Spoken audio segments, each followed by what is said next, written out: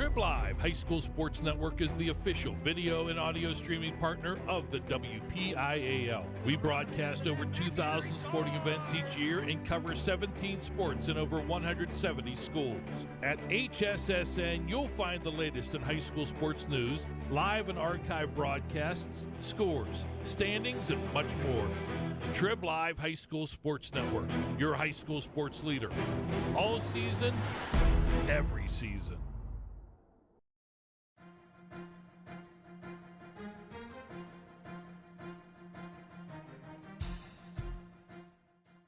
This is the Lawrence County SportsNet, powered by LCAP.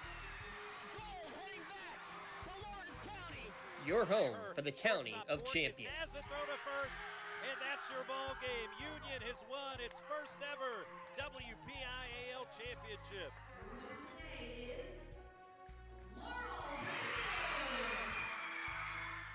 There it is.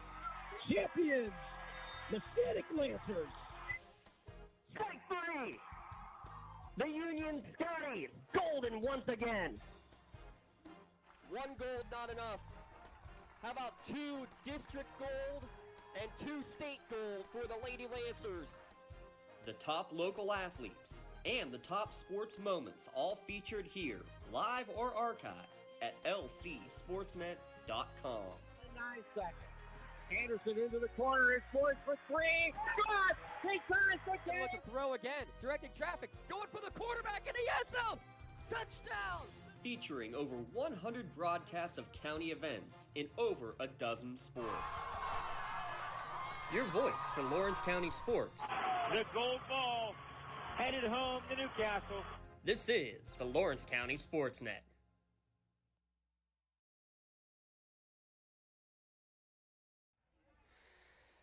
Coming to you live from Bob Bledgy Stadium, Week 1 action on the Lawrence County SportsNet, powered by LCAP.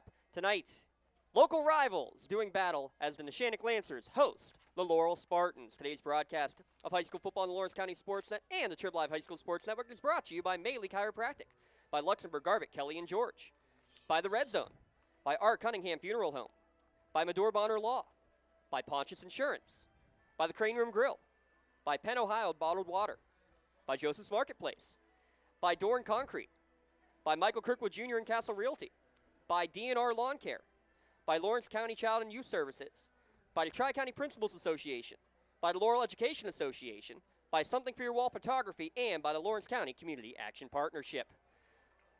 Alongside Lee Moan and Tim Continenza, I'm James Dotson. Thanks for joining us here on the Lawrence County SportsNet, powered by LCAP. And when it comes to Friday Night Lights here in Lawrence County, gentlemen, can't ask for much more than what we have here tonight. 2 schools just 7.5 miles apart. Lee, we had a chance to see these 2 teams a week ago. 2 very impressive performances by the quarterbacks, Johnny Huff of Neshannock and Chase Tinsman of Laurel last week. Yeah, I'm going to add in one more thing, 80-degree weather. Yes. It's great. It's great a wonderful weather. time. Yeah, beautiful day for night for high school football. Yeah, but both quarterbacks, both new quarterbacks. Of course, Johnny played a little bit last year. Tinsman, he was the backup to, last year to the Kobe DeRosa. But boy, they just lit up the scoreboard. Johnny Huff, 265 yards rushing last week, 78 yards passing. So I mean, it's over 300 yards combined. You know, and then Tinsman, we saw a little bit of him, James, from previous when the game got out of hand. Tinsman would come in and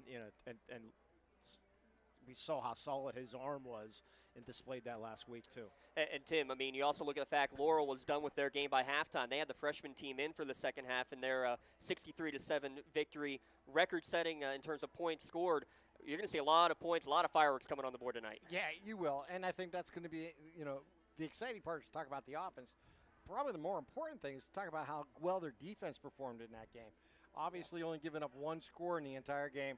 That's impressive. That'll be a big part of tonight's the battle of the 2 defenses to see which offense can get the offensive line to get enough movement to be able to either run the ball or throw the ball effectively. Going to be a fun one here tonight. We're going to take our first time out here of our Luxembourg Garbutt Kelly and George pregame show. We'll get back in a couple of minutes, and we'll discuss tonight's game between the Lancers and the Spartans. 63 years these 2 schools have been having high school football at their schools.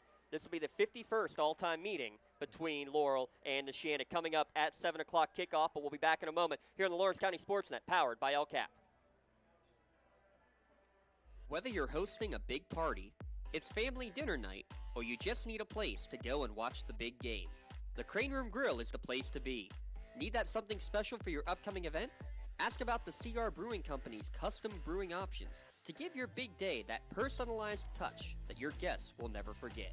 Visit craneroom.com to see their full menu, or call in your takeout order now at 724-656-1553. The Crane Room Grill and CR Brewing Company, a winning combination. Has your child's early education slowed down or even paused due to the pandemic? This is crucial time you can't get back. LCAP can keep your little learner on track for success. We have options for working and non-working parents with in-person childcare and age-appropriate virtual learning to keep them busy and engaged. Parents, don't hit pause on early learning. Lawrence County Community Action Partnership can jumpstart their future. Learn more at lcap.org. For 20 years, Melee Chiropractic has treated athletes of all ages to help them get safely back to the top of their game. Melee Chiropractic has 3 full-time doctors in their office, and all 3 are former area athletes who have had to battle injuries throughout their careers. They want to help you get safely back on your feet. But more importantly, help stop the injuries before they happen. Prehab before you rehab. Attention all high school student athletes. During your sports season, a $25 visit to the Melee Chiropractic office includes an adjustment and or all therapies necessary. From the athletes of tomorrow to the weekend warriors and everything in between. Let Melee Chiropractic keep you in the game. For more than 120 years, people have been relying upon Martindale Hubbell's AV preeminent rating to select their attorneys. If you're involved in a workers' compensation situation, you should do the same. LGKG has been AV rated for over 40 years. Fans starting to file their way in here to Bob Bledgy Stadium for kickoff of Week 1 between Neshannock and Laurel. We mentioned just 7.5 miles apart between these two schools. So everybody's here bright and early. We know it's going to be a jam-packed evening. And not only Laurel here, not only Neshannock here, but gentlemen, as we get on our Luxembourg, Garber, Kelly, and George pregame show, we also have Mohawk here. The Mohawk Marching Band will be participating here tonight. A really nice gesture. Again, Union last week inviting Mohawk to come over for their game against Canton. Real nice to be able to see them get that chance here again tonight. 3 county schools in one football night. Gotta love it. Absolutely. And so I'm sure the Mohawk Band is very excited to be here tonight for at Neshannock. Not a far drive for them, so it's nice to have the local county schools working together. Let's take a look at tonight's game, gentlemen, on our Luxembourg, Garber, Kelly, and George pregame show. Visit them online at lgkg.com for your free consultation. As we look at this, gentlemen, let's start with the Laurel Spartans. We talked about it a little bit last week, but they lost 85% of their offensive production. You lose your quarterback and running back, both 1,000-yard rushers. You lose your top wide receiver. All 3 are playing college football right now. How fitting was it, Lee, to come back in the first game last week, first 3 touchdowns in the first quarter by the new quarterback, Chase Tinsman, the new running back in Landon Smith, and a new wide receiver in Colin Bartley, the new slot receiver. Really great start. Yeah, great. It's great to pick up your offense just where it left off from last year too. But Tinsman, he has some experience, which is a good thing. You're I won't say concerned, but you're new running backs and everything. So, but it was great for the confidence to be able to move right down the field, all the get those first week jitters out of the way, and then now the routines are coming now. So we'll see what happens in week 2 here. But isn't that the story of high school football? I mean, you have the graduation and you have the new kids' opportunities. And last week you seen just that. A new quarterback really running offense well. New slot receiver coming in, 2 running backs doing really well. That's the kind of the excitement of high school football, because you do have graduation and you do have new opportunities for new players each year. Yeah, it's a little bit different though, because Kobe DeRosa was. I mean, he was. I ain't gonna really. disagree with you. He ran that read and offense, the offense just so well. Pulling the ball out, and then he had the speed to take it a long way, in which we saw him do. Tinsman not as quick, but he's got the better arm from for sure. Yeah, better arm. He showed it off a little bit last week, but he also showed off the rushing ability, gentlemen. 3 rushing touchdowns. Now, 2 of them were on quarterback sneaks, but he ran those draws and reads very effectively as well in that game. It is kind of funny. The top 3 rushers from the game were freshmen who played in the second half only. But you look at Chase Tinsman as that running combination with Landon Smith, and you'll see Smith go into the slot as well, and Ben Hannon come in as more of a downhill runner throughout the course of the game. But you got to look at this offensive line, Tim. I mean, that's the key. You may lose your skill position guys, but when you have a solid core returning on the offensive line, that's a great place to begin. That's exactly what the most important part of an offense is the offensive line. It sets the tone for every play. Because when they're firing out, getting their blocks, getting out in front of linebackers and making holes, that gives any offense an opportunity. And when it comes time to pass block, they're there, to protect the quarterback, to give him an opportunity to find his receiver. So, yeah, everything starts with the guys up front. One of those guys, like you said, being experienced and coming back, that makes every coach smile, knowing that he might have new talented guys on the outside and in the backfield, but he has his vets up front. I wish the Steelers could say that. Yeah, well, no kidding. I think they might want to get a couple of the Spartans line. Give a shout out, Colton Hill, Aiden Collins, Ryan DiMuccio are the returning starters, but you throw in Keegan O'Brien, Kristen Allworth, George Michaels, all will kind of rotate in at times. Throw in H-back Brady Cooper. Remember, Lee, this is back down to 1A football for Laurel this year. Lee, how many lines have we seen in Western PA in 1A football that have that much depth? Yeah, that's a real key, too. And Laurel succeeded very well at 2A, too, so I'm sure they're looking forward to the drop. And, yeah, about every few years or so, Laurel's one of those schools that bounce back and forth between single A, double A. We saw some schools, how about Bell Vernon moving to triple A, by the way? That's dangerous. Yeah, but anyway, back to Laurel. I mean, they're going to be a team to reckon with in single A for sure. And, Tim, you mentioned it as we got on the air here. The offense, very impressive, obviously, tying a school record 63 points, but they only averaged allowing about 7.5 last year. They pick up right where they left off. No yards of offense in the first half for New Brighton. Only score came in the first possession of the second half with the freshman defense out there. You get a block punt, you get a couple of sacks, an interception in there as well. Defense wins championships. Yeah, and it sets the tone for a football game. I mean, anytime you can get 3 and out and get your offense back on the field, or if your special teams get a block or a big return, it sets the tone for the rest of that opportunity of a drive. And that's so important, for a football game, especially early in the football game, if you can really set that tone.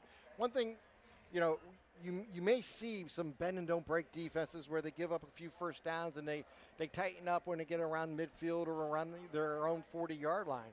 But the more important ones are the ones who can get that 3 and out and make a team kick from their own 20-yard line.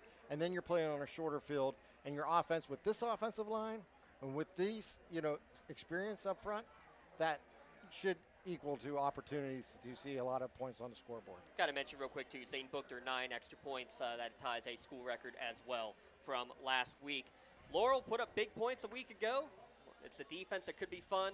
Taking on Neshannock here at Bob Bledgy Stadium. We'll break down the Lancers from their Week 0 performance, but we're going to take another timeout. This will be a station timeout. It's our high school game of the week on News Radio 1200 WKST here on the Trib Live High School Sports Network.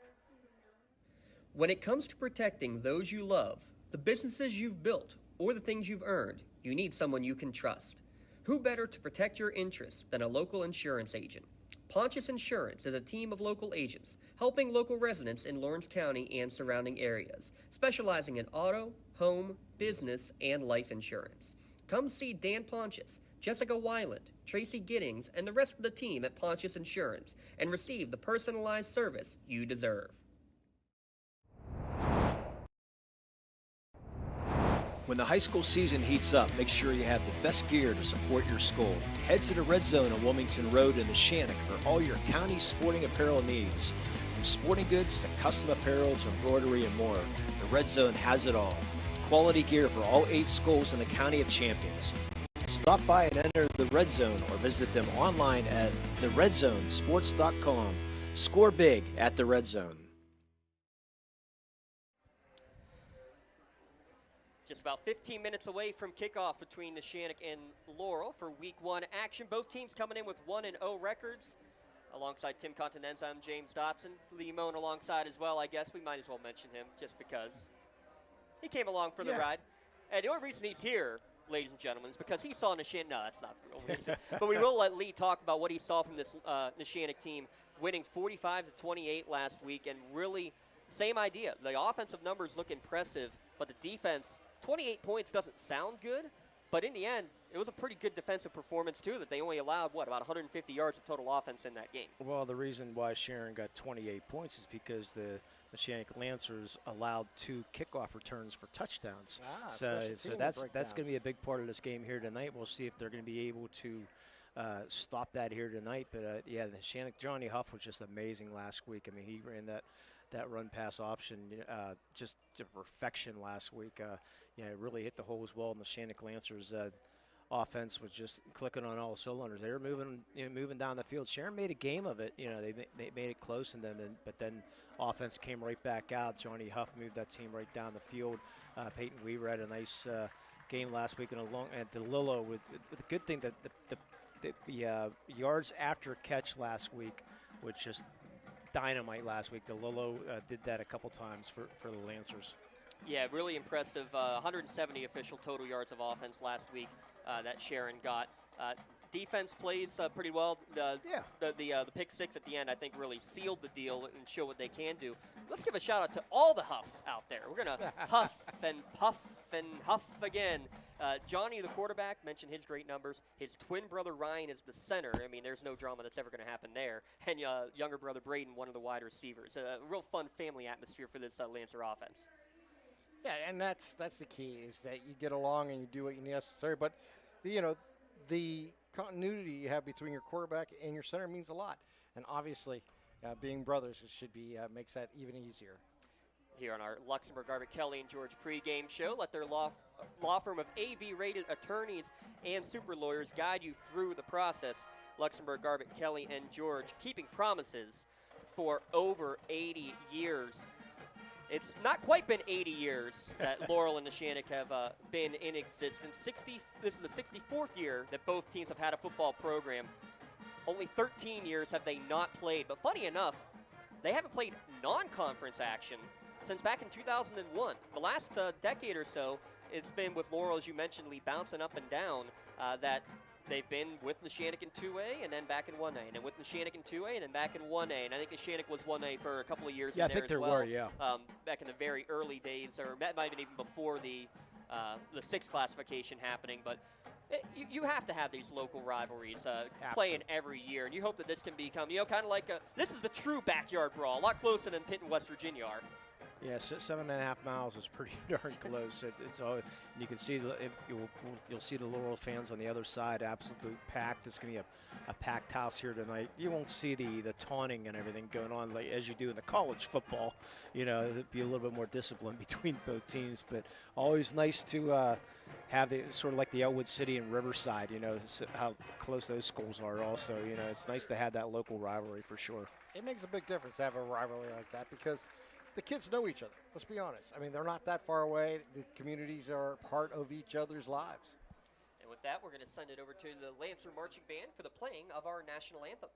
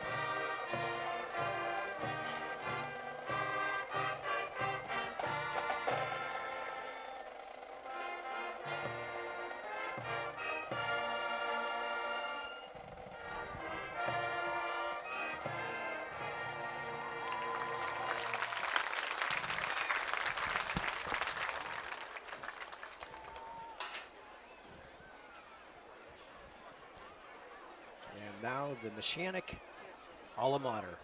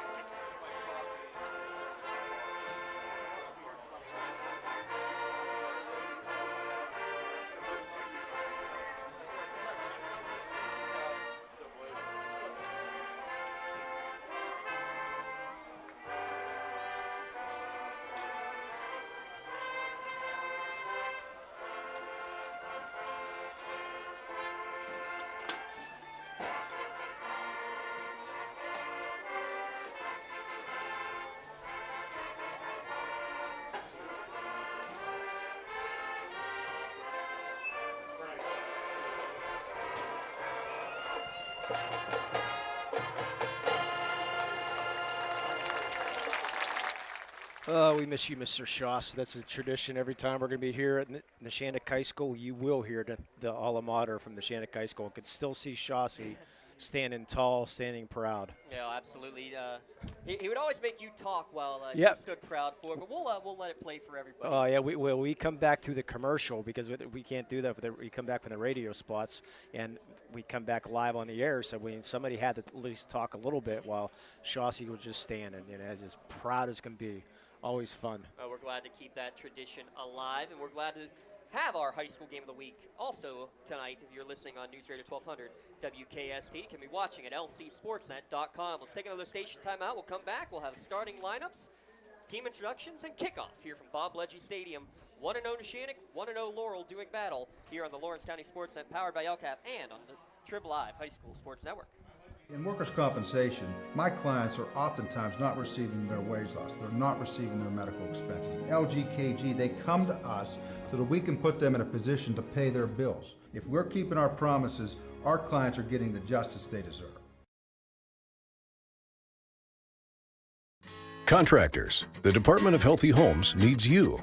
From small to large residential projects, you can help families live safer and healthier with the quality work you do. It's rewarding in more ways than one. Call LCAP's Department of Healthy Homes today. In need of a lawyer? Contact Medore Bonner Law, a boutique firm offering tailored legal services in over 120 years legal experience. County residents with strong family ties to the community, Jason Medore and Michael Bonner established Medore Bonner Law to provide clients with legal expertise and personal attention. Guided by their professional staff, you can feel confident your rights will be protected. Call attorneys Jason Medore or Michael Bonner, or visit MedoreBonnerLaw.com for more information.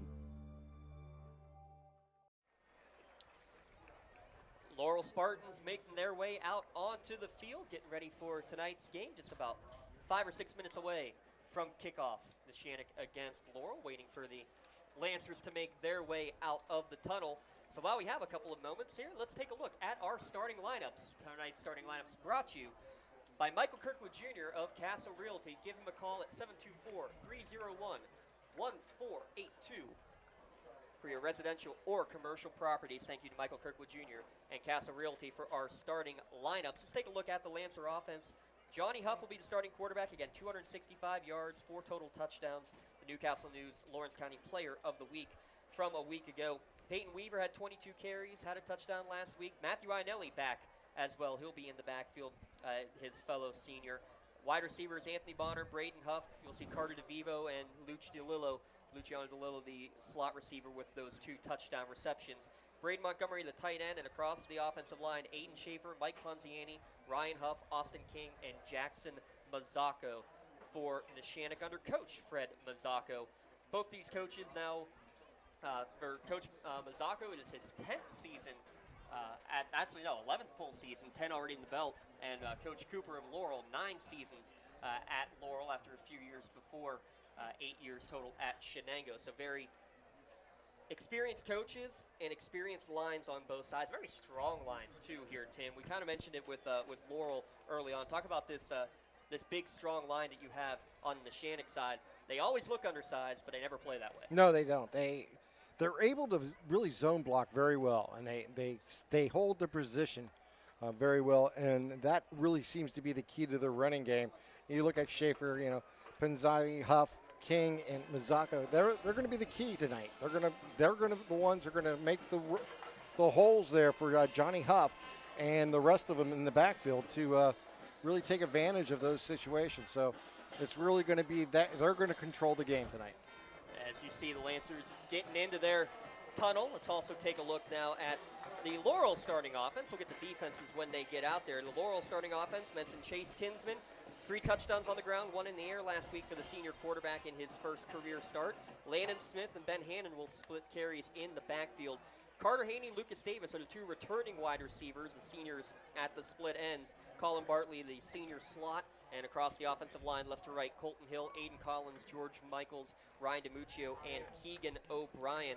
Didn't get a chance to mention it, Lee, but how about the fact that you got 10 seniors as starters on both the offense and on the defense? And it's not just the same 10 either. It's probably about 6 that are the same and another 4 that are different. Which is great. You always like to have that senior leadership, that senior laden team. They know how to lead. They know the program, and we'll see if their experience pays off here tonight. Looking forward to this one, even though it is non-section. It's still 7.5 miles apart between these 2 schools. So each team definitely won that victory here tonight. And no love lost, of course. The student section's in full battle on social media, and of course here tonight it's birthday theme over on the Laurel sideline.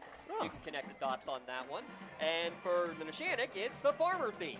You can connect the dots right back there. The student section's surely loving to have fun with each other, as it should be, for sure. All good, clean fun. Want to mention the other games going on across Lawrence County here tonight. Newcastle traveling to Mars. We're going to our first chance to see the Canes in their second home game next week, as they will take on Armstrong. That'll be a really crazy game. But they're at Mars. Both teams 1-0 as well, like tonight. Wilmington hosting Greenville. Both teams looking for their first win. And tomorrow, Shenango will be hosting Western Beaver. Also forgot to mention, both teams also looking for their first win over at Sox Russo Stadium, an early senior night as the Scotties host Elwood City in another county versus county matchup. So some great opportunities for some great games all around. And again, local teams just a few miles apart here. Got that again in that Union Elwood game. Believe it or not, that's last year when they played was the first time they had played in like 60-some years, guys. And that's what we count, 15 miles apart approximately? Coach Bradley did a nice job of that first week. I mean, they did lose, but I mean, that was a pretty good showing by the Wolverines. The captains out meeting at midfield for both Neshannock and for Laurel.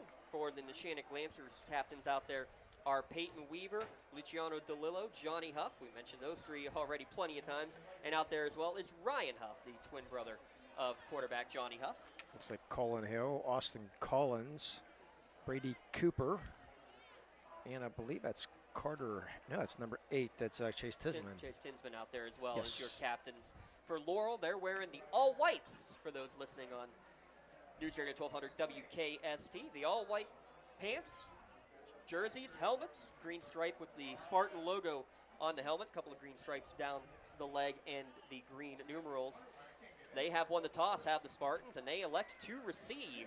Going to get their offense out there right away. Neshannock, red tops and bottoms with big white numerals, and it looks like a very shiny silver helmet with the numeral on the helmet. Well, you get up close, it's actually a matte silver. It's kind of interesting how it shines, even though it is a matte finish out there on those helmets. They are sharp, for sure. And I said the Laurel Spartans, the radio-friendly numbers. Yes. On both sides, right? Yes, I love it. Love it. We'll take that for sure. So it will be the Laurel offense out there first. So real quick, we'll take a look at the starters for the Neshannock defense. On the defensive line will be Aiden Schaefer, Austin King, Jackson Mazzacco. Inside backers are Jackson Billick and Pat Ardro. Peyton Weaver and Ryan Huff are the outside linebackers. The secondary, Johnny Huff and Dom Cubelis, who had a pick 6 last week, are the quarterbacks. Anthony Bonner and Jay Wardman are the safeties. There you're watching Johnny Huff warming up, getting ready to go. He'll have to wait his turn, though, as it will be the Spartans to get the ball first, going right to left. Yeah, I want to thank Penn Ohio. They call Penn Ohio bottled water for delivery of your 3 or 5 gallon water cooling systems, or get cases of bottles delivered to you or home or work or at the games. So hopefully this week we will not lead a lot of Penn Water Ohio, because a lot of the second half was just cramp about every other play.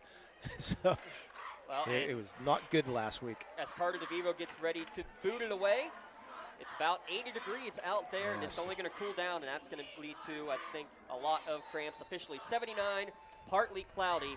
DeVivo ready to boot it away. The deep man is Landon Smith for the Spartans, standing at his own 10-yard line. The right foot of DeVivo gives it away. It'll be an up man to take it at the 19-yard line. Going on the right side, that's number 9 getting hit. Colin Bartley, the 5'5 senior, gets out to about the 29-yard line, and that's where the Spartans will take over first and 10. Oh, I thought that was Austin King, number 51. Just absolutely leveled him. Ryan? Ryan Huff, excuse me. Huff. King 50. They were both out there and ready to make that hit. They'll both That's be. better. Take the staple off and I'll be okay. we can't blame week 0 anymore. No, you can't. Week 1, game 2 for these two 1-0 squads. Get the mistake out of the way early. Ball on the right hash in the pistol set is Tinsman for Laurel. 3 receiver set, 2 to the bottom of the formation. It'll be a handoff up the middle and hit in the backfield is the running back. Smith is coming right up the gut. Aiden Schaefer absolutely annihilated him. Just shot through that hole. Well, we wondered how these lines would do. Both had great running games last week. Neshannock almost 400 yards of rushing offense. Laurel near 300. But so far, the defense with the good play for Neshannock. It'll be 2nd and 12 here on the first drive of the game for the Spartans. Smith to the left of Tinsman, takes the high snap. Quick throw out to the left, caught on the hash at the 30. Up to the 35-yard line is the receiver, Lucas Davis. Had 2 catches last week. 3 now. That matched his total for the entire year, and this is going to make it a manageable 3rd down and 4 upcoming. Yeah, just a little pitch and catch. Get out about 4 or 5 yards, make the catch, and try to turn it upfield. Did his job perfectly. It is 3rd and 4. Mark it at the 34-yard line. First drive of the game for the Spartans. 2 receivers each way. Tinsman in the gun with Smith to his right. Now he's going to send Smith in motion. It's going to be a little throw and a little bit behind Smith, and that's going to lead to a tough play and a big tackle for a loss in the backfield. Great idea to try to throw it into the flat there, Lee, but it did not work out as the pass a little behind forced him to do a little spinorama. Yeah, you got the old Huff out of the way there. Good old Braden Huff that time. Loss of 1, and it'll be a 3 and out. Great start here for the Lancers. So Tinsman, the quarterback, will be back to punt on 4th and 5. 2 receivers deep appear to be DeLillo and Bonner. They stand at their own 35-yard line for the Lancers. Yeah, good little story about Mr. Bonner here. It's going to be away from him and to DeLillo, who will make the fair catch right at the 35-yard line, where the Neshannock Lancers will take over 1st and 10. Yeah, it was National History Day at Westminster over the summertime, and Jackson Mazzocco, Anthony Bonner, Max Vitale, and Mike Mimo, I think it is. Yeah, they were awarded 3rd place. They wrote an article on the website, the steroid era that saved baseball. Wrote an article on that. So a little history lesson. Yeah, so they got 3rd place for that. Well, trust me, it certainly did save baseball. I knew you'd like that. 10:05 remaining in the first quarter. Neshannock first possession will be a play action, good play action. And Huff's going to go down the seam, has a man open, but just a step in front of DeLillo, who was a couple of feet in front of the nearest defender. And if he goes a little further left, Anthony Bonner had no one left on him running down that left side either. Wow. Great idea. What a great play fake that was. It was a perfect play fake. Caught me. In fact, it caught me, too. I was just going to say. We were 0 for 3 up here. Rob Nattell, our cameraman to our left, he was all over it. Yeah, my binoculars went right for the running back. I was like, whoops. Rob's shaking his head saying, nope, I lost it too. 2nd and 10. Did we get our officials as we have No, I did not. An official timeout. They're going to reset the play clock. Try to get you our men in stripes. No, I went down to get them, and they didn't have them yet, so Rocky didn't have them. Trips to the left, and a blindside hit, and a big one. And the sack in the backfield coming in untouched was George Michaels from the end, and Huff's lucky he didn't lose the football. Yeah, he kept a complete eye on him the whole way. Once he turned that corner on that right side, he just seen 14 in the middle of his back and brought him down. Can I say wham? Yeah, exactly.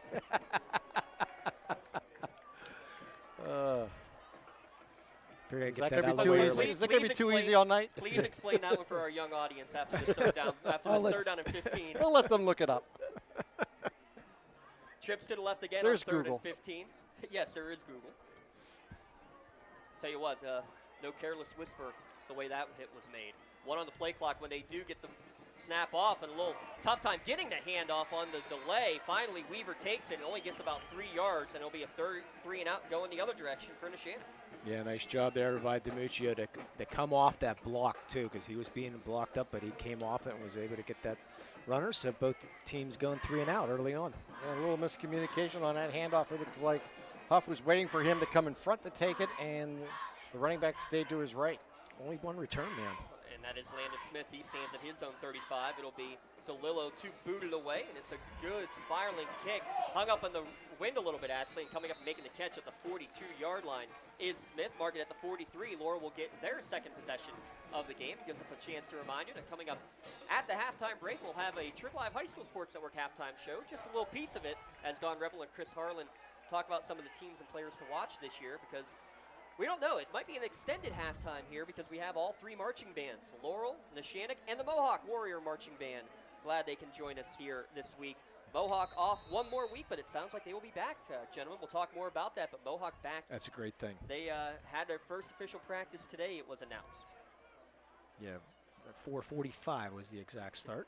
Direct snap to the quarterback, a run all the way up the middle. Spinning out of a tackle is Tinsman across midfield down to the Lancer 49-yard line. A gain of 8 on a hard run from Tinsman, and that's maybe a difference between Tinsman and DeRosa. DeRosa definitely had the speed, and he could lay down the lumber too. But, I mean, Tinsman's just a big boy. Yeah, Tinsman, 6'1", 205. Also a wrestler, 82-31 career record for Tinsman. Finished 7th in the WPIAL last year. How many wrestlers do you see? This is going to be a backwards pass from the under center. It goes to another wrestler, Colin Bartley. He's the WPIAL champion wrestler on the far sideline, out of bounds at the 35. Mark it actually at the 33. Called a run on the backwards pass, but a big gain in the first down of the game. Definitely a running play. It's just a long lateral, but it was perfect. It got him out into spaces, and he just read the defense and perfectly went outside and picked up extra yardage. And how about the block by Carter Haney in the outside, too, really holding up that receiver to get that corner. And a little bit of a different look, guys, because that was under center, not from the shotgun like we had been seeing. Back in the gun again is Tinsman. 1st and 10 at the Lancer 33-yard line, early first quarter. Handoff Smith, big hole up the middle, inside the 25, down to the 23-yard line. 22 is where they'll mark it, and back-to-back first downs. Yeah, again, they're just that offensive line right up the gut, just straight out blocking, just holding itself and making that hole available. 2 plays running up the middle has just been easy going here for the Spartans. Yeah, George Michael's getting it done in the center. Rolling out to his right, another design run for the quarterback Tinsman, and he's going to get out of bounds on his own at about the 18-yard line, pick up a 4 on first down as the Laurel Spartans enter the red zone for the first time today. You know, I like the pace that you're seeing from Laurel, too. They're getting to the line, and they're reading the defense quickly and getting into the play. They're not letting it just sit there and wait and wait for a decision to be made from the line. It seems like they're getting the plays in quickly, and they're making really quality decisions on each play. Red Zone voted best in Lawrence County for uniform supply and silk screening. Checking them out, redzone.com. Lots of great new stuff there at the red zone, including these brand new fancy polos we got. Play action, sidearm throw is going to be almost intercepted. Pressure Cabela's forced the sidearm throw, and Cabela's almost got an interception for the second straight week there, Tim. But yeah, Cabela's just played it perfectly in the defensive backfield, and it just made him move on the ball. Just couldn't quite handle it, but he got hands on it. Yeah, Aiden Schaefer again in the backfield. The second time we called his name. 3rd down and 6, ball at the 18-yard line with 7:45 remaining in the first quarter. Laurel trying to get on the board first. Pistol set, and they're going to get a hard count and a free 5. You gotta love that. Not enough for a first down, though. But this makes it a much more manageable. Yeah, goes from 3rd and 7 maybe to about 3rd and 2, or less than 2. You can call on the entire offensive line there, Tim. Everybody jumped. They wanted to make another meeting at the quarterback after nearly getting the sack. Well, you know, when you're in the red zone defensively, I mean, you're looking to make a play as soon as possible. You're trying to disrupt the offenses on the immediate of the snap. So I can understand why they're trying to show that blitz and get there. So they mark the ball at the 13-yard line. About a half yard is all they will need to get the first down. 3rd and 1 officially. 3 receivers set in the gun is Tinsman. And it's going to be a design run for him the entire way. Sidesteps a tackler in the backfield. He's got the first down and spins forward down to the 10. Needed about a half yard. Give him 3 on that 3rd down conversion. Brady Cooper again, getting it done with the blocking. Good job on him. And like Tinsman, just waited for that play to develop a little bit, made his decision, spun, got it through for a couple extra yards. And when he saw the hole, though, Tim, he hit it immediately knowing he only needed that 1 yard. First and goal. You mentioned Cooper as the H-back, a big block on that play. He actually lines up as a slot receiver to the left, part of trips to the left of the formation for Laurel. First and goal, ball marked right at the 10-yard line. Pistol set, Tinsman will hand it off to Smith, breaks away from the first guy, but won't get away from Mazaka, who will make the tackle for no gain. You gotta love Mazaka. He was on the ground, reaching up, making that tackle to bring him down. There's someone, he's never given up on the play. Should I mention Aiden Schaefer again? Yeah. He was the first one in the backfield. Defensive front has been impressive. Schaefer, Mazaka, King comes out for a quick break. Got to talk about some of their incredible weightlifting numbers that they had from their off-season program. Just for a quick one, Austin King, a 635 deadlift back in April. Not too bad. 10 on the play clock, 2 receivers each way as Tinsman gets ready for the shotgun snap. Take me 5 times. Tinsman looking to his left. He's going to fire on the quick out. It's going to be caught at the 5-yard line and then dragged backwards by one of the Huffs. That's Braden Huff on the tackle. They'll get forward progress back to the 7, so a 3-yard completion to Lucas Davis. This will be the 9th play of this drive coming up here, guys. Thanks to Joseph Marketplace for sponsoring the drives.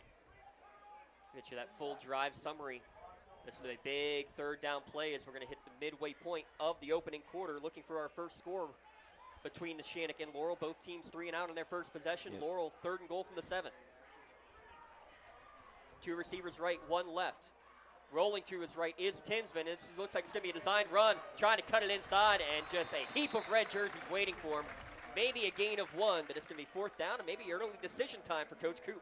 Yeah, Michael Ponziani did a great job. He was able to turn that ball inside. He was getting blocked, but he was able to force Tinsman inside, which got that play. And they're going to bring out the field goal unit. Zane Buchter did have 1 attempted last week. That was off wide to the right. Made a couple last year. Made 9 extra points last week as well. Tinsman will hold. Snap is back. It's a low one. Ball down. Hard line drive off the upright and no good. That's a big change in possession with no points on the board for Laurel after a 10-play drive. Goes for naught with 5:15 remaining in the opening quarter, still scoreless. Yeah, not the NFL or college where you can take it back for a touchdown. Once it hits the upright, no matter what. Right, that's what Matthew Iannelli was trying to do, the senior, but he can't do it. So the turnover. It'll also be like a touchback. They'll move the ball out to the 20-yard line after the missed field goal. Real quick, only 70 seconds into the game, we have our first Crane Room scoring update. Visit them online, craneroom.com. Make sure you put your to-go order in. 70 seconds in, and Mars and Newcastle tied at 7. That's a new offense down there at Mars. Now, Coach Kasparovich. Jet sweep actions. That's going to be a pop pass forward to DeLillo. Cuts it upfield to 25. Goes up and over a defender and is down at the 28-yard line. That's a legal hurdle because the player was going down to make the tackle. You call that a forward pass officially from Huff to DeLillo for 8 yards. And that was Landon Smith. He hurdled.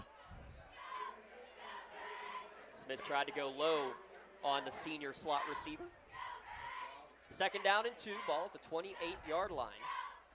Trips to the right. They'll do the zone read, hand off to Weaver. Not much room. He gets hard yards, but he only needs to get to the 30. He'll get enough for the 1st down. First down of the game for the Lancers. And Weaver last week, gentlemen, 22 carries for only 60-some yards in the contest, but, you know, he is the bowling ball out there. 5'8", 175 pounds, and he had a 565-pound deadlift. He's going to get a pass in the flat on 1st and 10, caught in the backfield, lowers his shoulder, and he still keeps those legs going as he's fighting with Colin Bartley, the 2 smallest guys on the field, but you're not going to find a stronger pair going at it than Bartley on defense and Weaver on offense. Gain of 4. Well, we know who to call if we ever need to get a tree trunk moved off your lot, right? Oh, my goodness. Well, Colin Bartley's exactly. Yeah, Colin Bartley's used to going low, so. Impressive stuff from Weaver to keep the legs rolling going. Turn what would have been about no gain into that 4-yard pickup. 2nd down and 6. Zone read, handoff up the middle, bouncing off his own man is Weaver. Ran into the back of Mazzocco, but falls forward and is going to make this a manageable 3rd down and 4. Yeah, I made a mistake earlier again. What a surprise. Chase Shinsman is on the wrestling team. He's 51-44. Bartley was the WPIAL champ at the 82-31. And a 113-pound wrestling is what Colin Bartley wrestles. Now listed at 140. Amazing. Yeah. So he gained 20 pounds, 25 pounds. 3rd down and 3, they'll call it for the Lancers. We're down to 3:20 remaining in the opening quarter, still scoreless. Trips to the left for Huff in the backfield. He's going to bring DeLillo in motion again. They're going to fake it to him. He's going to be the lead blocker for Huff. Design run the entire way. He's got the 1st down and more. Up the field, across midfield. You're not going to get him. 200-plus yards last week and a 63-yard touchdown to put the Lancers on the board first here tonight.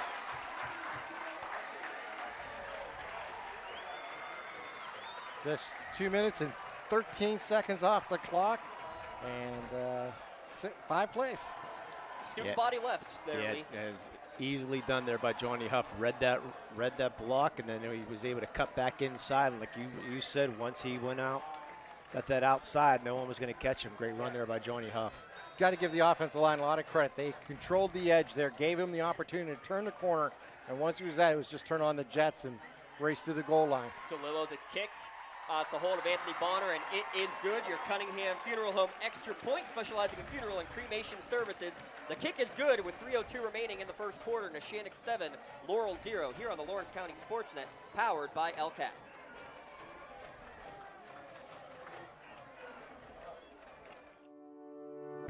Looking to buy, sell, or rent in Lawrence County? Get Realtor Michael Kurtwood Jr. in your starting lineup today. Michael Kurtwood Jr. of Castle Realty caters to buyers, sellers, and renters of Lawrence County and the surrounding areas. Call Michael Kurtwood Jr. at 724-301-1482 today. Check out his current listings or list your home at castle-realty.com. People you know, people you trust.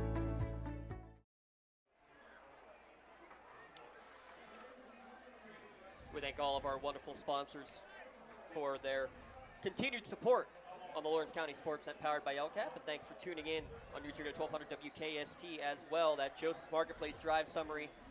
5 plays, right, Tim? 5 plays, 80 yards. Took 2 minutes and 13 seconds off the clock. They got specials. And a 7-0 lead. They got specials daily at the new cafe and bakery.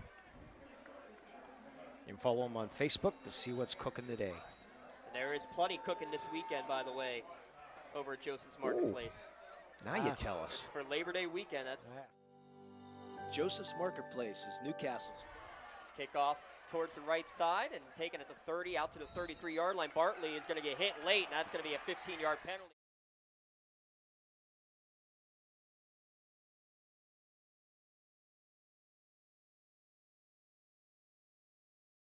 Important answer opportunity here for Laurel. They got to take advantage of what they did. They went down the field and stalled at the 6-yard line and doinked it off the field goal attempt off the left side of the upright. So now they need to answer, trailing 7-0. They know they can drive the field. Now they got to make sure they get into the end zone. Going to mark this out from the 32, it looks like. So it'll be the 1st and 10 at the 47 for Tinsman and Lee. They did a lot of things well last drive. They just couldn't convert in the red zone. A little deja vu maybe from the playoff game a year ago. Yeah, but you got to be able to convert, at least get 3 points out of it. Unfortunately, the bad break. So let's see what great field position here to start, though. So after the personal foul, 2:53 remaining first quarter at a 7-0 Neshannock lead. Laurel has the ball near midfield. They'll go trips to the short side of the field, top of the formation. Smith to the right of Tinsman in the gun. Snap back. He's going to scramble quickly up the middle and avoid pressure. Back to the line of scrimmage and falls forward for a gain of 2. That was almost meaning at the quarterback again. Yeah, Ronnie the Mazy, he was blitzing from the outside. Neshannock was bringing 6 or 7 that time, so they were bringing the house. Ronnie DeMace making a quick decision have to be made. Jackson Mazzocco limping his way off the field for Neshannock. Mike Ponziani will check in for him for this 2nd down and 8. As we approach 2 minutes remaining in the first quarter. I hope the cramps aren't starting already. Handoff Smith, big hole up the middle, cross midfield to the 45, just a yard short of the first down, mark it at the 44-yard line. Quick burst of speed from Landon Smith, the senior, 5'8", 150. Yeah, good hard run there. Lower the shoulder. Give him a gain of 6. Yeah, Landon Smith also part of that basketball team for the Laurel Spartans. Third down, we'll call it a long one for the Spartans. Hard count from Tinsman, and that's gone against him. It looked like the right tackle may have moved. Keegan O'Brien flinched. So instead of 3rd and 1, it's 3rd and 6. Yeah, those are the ones you hate to have as an offensive coordinator, because you got basically your whole playbook in front of you at 3rd and 1. Now it changes what exactly your objectives are to get this first down on this play. You may want to go up in the air. You may want to just try to stretch it out wide and see if you can turn a corner. Minute 30 remaining in quarter number 1. Laurel taking a look to the sideline, down to 10 on the play clock. Now they'll come up to the line. Ball on the right hash. In the gun is Tinsman. He's got to get it off in a hurry. 1 second left. Did he get it off in time? Just barely. Quick throw. He pumps, and now he's going to run up the middle. Sees a hole. Makes a man miss. Spins, and he's going to get back towards the original line of scrimmage. It'll depend on the spot, but it looks like he's going to be about a half-yard short. Yeah, just short. Nice spin there by Tinsman. Now decision time. This is almost in that no man's land where going for it makes a lot of sense. Yeah, we saw last night in the Pitt-West Virginia game they decided not to go for it in this semi. Of course, it was later in the game, but Quickly up to the line, and I don't think Neshannock got enough players off of the field. It's a quarterback sneak up the middle, and Tinsman has enough for the first down anyway.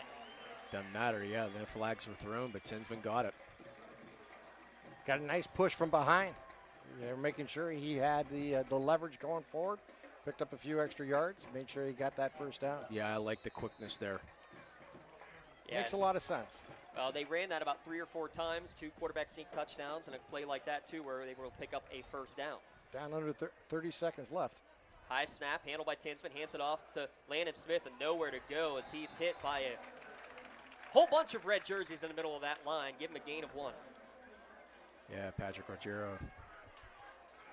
Argero, excuse me, in there. So this might be do it here for the last play with down to 10 seconds. Yeah, Laurel's going to look to the sideline. I think they're going to let the clock run out. So that'll be the end of the first quarter. Laurel got down in the red zone last drive, couldn't score. 80-yard touchdown drive for the Lancers. It's 7-0 Neshannock over Laurel at the end of the first quarter. We'll be back after this 1-minute station timeout. News Radio 1200 WKSD and streaming online, lcsportsnet.com. For more than 120 years, people have relied on Martindale-Hubbell's preeminent rating to select their attorneys. If you've been involved in an automobile accident, you should do the same. At LGKG, we have been preeminently rated for over 40 years. For 20 years, Melee Chiropractic has treated athletes of all ages to help them get safely back to the top of their game. Melee Chiropractic has 3 full-time doctors in their office, and all 3 are former area athletes who have had to battle injuries throughout their careers. They want to help you get safely back on your feet. But more importantly, help stop the injuries before they happen. Prehab before you rehab. Attention all high school student athletes. During your sports season, a $25 visit to the Melee Chiropractic office includes an adjustment and or all therapies necessary. From the athletes of tomorrow to the weekend warriors and everything in between. Let Melee Chiropractic keep you in the game. As we start the second quarter, get another score update. Mentioned Mars and Newcastle tied at 7. Union and Elwood scoreless at the end of the first quarter in their contest. Union driving in that game. We'll try to keep you posted on all the county scores as much as we can for our Crane Room score updates. 7-0 Neshannock here, but Laurel in Lancer territory to begin quarter number 2. 2nd and 9, zone read, and it's going to be a handoff and not much doing there. Tinsman tried to hold on as long as he could there, Tim, but almost held on too long. It's going to be a loss of 1 for the running back. Yeah, he's trying to let his offensive line make that move to the left side and try to develop something, but you got to give the Lancers credit. They got in the backfield, blew up that play, and never let it get developed. Hey, James, quick shout out to your social media coordinator. Oh, well, I guess we can give Katie Walzer a shout out. Please do. He's been doing great stuff for us, including the wonderful battle on Instagram. We had over 300 votes on who the better turnout for the student section would be. I think Laurel won the battle, and it's a pretty darn close battle here on game day. Both crowds out in full force here on Friday night. 3rd and 10, Tinsman in the gun, throw towards the far sideline. It's going to be caught by Carter Haney coming back to the football, but because it was a low throw, he came back. It's going to be 1 yard short. Needed 10, got 9. Yeah, you went earlier, you might as well go on this one. Yeah, I was going to say another field goal possibly, but no way, because that's a 48 yards. Carter Haney, who Coach Cooper said was an absolute workhorse in the offseason in the gym, fought off tight coverage against Cubelis on the far side, and they will go for it on 4th and a long 1. Tinsman in the gun. It's going to be a throw into the flat, caught by Smith, trying to get to the corner. Tripped up, but he's going to get enough for a first down. Still fighting for it inside the 30, inside the 25, and down to the 23-yard line. What a great individual effort there. Just once he got out to the outside, once he got leveled and was running north and south, he wasn't going to stop. He was, he got hit 2 or 3 different times and refused to go down. Run or pass on that one, gentlemen? That's I think a pass. That was a It pass. was forward, okay. Yeah, Laurel's in the red zone. Check them out, redzone.com. Handoff Smith. Now they're in the red zone. Inside the 20, inside the 15, down to the 10. Leaves a play early, but he knew what was coming. A big hole up the gut. That's a gain of 15. Yeah, they're on Wilmington Road for all your county sporting apparel needs. Sporting goods, custom apparel, embroidery, and more.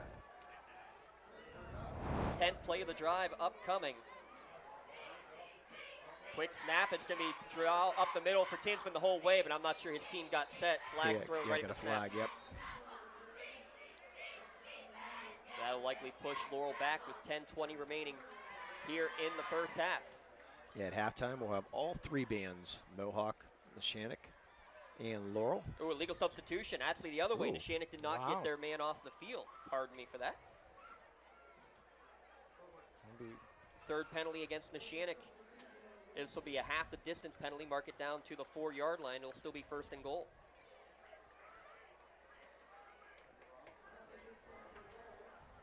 Laurel 1 for 5 on 3rd downs, but 2 for 2 on 4th downs, both on this drive. Early 2nd quarter, looking to punch it in and try to tie this game. Ben Hannon now in the backfield. To the right of Tinsman. He's going to be the lead blocker for the quarterback. Lowers his shoulder, driving towards the goal line, and he's going to be held just short. One of the Huffs again getting in there. Actually, check that. That was 27, Pat Argero. Got an over 8-minute drive going on here. Started 2 minutes, 53 seconds left in the first quarter. 2nd and goal. They'll mark it at the 1-yard line. We'll see if Tinsman will call his own number again. Already 8 carries for 30 yards for the senior quarterback. He is under center. Gets the snap. Pushes forward, and he's going to be just shy. Well, I thought he was in. I thought he was too. They're going to say his knee was down ahead of time. Wow. Just shy of the goal line, maybe 6 inches or less. So no gain on the play. 3rd down and 1 coming. Yeah, I thought Brady Cooper pushed him in. The little Coop push. Do it again. He's under center again, is Tinsman. He's going to do again. He's going to get help from 3 guys this time. Between Bartley, Cooper, and Hannon all pushing. It's a Tinsman 1-yard QB sneak touchdown. Well, Tinsman's your biggest running back, basically. Your biggest guy's going to run the ball. Why not? At 6'1", 205, he's got the most size. And let him do it. 12-play drive there, Tim? 12-play drive. It was a 53-yard drive. Cunningham Funeral Home extra point coming up.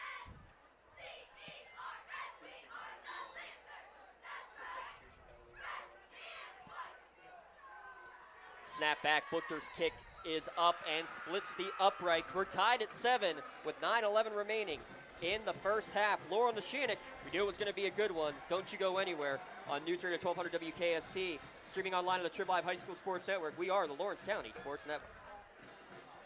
I think the key to any attorney-client relationship is trust. My father told me a long time ago, the definition of personal integrity is really simple. Do what you say you're going to do. At LGKG, we've been doing that for over 80 years.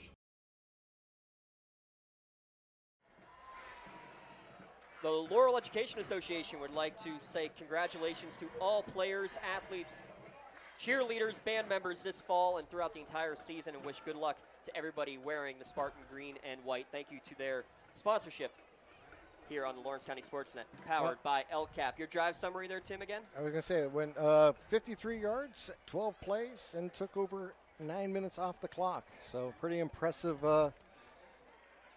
drive there for Laurel, and it's a great answer. As we were talking about going into that drive, could they answer right back?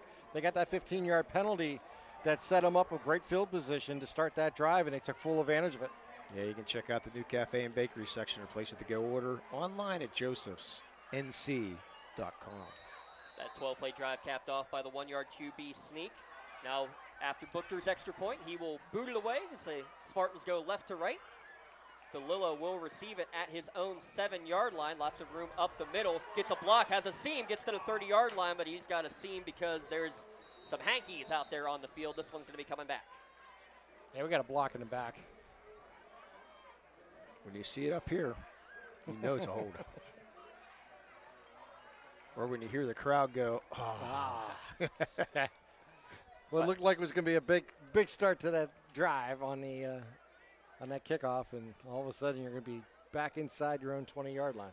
By the way, that Booker extra point is 10th of the year, thanks to our Cunningham Funeral Home for their support. They understand the importance of your pets and the impact they have on our lives, not only for regular crematory services, but also the pet crematory, ensuring your pet is cared for with the love and compassion that they deserve.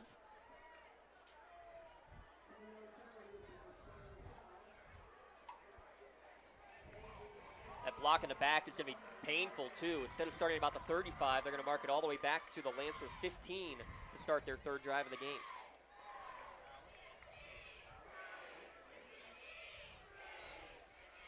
Exactly 9 minutes remaining in the first half. Spartans and Lancers tied at 7. Fake on the jet sweep, handoff to Weaver up the middle, lowers his shoulder and lowers the boom.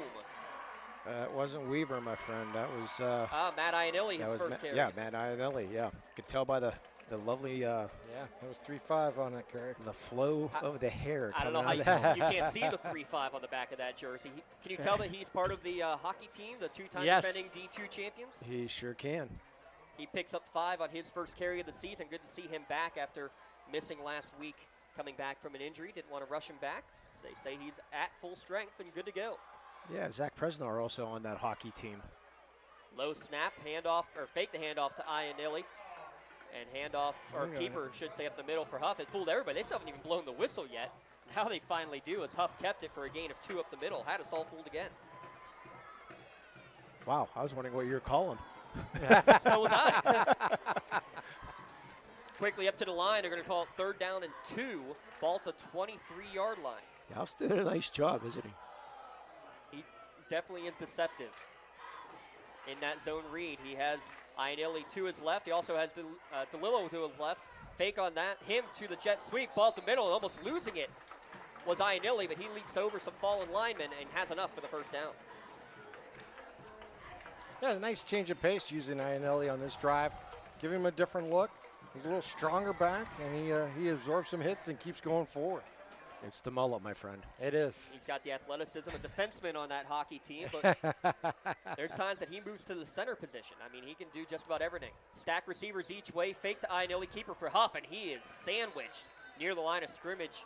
Yeah, Huff did a nice job just controlling the ball there. Sorry to interrupt you there, James, but what a nice thing on a low snap. Picked it up, looked at the line, and kept it himself and seen the hole and picked up yardage. Yeah, that was Haney and Collins just annihilated Huff. Good to see him get back up. But Tim, you're exactly right, though. Turned nothing into something. That's a gain of 3.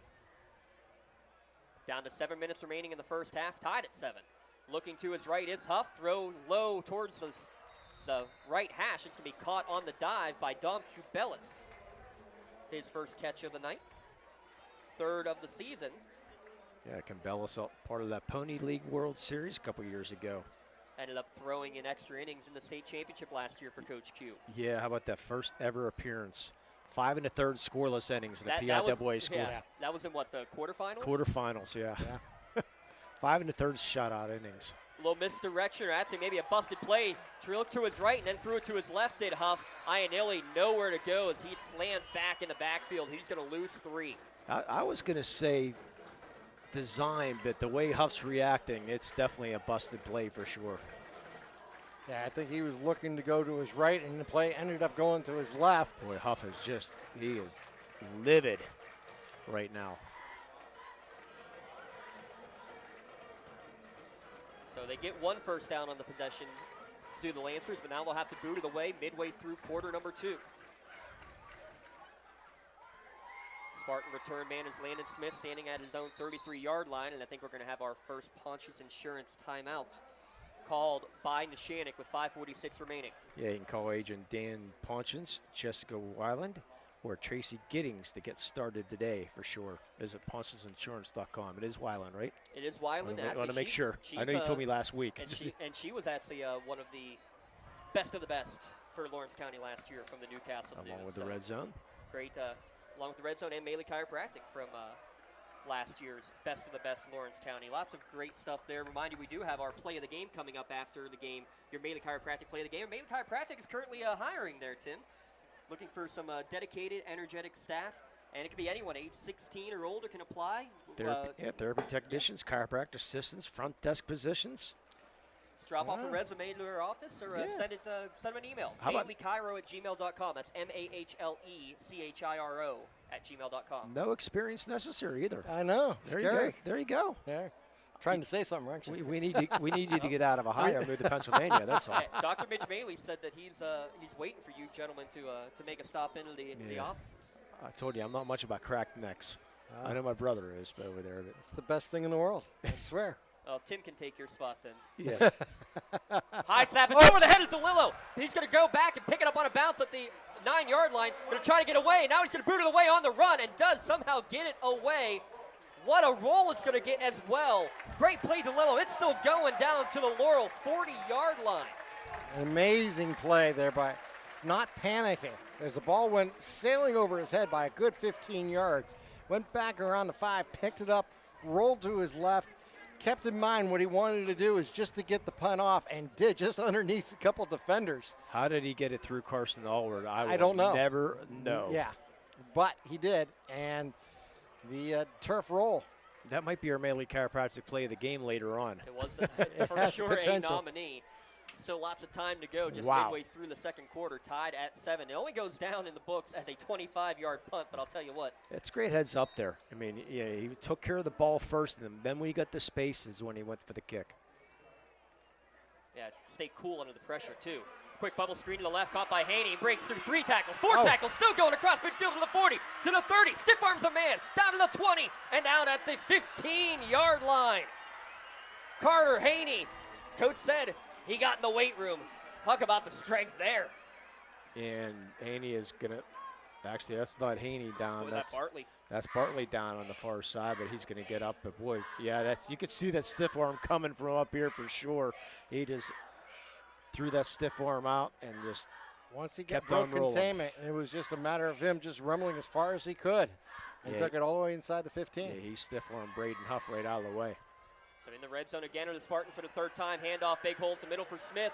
Inside the 10, down to the 5, and that's going to be back-to-back first downs. Yeah, Laurel back in the red zone, redzone.com. Check them out. Smith with really good vision there as he went left and right on that move once he got into secondary to pick up those extra yardage. By the way, that completion, 45 yards on the bubble screen. High snap, and the ball's actually going to be muffed and still loose. I think the running back fall on it. He sure did. Wow, Lee. I know. The answers think they got it. I did not. I think they may. I thought for the sure. official's going to talk about it. I thought for sure Landon Smith had it. I guess not. Yeah, I thought it was on the ground still. And that's what the Laurel players are saying, that they had the football. Tim's been saying that they had the ball down there. The officials say otherwise. Wow, so 3 trips to the red zone, only 1 score for the Spartans as they fumble it away, and what a huge turnover that one is. The turnover sponsored by MedorBonnerLaw.com, a local firm with deep ties in the community. Visit MedorBonnerLaw.com to find out how they can serve you. Of course, I have to be honest, I gave up because I thought Smith had it for sure. You know, I took the binoculars off when it looked like he had the ball, but apparently there was some extracurricular activity going on down there. You fight until the whistle. You better believe it. Somebody came out with it. Exactly what you do. So 4:38 remaining. Neshannock at their own 5 in the shadow of their own goalpost. Play action. Huff rolling out to his left. Trying to direct traffic. Now he's just going to tuck and run and walk out of bounds at about the 11-yard line.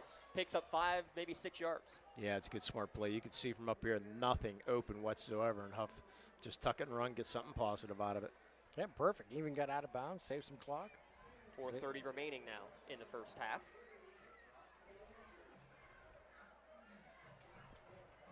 Well, thanks for liking my retweet. Someone has to. I don't know how he does it. Broadcast, stats, tweet, and eat all at the same time. Handoff up the middle. It's back to Peyton Weaver in the backfield. He's brought down by a trio of Spartans. Cooper's hurt. Brady Cooper's not getting up. He is slow to get up. Now he does get to his feet. Just a stinger. He's going to stay on the field holding that right wrist, but in some obvious pain right now. Weaver up the gut. Gain of 3. He's going to fight through it. Ashton Allison just checked out of the ball game. He was in on that second down play. 3rd and 1. Handoff. Weaver actually fake to him. Rolling out to his right is Huff. Has a man open. It's the tight end Montgomery wide open at the 20. Rolling towards the far sideline down to the 28. Great play fake again, fooling us, and a great 3rd down conversion. Another awesome fake there by Huff. Boy, he's running this offense to perfection. He truly is. I mean, his ball handling skills are just out of this world right now. First catch of the year, by the way, for Braden Montgomery.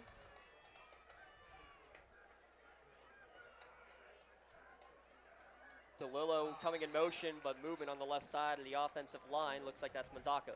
Yep. Thought the count was on 2 and it was on 3.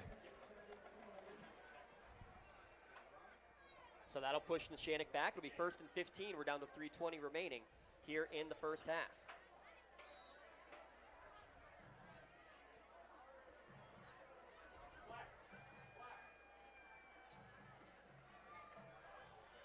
Neshannock trying to get the play in. They're going to move Braden Huff from the left to the right of the formation. He's the only receiver that way.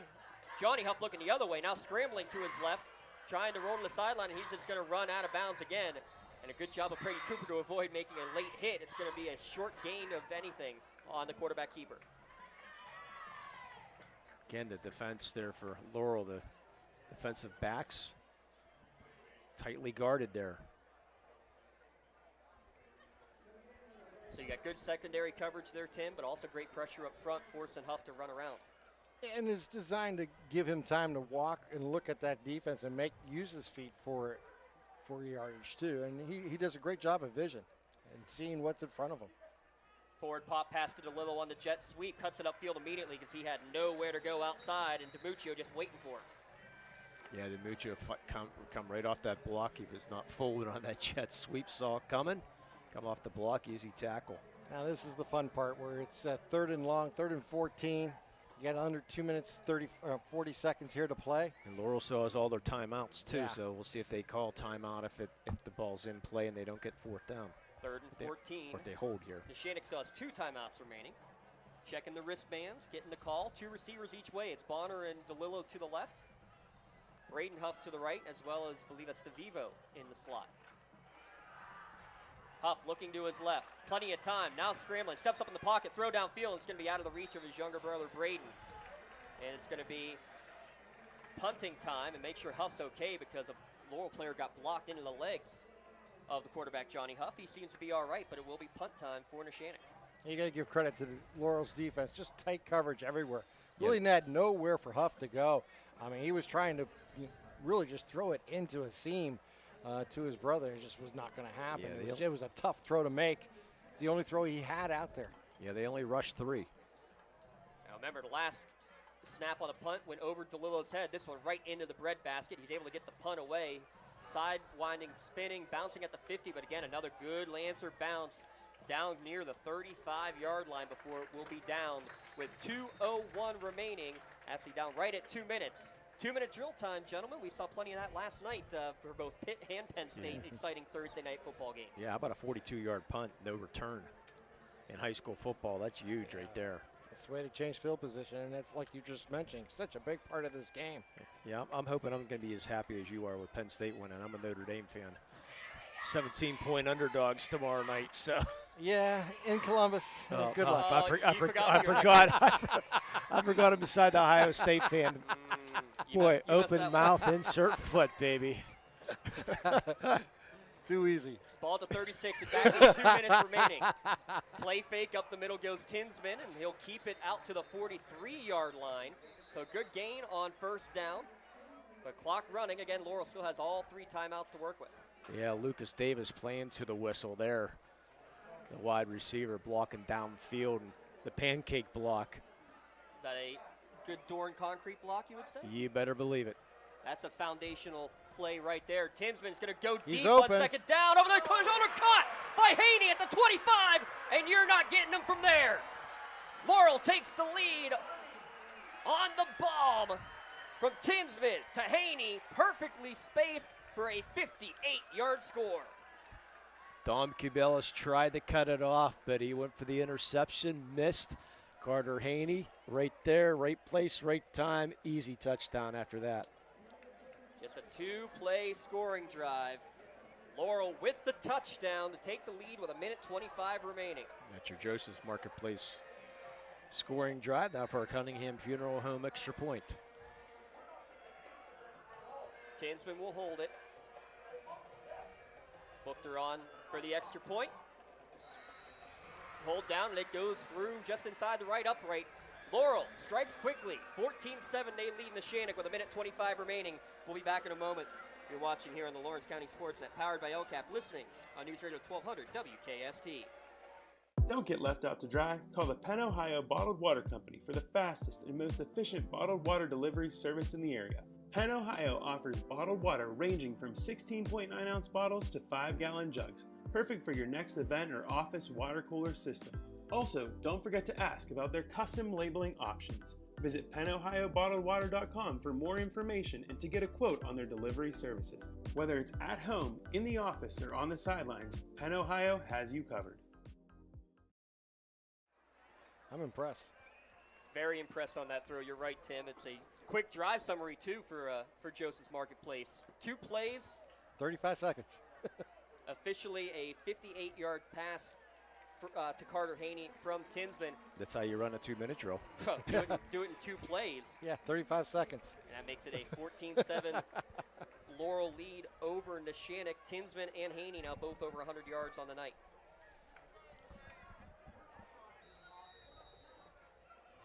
(14-7) as Buchter gets ready to boot it away. We're going to have a whistle.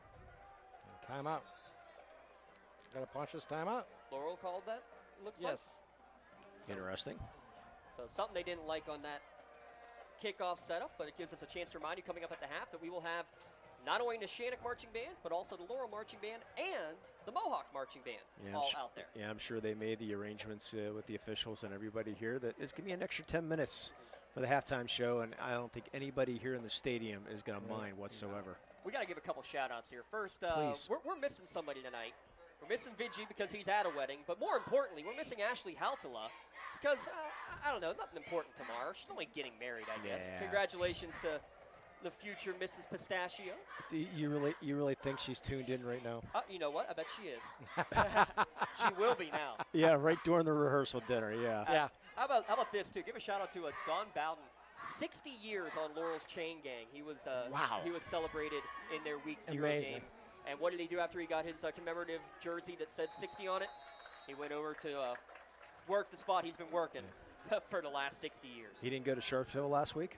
No, he was not part of the crew that did not show up at Sharpsville.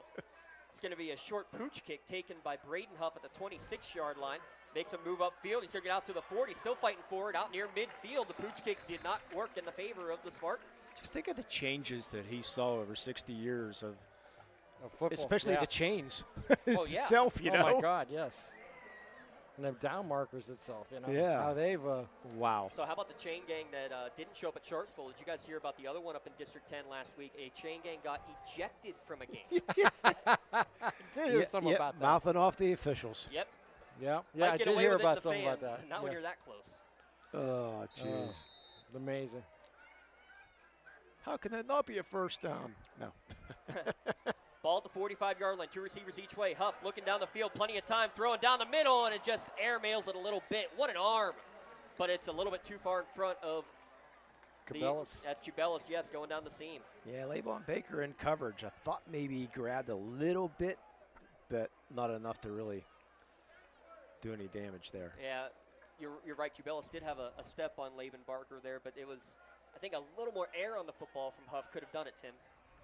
Yeah, it's just one of those things. It's easier said than done. Still plenty of time, though. 2 receivers each way on 2nd and 10. Minute 13 remaining. Laurel now with the 14-7 advantage. Neshannock will receive the second half kickoff, but they want to score before the half. Huff throw on the slant, finds his little brother, but he was unable to hold on to it. Big boom coming on the play from Braden Lewis, but I think Huff may have even heard footsteps and never even secured it. Yeah, he definitely tried the turn without the ball. And he's slow to get up at, so he's going to go back down to the ground as he felt all 5'8", 141 from Braden Lewis, the only junior starting on the Laurel Spartans defense. Yeah, that was a heck of a lick, that's for sure. Don't realize until you get up sometimes how much you are in pain, and that's exactly probably what has took place. And just need to catch his breath, and gives both teams an opportunity to huddle and talk about what's going over here for the final minute 7. In times to get the shout out to Barb Kennard, too. Oh, Barb's out there. Yes, Barb will take care of you for sure. Barb's been there for about 60 years, too, it feels like. It seems like it, doesn't it? Gives us a chance to remind you, too, coming up after the game, we will announce our LCAP player of the game. So many great ways Lawrence County Community Action Partnership improving the quality of life in Lawrence County. How about the Head Start and Pre-K programs where children under the age of 5 could receive free quality preschool at various locations around the county, not just at the Ben Franklin Center. There's some in Elwood City and in some of the various school districts as well. Thanks to our powering sponsor, LCAP, for all they have done for us here on the Lawrence County SportsNet. Without them and without the sponsors, you're not watching this game right now. So all these sponsors, whenever you hear about them, please, whenever you go into the sponsors, please say you heard this and watch this on lcsportsnet.com. That way they know their money is being used wisely. Good to see Braden Huff walk off the field under his own power. Maybe has gotten the wind knocked out of him. 3rd and 10 now, 2 receivers each way, and having to scramble right up the middle is Johnny Huff. Across midfield, it's going to be close, but he's knocked out of bounds by the quarterback, Colin Bartley, about a yard or 2 shy of the markers. Now it's decision time for Neshannock. It's going to be 4th and 1. There's no decision. You got to go for it. I mean, it's non-section. Yeah. Even if it was section game. I mean, with this little time left, you have to believe that you should be able to get 1 yard anytime you need. Any offense should believe that. You got a pretty good field goal kicker at the other end on Laurel, though. I mean, he can hit from about 40 yards. And they already got a 35-second drive. Yeah. We're less than a minute to play. It is the offense out there. Roll the dice. Coaching staff is going to challenge their team on 4th and 1. Tight set. They're going to bring the Lillo in motion. Fake to him. Handoff up the middle. And nowhere to go for Weaver. He loses a couple of yards. First in, Karsten Allward was in there on the legs, and the rest of the team coming in. But, boy, what a job by Allward to beat everybody in there. And then the turnover, now we will see. Plenty of time left, 53 seconds. Give credit to the Laurel's defensive line. All of them were able to hold their grounds and move into the backfield and prevent that play from ever developing. It was a slow developing play where they faked it going outside and went inside, and that defensive line smelled it out from the beginning. What a huge change in possession. Make sure you protect your possessions with Madur Bonner Law. Find out how they can serve you. Visit MadurBonnerLaw.com. Yeah, that's where you got half the crowd saying, you got to go for it. And the other crowd, what are you doing? I don't have a problem going for it. Yeah. Now you just got to believe in your defense to make a play. 53 seconds, ball at the 47-yard line. Still 2 timeouts to work, but quick pitch to the slot receiver, Bartley. And a nice quick throw. I don't even think he got the laces on the football to Tinsman. That's a gain down to the 37-yard line. Bartley's going to come out real quick. 3 plus 14 is a 17-yard They got one timeout left, so they got plenty of time. Might use it right now because Bartley's hurt and they don't have anybody else ready to come in for him. So they're going to try to get the 30 seconds or 1 minute here and try to get Bartley hopefully back where he can come back in. So our Ponce Insurance timeout. You can visit PonceInsurance.com and request a quote for auto, home, business, or life insurance. Let me correct myself. They had 2 timeouts left, and now they're down to 1. Right now, gentlemen, I have Chase Tinsman 7 of 8 passing the football for 139 yards. Well, if you have it, it's correct. All right, let's not go that far. You're the math major. Laurel Marching Band out there ready to come alive. You're going to hear them bring the noise. The Lancer Marching Band give us some throwbacks, including the finale of their show. Well, anybody if you're the Lancers defense and you're in this situation where you have a quarterback you're facing 7 for 8, do you drop back and play against the pass, or do you actually maybe bring a few players and try to rush them here? I mean, the ball's at your 35-yard line. It's not like it's an easy decision here. Well, you might try to get pressure. You're right, Tim. Only one timeout remaining. Another quick throw, caught at the 30-yard line on the out by the wide receiver, and a good job by Lucas Davis to get some yards, get out of bounds. Good gain there, 6 yards. Only took 4 seconds. Hafsley will mark it down at the 28, so that's a 7-yard pickup. Yeah. 35 seconds remaining.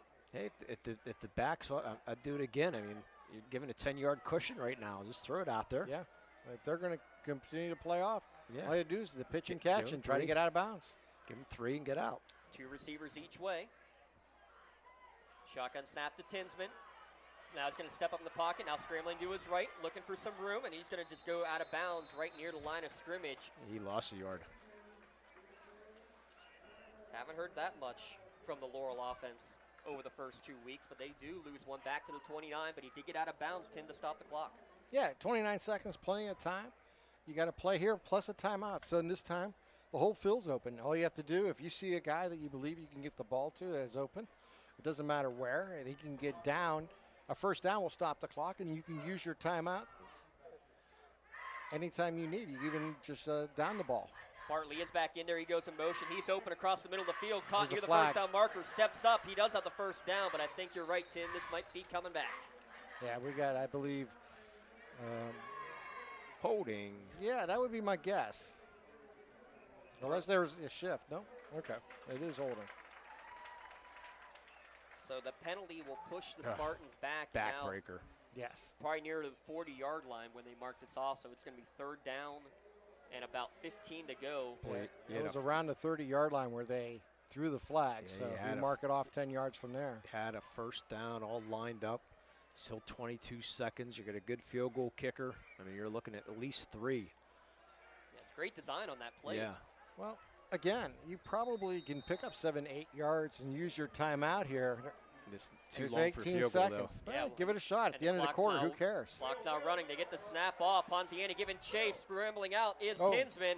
Great diving effort defensively by Weaver to knock it away from Carter Haney. Now it's called end zone time. Yeah, with 10 seconds. Well, actually, you can still get down to the 20 and still call that timeout. Yeah, 10 seconds exactly on the clock. I'd say you have to get at least 20 yards here to give Buchter a shot. So go into your playbook and what's the good 20-yard play here? Defense expecting that same thing. The safeties also are look out for something like a hook and ladder type scenario here, because that is always in play. Interesting. Laurel takes their last timeout, I believe. Is that Laurel? Yeah, that's right. Yeah. Laurel takes it. So that takes away that. Yeah. You know that thought of trying to get the field goal unit on. Interesting. So, I mean, you can still get the first down and spike it, or get the first down and go out of bounds, because remember, the clock does stop. That's the good thing about high school football and college football. That clock does stop on the first down. Yes, so I mean, you can line up really, really quick, spike, and go, but still. Yeah. Did not like the use of that Ponce Insurance timeout, but they weren't sure what to call. Yeah, I mean, at this point, you'd rather be safe, right, Tim? No, exactly, and then you can pull out something deep in your playbook here and maybe take a shot at it, either downfield or, like I said, there's a lot of different plays you can do. I mean, obviously, a lot of teams love to run the hook and ladder at this time in the ball game. And you may even just do a situation, maybe throw out, I don't know what type of athletes you have on, but maybe an option type play here where someone else throws the ball deep. But you have a quarterback who can do it, so you can go to the end zone too and try to get that extra play. 10 seconds on the clock. No timeouts remaining. 4th down and 13. Laurel with the 7-point advantage. Can they extend it before the halftime gun? 2 receivers each way for Tinsman. Drops back, waiting. He's going to heave one all the way down the field, and it's going to be at the 5-yard line. Caught by Neshannock on the interception. Braden Huff is now going to try to bring it the other way. No time on the clock. Can they make it all the way to the end zone, to the 35, to the 40 before he's tripped up? The quarterback, Tinsman, able to save what could have been a very crazy last play on a return. But it is a turnover to end the first half. They took the shot down the field, but playing center field, Braden Huff able to get that interception. Yeah, and that's exactly defensively what the Lancers needed. They needed to just keep the ball in front of them. And this way, the pass was overthrown. He was there, just like you said, played center field, made the catch, and took it up the sidelines. You never know what can happen. Sometimes you can get a big play going and really change momentum here before half. But got to give up credit to the Lancers coming up big defensively, because they had the ball deep in their territory with 30 seconds left here in the half. So they definitely could have put more points on the scoreboard, the Spartans. So big day. Or I should say big series there defensively for the Lancers. 14-7 the halftime score. If you're listening on KST, we'll go to a station break followed by the Trib Live halftime show. That's where you're going to get right now. And then the Laurel, Neshannock, and Mohawk marching bands. Laurel 14, Neshannock 7 here on the Lawrence County SportsNet. Halftime show week 1 edition on the Trib Live High School Sports Network. Don Rebel, Chris Harlan of the Trib Live High School Sports Network, TTM family member, kind enough to join us. It's a tradition, right? We've been doing this a long time. For those listeners who have been with us, we thank you. And we continue with the first couple weeks of the season. Okay, who are some of the players to watch? We'll do that next week. This week, teams to watch here in the 2022 season. We're going to start in Class A. Interesting start, Chris, I thought, in week 0, where a lot of the teams that, I think will maybe be there in the end and, with high expectations, came up on the short end of the stick in week 0. Doesn't mean much, but nonetheless, again, this has the most amount of teams, Class A, so maybe makes things a little more interesting. Yep, no doubt. And I think you can't talk about Class A without talking about Clairton, first off. A team that won 10 titles in a 14-year span, and recently is 2019. Talking to Wayne Wade, their coach this year, he feels like people have kind of forgotten about the Bears a little bit. It's been a few years since they won a title. People start thinking about other guys out there, and he said, hey, don't forget about the Bears. They've got a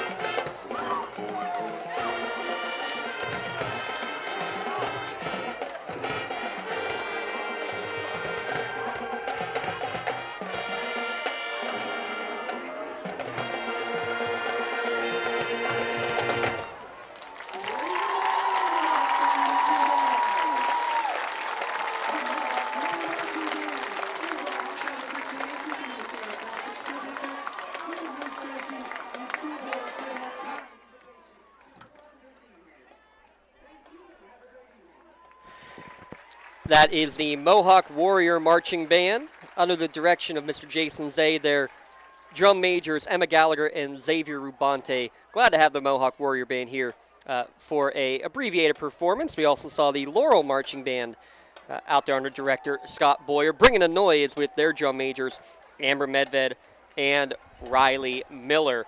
We'll get you some more names in a second here as well of some of the fantastic members of these marching bands. We'll get that, though, after we have one more marching band coming out, the Neshannock Lancer Marching Band. Their drum majors, Joseph Lepore and Tessa Rungier, under director Kim Heim.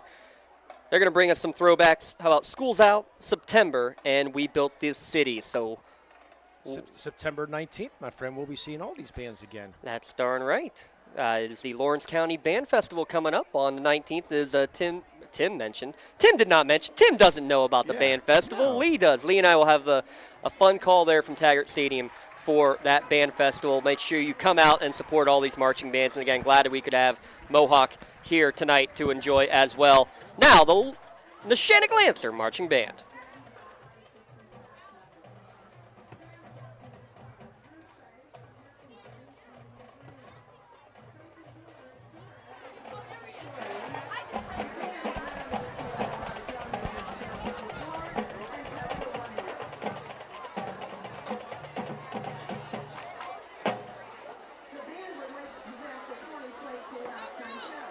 Our first tune is released in 1978 by one of the most successful American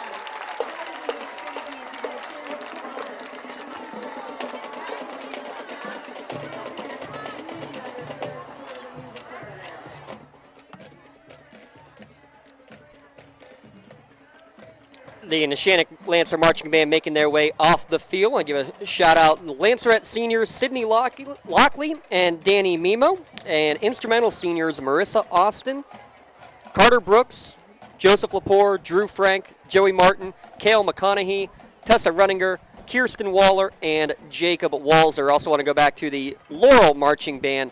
Give a shout out to their section leaders, Vanessa Miller, Chris Davis, Anna McCosby, Mitchell Badger, drumline co-captains Jimmy Griffith and Kaylee Shaner, and dance line captains Alexandra Herr and Gianna Salvia. Glad to be able to bring you the full coverage of all three marching bands here tonight at lcsportsnet.com. It's a 14-7 lead for the Spartans over Neshannock, and while we have a few minutes for the teams to get back from the locker rooms, let's send it back over to the Trib Live High School Sports Network halftime show. We'll be back with kickoff here in about 3 minutes' time here at lcsportsnet.com.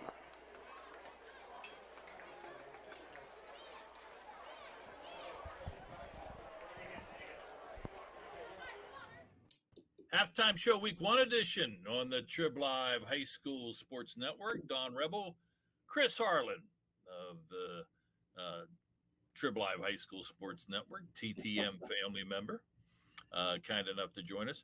It's a tradition, right? We've been doing this a long time. For those listeners who have been with us, we thank you. And we continue with the first couple weeks of the season. Okay, who are some of the players to watch? We'll do that next week. This week, teams to watch here in the 2022 season. We're going to start in Class A. Interesting start, Chris, I thought, in week 0, where a lot of the teams that, I think will maybe be there in the end and, with high expectations, came up on the short end of the stick in week 0. Doesn't mean much, but nonetheless, again, this has the most amount of teams, Class A, so maybe makes things a little more interesting. Yep, no doubt. And I think you can't talk about Class A without talking about Clairton, first off. A team that won 10 titles in a 14-year span, and recently is 2019. Talking to Wayne Wade, their coach this year, he feels like people have kind of forgotten about the Bears a little bit. It's been a few years since they won a title. People start thinking about other guys out there, and he said, hey, don't forget about the Bears. They've got a really good group of freshmen and sophomores coming into this program. They're going to be good this year. They're going to be good for the next couple years. So don't forget about Clairton. If you have, it's probably wishful thinking by some of their opponents, hoping that they're not there at the end, but don't count Clairton out. But the team that's trying to be the new big dog in Class A is Bishop Canevin, defending champs. Rich Johnson, you look at what he's done with that program in a short time. Before he took over a couple years ago, they were 1-9. Last year, they win the championship. So, this is a team that brings a lot back, and they're going to try to be a program in single A. But I think, again, they're in that conference with Clairton. They lost to Clairton last year.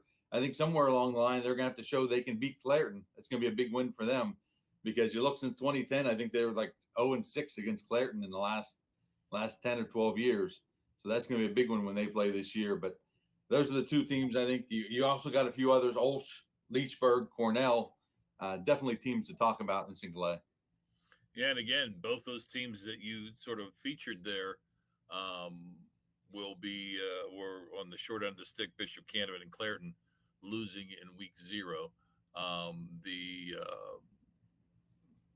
Let's move up to Class 2A now, where 1 week under the belt. And again, I think the teams that with some expectations got off to good starts. This is the classification to me. It could be the deepest in the WPIAL. When you look at, 6 years ago, the sport expanded to 6 classifications, and that I think benefited 2A maybe more than any other classification in the WPIAL. Really made some good competition there. And if you look at the last 5 years, there's been a different winner in 2A every year. 5 winners in 5 years. If you're looking to make that 6 for 6, maybe a Stowe Rocks team. I think that'd be a team to look at this year. They've got a new head coach, but bring back a whole lot of talent from last year's team. A number of Division I guys, big-time offense. But you look right there with them, defending champ Sarah Catholic, Steel Valley, Beaver Falls, Washington. I think when you look at 2A, there's a good group of guys. And I don't know if you could pick one of those teams necessarily as a preseason favorite. because you can make a case for any of those 5. No, indeed. And those teams most of those teams were victorious that you just mentioned in week 0. Another team maybe to watch, a sleeper team I sort of like in 2A's Allegheny Conference is Back here at Bob Ledgy Stadium, getting ready for the second half of action here at lcsportsnet.com alongside Tim Continenza and Lee Moan. I'm James Dotson. Glad to bring you coverage at lcsportsnet.com. There, that's probably a little bit better. Now you can go up a little bit. Now I got to bump it up. we'll get it all straightened out as Neshannock receives the second half kickoff. It's going to be taken by Weaver, his own 5-yard line. Makes a couple men miss. Now lowers his shoulders at the 30-yard line. Bunch of flags is going to send this one back. Probably 3 hankies out there on the field. That's just a scenario, an open second half kickoff. A lot of players in one area, and then someone usually gets tackled that doesn't have a ball. Neshannock, 125 yards of offense in the first half versus Laurel, 239. Neshannock only 4 first downs versus 10 for the Spartans. Illegal block to the back or illegal use of hands, however you want to say it. 10 yards on Neshannock. Gentlemen, here's the biggest issue real quick. Laurel had 6 possessions in that first half. 5 of them made it into Neshannock territory. 3 of them made it into the red zone, but only a pair of touchdowns. 1 for 3 in the red zone ain't going to cut it, even though they have a 14-7 advantage. The missed field goal in the opening, I was going to say, so far so good for them, but yeah, they had the missed field goal too in that scoring opportunity on the opening drive. But now their 6th penalty against Neshannock will push them all the way back to their own 10-yard line. 1st and 10, handoff to Weaver up the middle. He's upended after a 5-yard pickup by Laban Barker, but a good start for the Lancers, moving in the right direction. And I thought we might see a little tempo to start the second half for Neshannock, and we will. Weaver now 6 carries for 16 yards for the Lancers, 100 on the ground and 25 through the air in the first half. For Neshannock, quarterback Johnny Huff with 79 yards on the ground, including the long touchdown run. He hands it off up the middle again, and this will be another 5-yard pickup and a first down. So nothing too fancy there, Tim. Right up the gut a couple of times for Weaver and 2 runs and a first down. Yeah, a little power football to establish your offensive line and what they can do, and that's what you want to do. Get a little rhythm going, as you mentioned, right out at half, starting at your own 10-yard line to get it across to the 22. It's a good start here for the Lancers. The Doran Construction pancake block, Brett Ensko in that last play. Talk about laying the foundation. Annihilated it, the Laurel defender. We have some movement. As they had DeLillo coming in motion, but motion on the right side of the offense. Offensive line now 7 penalties against Neshannock in this game. Lancers were 3 of 7 on 3rd downs, 0 of 1 on 4th down in the first half.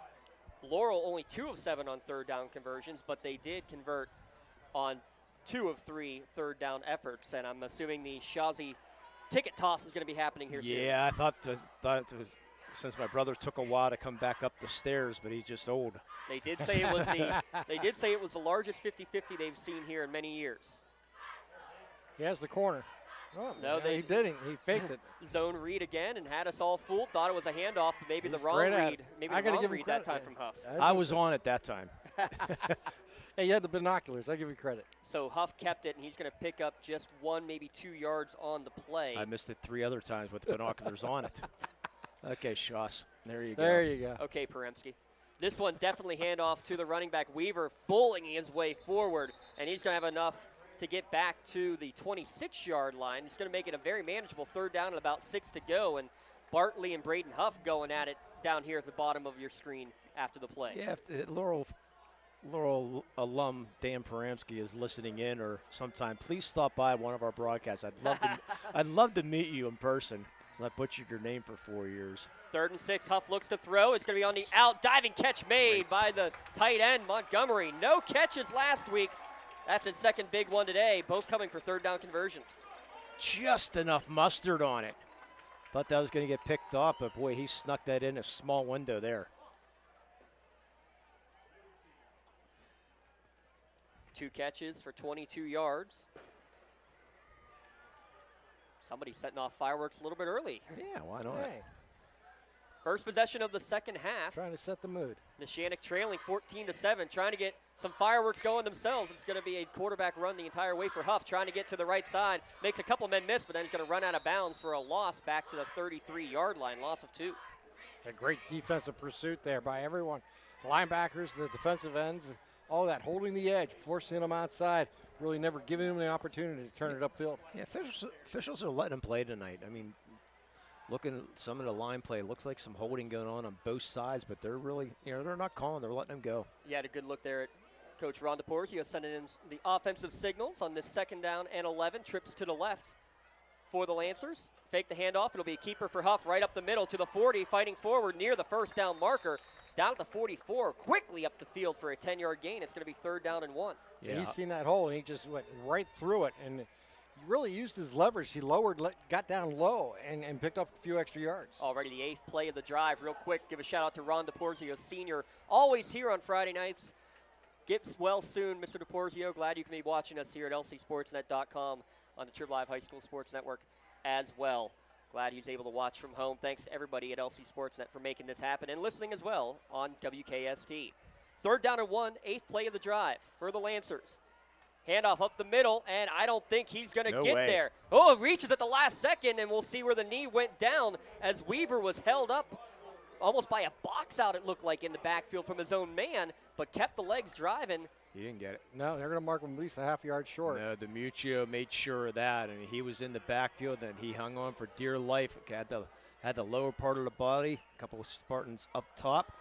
Now here's real decision time now, my friend. You still in favor of him going for it, Tim? I just put the quarterback underneath center and just, quarterback sneak it. I guess that means yes. Yes. But no one goes under center too often anymore. Yeah, we've not seen Huff do it all year yet. 4th down and a half yard. They will snap it, they will hand it off, and they will not get it. Weaver is stuffed. And that's what you mean, Tim. If you can go with under center, you might get a push. But, man, that Laurel defensive front has gotten penetration all night. DiMuccio again in the backfield. Play of the night right there. We saw Tinsman on the other end. They lined up underneath center two times, got that little first yard. Yeah, Neshannock tries to go It's shotgun. a philosophy you have. If you're in the shotgun 100% of the time, you don't want to change that. Personally, I like in short down situations having the guy underneath.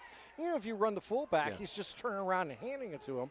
Or the tailback following the fullback scenario, an I scenario. I just think it's the easiest play to run. Is the quarterback sneak. Ron DiMuccio, though, 2 great plays right in a row. Pitch to the left on the first play for Laurel to run the second half. It's going to be a gain for Landon Smith of about 4 yards down to the 41-yard line. This is the first time that either team has started in plus territory today. Laurel already with a 14-7 lead early in the 3rd quarter. Yeah, Laurel taking over on that turnover by the MadoorBonnerLaw.com. Gotta love their flexible hours and locations. Make sure you check them out, MadoorBonnerLaw.com. Jet sweep action. They're going to hand it off to Bartley. Puts the left leg in, drives forward, and then he is stuffed at about the 35-yard line. This is going to be close to another first down. He had a couple big bodies out in front of him. Now we got flags after the play. And I think something's going to go against the bench here for Neshannock getting involved in the play. Yeah, not sure. There is a player down at the end of the play, and something happened. There were 2 or 3 hankies that were thrown about a mile skyward. You saw over there was number 84, Lucas Davis, and I'm still looking to find Colin Bartley, and I think he might be the one who is being checked on by trainer Barb Kennard right now. Can't see him amongst the wall of red. Cannot tell, unfortunately. And it's a personal foul against Laurel, actually, on the play. You heard the clapping immediately from all in the Neshannock bench, so something was said or something was hit late. Neshannock had a late hit personal foul in the first half. This is the 3rd penalty against Laurel, the first of the personal foul variety. Well, Instead of 3rd and 1, it's going to be 3rd and 16 now. Well, Ryan Huff came over. He was not late, though. I mean, the runner was still right along that sideline. He came over and gave a pretty good hard hit at the end of that play, which apparently one of the players maybe took exception to that at the end. But it looked like a clean play from up here from Ryan Huff, just actually leveling the player, and Bartley up slowly. Yeah, and they're going to see if he can make his way back. That almost looks like cramps. Yeah. Gives us a chance to give a shout out to our friends at Penn Ohio Water. Penn Ohio Bottled Water. Make sure you stay refreshed. Enjoy their hot or cold water at the click of a button. or enjoy a cup of coffee with their bottom-loading water cooler options as well. And if you go and get your bottled water system, get 3 free bottles and a first-month cooler rental for free if you sign up today. Penn, Ohio Bottled Water, great stuff. Yeah, I have a feeling we're going to be getting a few shout-outs here in the second half. We did last week. Yeah. So after the 15-yard penalty, it was a 6-yard carry for Bartley, and now 15 yards will make it 3rd down and 16, ball at midfield, Tim. This is a tough situation for Laurel to be in. I mean, they had basically a first down in front of them. Instead, now they're looking at, like you said, 3rd down and 16. Bubble screen here, something simple, something maybe that you can get out in open spaces. Yeah, Tinsman hasn't really thrown it deep yet tonight. Yeah. Minus touchdown. Other than that Haney one. But they're going to put the running back Smith into the slot, jet sweep action, tries to cut it back upfield.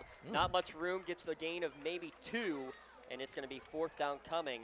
That was the 10th carry, by the way, for Landon Smith for 46 yards. Tinsman, 12 for 36, but he has 146 yards in the air, including that long touchdown strike. That's an interesting call. That's a safe call, the way your defense has been playing, right? Yeah. No, exactly. And now, if you're Neshannock, that's first 3 and out since the first quarter, so that's something you can build on. Bonner and DeLillo standing inside their own 20, awaiting the punt from Tinsman. Reaching the midway point of the 3rd quarter. Good snap back to Tinsman, and he will boot it away with the right leg. Good spiraling punt. Is going to go back and kicking it at the own 6-yard lane. And muffing it is DeLillo. Picks it back up, and he's hammered. Wow. Laid down the boom does Carter Haney. Made a play on offense, and now that one on D. Yeah, the ball will set everything up right there. Nobody blocked Haney coming on the field. He didn't stop, leveled DeLillo, and big break there. So change of field position. That's why they make that call, I guess, gentlemen. Trusting the defense, trusting the special teams, and now it's going to be a dangerous situation starting at their own 5-yard line for the Lancers. Can we say what a tackle by Duran Construction? Call them for a free estimate today, please. I'll tell you what, they may have to check the foundation under the turf after that one. DornConcrete.com. Handoff, Ionilli, a fake to him, actually. He's going to be kept by Huff, and he's not going to get around to the edge as it's Brady Cooper coming from his linebacker position to hold on. Yeah, the Spartans just held their positions perfectly on the edges. They didn't follow the play. They held their own, and when Huff came outside, he was right there to make the play. And another player unable to get back to the huddle. I think the cramps are coming. Yep. And it looks like a Laurel player is going to be treated as well on the field. Yep, a couple of them. Let's see for the Neshannock. That's Brett Ensko. Is it 56 down for Laurel? It looks like possibly 56. That'd be Aiden Collins. Aiden Collins. So they're going to get treated for more cramps? Yeah, they're bringing the water out now. Yeah. That's a good thing to have a water break right now if you can get it. The way to get rid of the cramps is you drink water all week long. All week long? Yeah. But I'll tell you what, some of the issues with these long games, it starts really hot. It was 80 degrees at kickoff, and we're already down probably into the mid-60s. It's a long walk after a half an hour length of a halftime. I mean, you've already lost 10 degrees, but it feels a lot more cool than that because you've lost the sun beating down on this turf as well. So hopefully they'll be able to reconvene and get back out on the field. Oh, those cramps are nasty, too. Look at him. He wants to get back in, but he has to come off of the field for a play. Give him credit. Love those guys trying to fight it through. Brett Ensko, a senior, rotating in on the offensive and defensive line for this Lancers team. It was a loss of 2, by the way, on that keeper for Johnny Huff.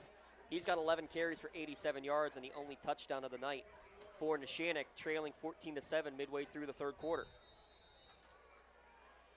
Ionilli to the left of Huff, standing in their own end zone. 2nd down and 12. It's a design run to the left all the way for Huff, trying to get to the edge. Patience, running out of time, though. Does scamper forward. Nice gain out to the 10-yard line. It's going to make this a very manageable 3rd down and 5.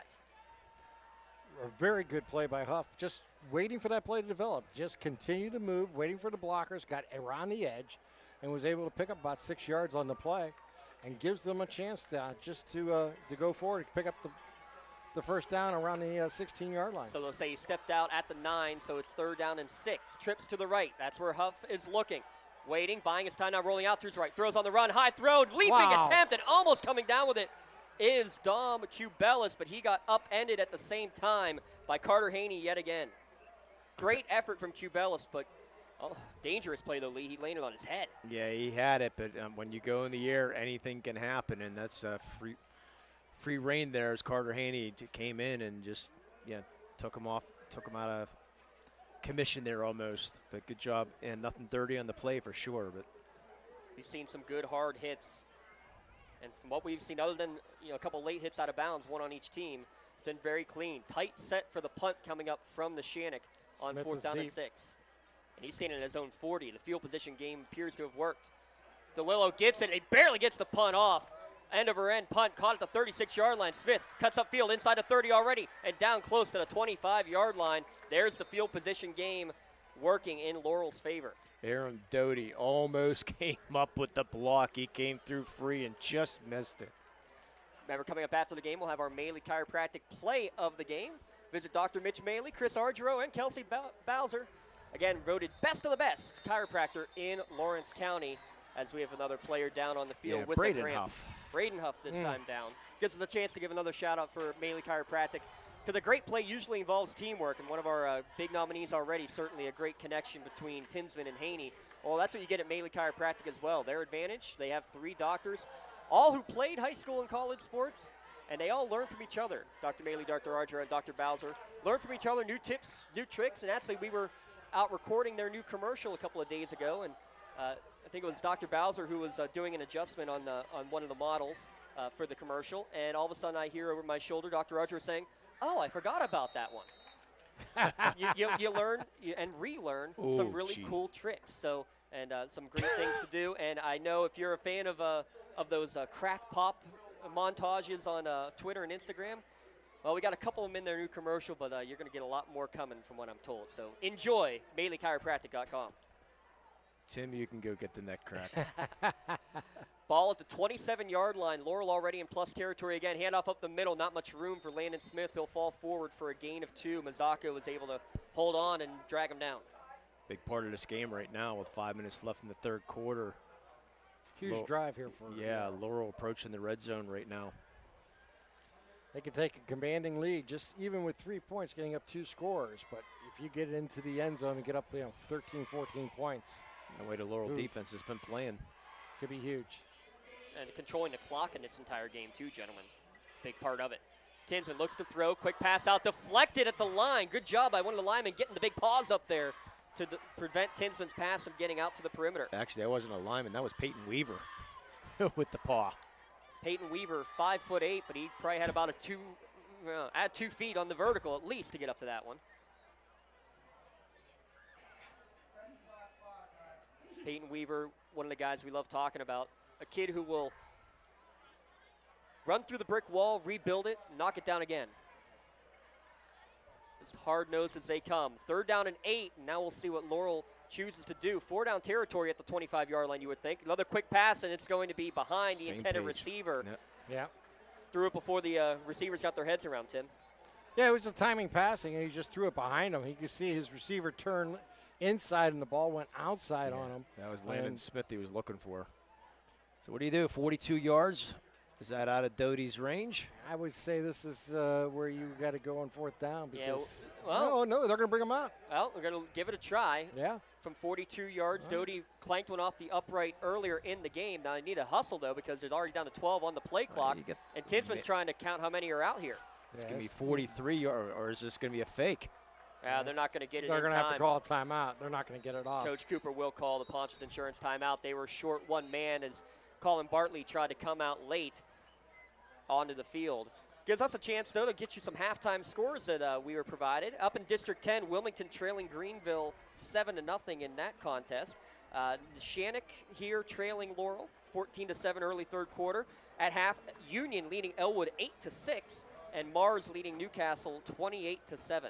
And I got to give my Butler Alma trailing Meadville in District 10 21-0.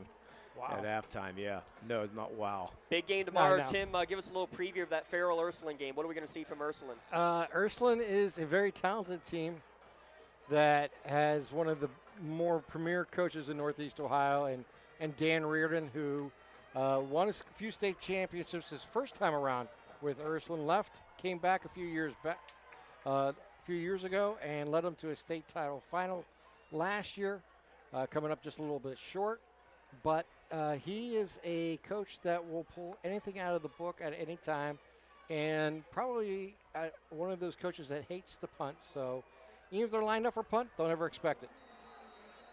42-yard field goal attempt on the way for Buchter. Snap back, hold down, kick is up, and it is just short. Just short. You know what? That is a great play. Even though he missed it, the key here is they're going to get the ball at the 20-yard line. It's like a punt if you went into the end zone. Yep. So by taking the shot, you may get the three-pointer, and he came up just a few yards short. But in the same vein, it's about a 12, 14-yard net punt, but it still works to their advantage defensively, where the defense has a chance. They know they have 80 yards behind them, to stop the upcoming series here for Neshannock. Lee, can we talk about the Neshannock defense, though? Bend, don't break. 7 of the 8 Laurel drives have made it into Lancer territory. Only 2 have gone in the end zone. Yeah, they're coming up with the big plays right at the right time for sure. So let's now see if the offense can get going, only trailing by 7. Starting at their own 20 with 4:24 remaining in the third quarter. Trips to the right for Huff. He's looking the other way, though. Dropping back, now scrambling to his right. Going to throw it over the top, trying to set the screen. Iannelli catches it over the shoulder, but is dragged down immediately by DiMuccio from the back. How about the game DiMuccio is having? What a play by him to come off the block, and then he read that screen, chased him from behind to hold him to a 3-yard gain. I like the idea of the screen, though. Don't see enough of that in the high school game, do we, Tim? No, you don't. And that was really a great play. I mean, he had him really reach out to catch that ball. It was really thrown only where he could catch it, too. Hand off to Weaver up the middle. He'll get out to the 25, maybe the 26-yard line. Gain of 3 for Peyton Weaver. A lot of hard runs, but his longest of the night is just 6 yards. That one went for 3. Yeah, Colin Hill brought him down. That's Iannelli in the backfield right now. Oh, excuse me, Iannelli. One mullet. The mullet's back there. Yes, he is. And another we got Penn Ohio cramp. Probably not the way that our friends at Penn Ohio Bottled Water would like to announce that. We do thank our friends at Penn Ohio Bottled Water. You can get your home or your business bottled water delivery, ranging from those standard 16-ounce bottles all the way to 5-gallon jugs. Let them do the heavy lifting for you and bring refreshing bottled water right to your door. That's Ryan DiMuccio. That's a player you do not want to lose right now. Yeah. And you see out there, something for your wall photography. Heather Walser taking pictures field side for us tonight. Make sure that gold shirt? Yeah, check out some great photos from tonight's game and all year long. Thanks to Something for Your Wall Photography. We'll have them on Facebook, Twitter, Instagram, and of course we'll she's doing it on her phone. Well, you know what she's doing? She's taking them from her phone, sending them to Katie Walser, who is running our social media tonight. And I heard she sacrificed some boneless wings to make sure that everything was taken care of on our halftime scores. She said it was a little bit of excitement when we had the second score. There's Heather Walser. And actually, she's texting to say that we're apparently going to have a fight for a gold shirt between Jess Shevitz and Barb Kennard. Who gets the final gold T-shirt that we have? Oh, wow. That's a tough one. Jess, as a young man in her house, it's 6', 294 wrestler. Barb Kennard, that's going to be We'll let them fight it. Yeah. Out of the timeout, and it's a meeting at the quarterback, a pair of Laurel defenders. Oh, the extra flag. Yeah, all's well. And as he got up, he kind of pushed himself up using Huff. So this is going to be a dead ball personal foul. So the sack and the down should still count, correct? And then it will be a 15-yard penalty. Oh, that's a shame. shame. Will the 15-yard penalty be enough for the first down? I do not know. No, because the flag came at the 13-yard line. So it would be 4th down and 2. 2 or 3. Yeah. Oh, I'm sorry. Was that 3rd down? Yeah, that was third down. It would be 3rd and 3. So yeah, it's a shame because up. Allward had him down, and it wasn't They're even. They're going to mark him off. Well, they're marking from the previous line. The 18-yard line. That's not correct, is it? Well, it should have been where the down. Well, I'm not sure. Well, they must have said that the foul happened during the play. That's the only way that you can call that, because if it's a dead ball foul, you got to mark it from the spot. Yeah. So the penalty will give the Lancers a first down. Wow. Yeah, and it wasn't even a hard push either. It was just like you said, just sort of just push a little push as he's getting up. Unnecessary, one, unnecessary, right in front of the official. I saw it. I said, "Yeah, he's not gonna." Yes, he is gonna call it. Don't want things to get chippy here late. As we saw last week. 3 minutes remaining in the third quarter. Quarterback draw for Huff, and he's going nowhere. Brady Cooper making another defensive stop for a loss. Yeah, we saw the officials last week taking charge because it was getting very chippy last week here with Neshannock and Sharon, and the officials had to do what they did, and the officials aren't going to wait for that this week. 4 of the last 6 carries for Johnny Huff have been for negative yardage. Boys defense is playing extremely well for Laurel. 2:30 remaining. It'll be 2nd and 11. Lancers down by 7 late in the third quarter.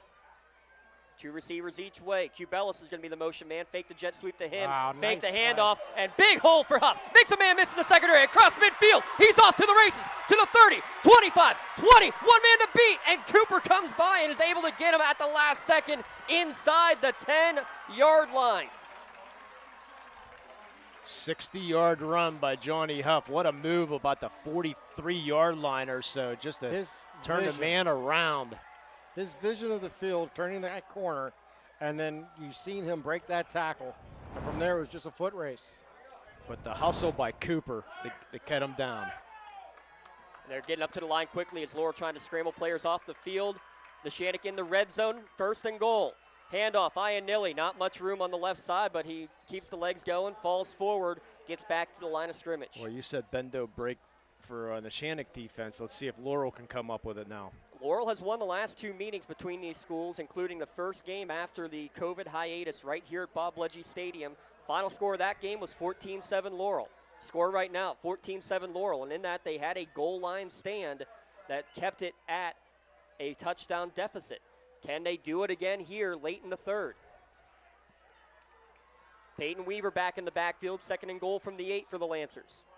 He's to the right of Johnny Huff. Handoff, Weaver gets it quickly, falls forward. He's going to get inside the 5, down to the 4-yard line. Colton Hill hanging on for dear life. 3rd down. Goal to go from the 4. 4-down territory, my friend. Less than a minute to play in the third now.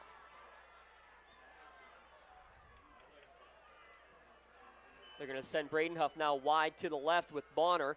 You also have the tight end Montgomery in the slot to the left. DeLillo, the only receiver to the right. He's going to come in motion again right to left. Nothing to him. Handoff to Weaver up the middle. Dives into the end zone for the touchdown, and the Lancers are an extra point away from tying this game. And all thanks, gentlemen, to a drive extended on a personal foul penalty. Great job by Weaver. The jet sweep fake. I thought maybe Iannilli was going to get it in that situation, but fake to him.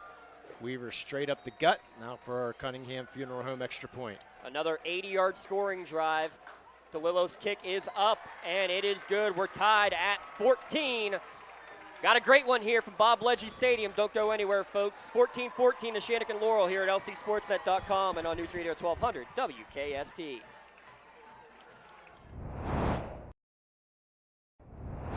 When the high school season heats up, make sure you have the best gear to support your school. Head to the Red Zone on Wilmington Road in Neshannock for all your county sporting apparel needs. From sporting goods to custom apparel to embroidery and more, the Red Zone has it all. Quality gear for all 8 schools in the County of Champions. Stop by and enter the Red Zone or visit them online at theredzonesports.com. Score big at the Red Zone. Joseph's Marketplace is Newcastle's favorite family-owned hometown grocery store and coffee shop. Fresh meats and produce, full-line deli, homemade foods, and much more. Joseph's Marketplace has hot foods prepared every day. They also have Newcastle favorites like grape leaves, hummus, and wedding soup available daily. Follow Joseph's Marketplace on Facebook and Instagram for daily updates or stop in to see what's cooking each day. Come hang out at the brand new cafe and bakery, full of great coffee, drinks, sandwiches, snacks, sweets, and free Wi-Fi. In a rush? Go to josephsnc.com and place your cafe order online. Joseph's Marketplace, family owned and operated since 1915. Ball on the tee, ready to be kicked away. 14-14 your score with just 38 seconds remaining in the third quarter. DeLillo will go with a high pooch taken at the 21-yard line on the far sideline by Bartley. Makes a man miss before being dragged out of bounds at the 28-yard line. Tim Continenza has your drive summary. An 80-yard drive that took 7 plays. The big play was the 60-yard scamper there by the quarterback, Huff, setting up the 4-yard touchdown run by Weaver to tie this game at 14. Sponsored by Joseph's Marketplace. Their family owned and operated since 1915. That's 107 years, my friend. And lots of great stuff coming over Labor Day weekend here. Please check them out on Facebook. Please some ribs, some steaks, a lot of stuff that they're going to be cooking out available tomorrow. They will be closed on Labor Day, though, so get it quick before it goes away. Handoff up the middle, bouncing off the tackle is Smith, and he's going to get it for a first down and more to the 40 to the 45-yard line. Still going now with the rugby scrum, going to get close to midfield before finally being upended, and some late hits there that are going to be let go as both teams pushing and shoving. But, man, it looked like it was going to be a 4-yard loss in the backfield. How did Smith keep his feet? Peyton Weaver's the one that hit him. Usually when Weaver hits somebody, the man goes down. Smith said, forget about it. I'm going forward. That was one of those scenarios where you hear you got to hit, but you have to wrap. He definitely let the hit, but he didn't wrap. And Smith made him pay by picking up an extra 15 yards. 19 yards, and that's going to be your final play of the fourth quarter. Don't go anywhere, folks. 14-14. Final play of the third, fourth quarter coming when we return on the other side of this station timeout here on the Lawrence County SportsNet News Radio 1200 WKST. For the most complete recap of Friday night's high school football action, tune in on your way home from the game to the WPIAL Scoreboard Show, only here on the Trib Live High School Sports Network. Hi, this is Don Rebel. Join me in a cast of thousands for all the scores with recaps from the top games, plus we highlight the night on the Trib Live Roundtable. That's the WPIAL Scoreboard Show after the game on Friday nights on the Trib Live High School Sports Network and at tribhssn.triblive.com. Don't get left out to dry. Call the Penn Ohio Bottled Water Company for the fastest and most efficient bottled water delivery service in the area. Penn Ohio offers bottled water ranging from 16.9-ounce bottles to 5-gallon jugs, perfect for your next event or office water cooler system. Also, don't forget to ask about their custom labeling options. Visit PennOhioBottledWater.com for more information and to get a quote on their delivery services. Whether it's at home, in the office, or on the sidelines, Penn Ohio has you covered. What a dandy we've been handed here tonight. Tim Continenza, Lee Moan alongside. I'm James Dotson. Tied at 14 at the end of 3 quarters between Laurel and Neshannock.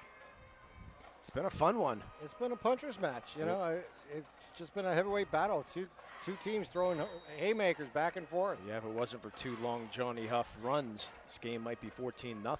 One for a touchdown, one that set are up the haymakers. The second touchdown. High snap, able to get the snap down and a handoff to Smith across midfield for Laurel down to the 46-yard line. Down. Gain of 7 and another player down behind the play. You're right. Smith now 13 carries for 74 yards, and they hope this is just another cramp with an Neshannock player down on the turf. Looks like it. Yeah, it looks like it, and that's Aiden Schaefer. Yeah, how about Sharon Tigers were here last week, Mr. Dawson? You didn't get this in, Tim. They were leading Warren 42-0. They had to call the game. The lights went out at Sharon Tiger Stadium on the west side of the stadium. Who didn't pay the bills up there, Yeah, so just the west side of the stadium. So they only paid partial of the bill. How about that? So Sharon wins 42-0. How about Beaver beating Beaver Falls right now? How about that? Yeah. Oh, Beaver, I'll tell you what, they have Ringer. Wyatt Ringer was a great player that we got to see last year in a couple of the games. Just a fantastic runner of the football. And Laurel Highlands trailing Bell Vernon 21-0 in that game. Rodney Gallagher, partial quarterback, 10 rushes, minus 12 yards. Wow. Bell Vernon defense is doing an outstanding job. And again, Bell Vernon is 3A. 3A Laurel Highlands is 5A. Yeah. Yikes. Yeah. You can hear all the scores later on. Trib Live High School Sports Scoreboard Show. Man in motion is Smith from the slot. He gets tripped up in the backfield. Actually, I think he may have tripped over his own feet, but then helped to the turf by Weaver. Yeah. Just trying to avoid Weaver. He lost his footing. And lost 3 yards. It's a big 3rd and 6. Ball to 49-yard line. Early 4th quarter, Laurel and Neshannock tied at 14. Exactly what we expected to be seeing tonight. A great hard-nosed game. By the way, good to see you got Aiden Schaefer back off the field. He's getting stretched out and getting some water for Neshannock, but he has to watch his 3rd down play from the sideline. Cooper will go in motion from right to left, make it trips to the top of the screen. Looking that way on the bubble screen, they're going to pump it and then throw further down the field. Throw is short, coming back to it. Did he get to it? He did not. Hit the turf. A nice design play, but the throw just a little bit short of the target. Landon Smith out there. Yeah. Everything about that play was designed perfectly, except the throw came just about a yard short, and it skipped into him. Otherwise, it would have been a 1st down play. Yeah, it looks like Laurel's going to try to pin him deep again. Yeah, remember who the punter is. That's always the key when you have a quarterback like that. Saw Ernie Burks down on the sideline earlier today. He was the master of it for Neshannock back in the day. Good old Ernie. What a fun athlete he was to watch. Question is, does he have the ability to call his own number, or is it coming from the bench? The number is 1 on the play clock, but they do get the snap off, and a good punt from Tinsman. 2 men back there will be taken by DeLillo at the 16-yard line, and he's hit immediately. Wow. Bartley and Haney there to make the tackle. Haney now slow to get up, but he'll wobble his way to the sideline. 10:38 remaining. 14-14 between Neshannock and Laurel, and Lancer struck first with a long run for Johnny Huff, 63 yards, a Tinsman quarterback sneak, and a pass to Carter Haney for 58 yards in the 2nd quarter. Made it 14-7 Spartans at half. Another long run for Johnny Huff, got it in the red zone where Peyton Weaver capped it off with a 4-yard run, and that's where we are. That was late in the 3rd, early 4th now. Tied at 16. And remember, at the end of this game, we got to pick our LCAP player of the game. Got a couple options right now. It's kind of wide open when you think about it. I have a feeling we don't know our play or player of the game. This might be one, though. Big run up the middle for Peyton Weaver. Dipping, dodging, bouncing up. People, he's still going to the 40, across midfield. 40, 30, 1 man to beat. And he's not going to be caught. 88 yards for Peyton Weaver, and right on cue. There it is. Your nominee for a Maley Chiropractic play of the game. Got some good downfield blocking. One late there, Lee. Was close to being in the back. The officials kept the hankies in the pocket. What a great run. Your bowling ball was rolling down the lane for sure. Boy, what a great move about the 45-yard line. He just ran over a couple players there and then turned on the Jets. Had just enough to get into the end zone. What a big run for the Neshannock Lancers. They take the lead. Our Cunningham Funeral Home extra point. It's partially blocked, but it looks like it still goes through the uprights. It does. DeViva makes it 21-14 Neshannock. We're going to catch our breath back in a moment. Lancers leading here on LCSportsNet.com. DNR Lawn Care can take care of all of your landscaping and grass cutting needs. They are fully insured, accept just about any payment method, and have nearly 20 years of experience in the lawn maintenance business. Call DNR Lawn Care today to schedule an estimate or send them a message on Facebook. DNR Lawn Care. Have your lawn done right. I think the key to any attorney-client relationship is trust. My father told me a long time ago, the definition of personal integrity is really simple. Do what you say you're going to do. At LGKG, we've been doing that for over 80 years.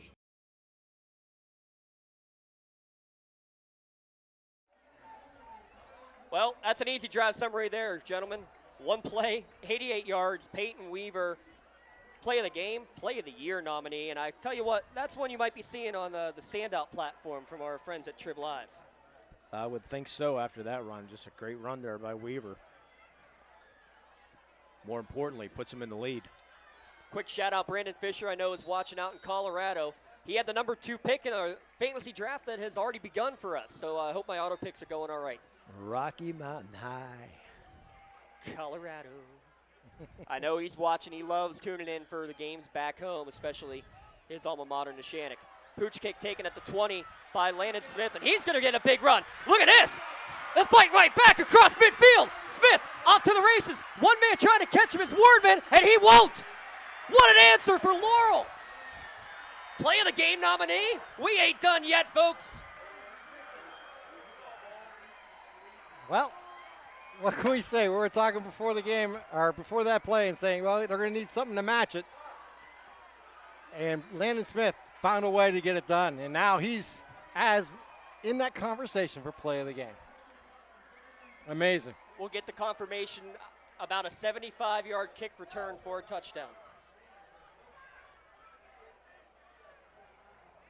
Talk about an answer. And the Neshannock coaching staff just standing, hands on hips, like what just happened? Well, they saw it happen. Their worst nightmare. They saw it happen twice last week. That's a good point, Lee. Twice, Yeah. Sharon had a kick return for a touchdown, one of 80-plus and the other one from about 60 yards. Laurel, again, missing a player. Get plenty of time, though. You still got 12 seconds. I believe that's Bartley sprinting out there, and Neshannock also missing a player. DeLillo's going to try to get out there and get on the field. Snap back. Tinsman's hold is down, and the kick is good. 10:07 remaining. We'll keep it right here on the Trib Live High School Sports Network, WKST and LC SportsNet.com. Do you need some Penn, Ohio water? Yes, I do. Talk to me for a while there, Limo. I was going to say, how about a 12-second drive on that kickoff return?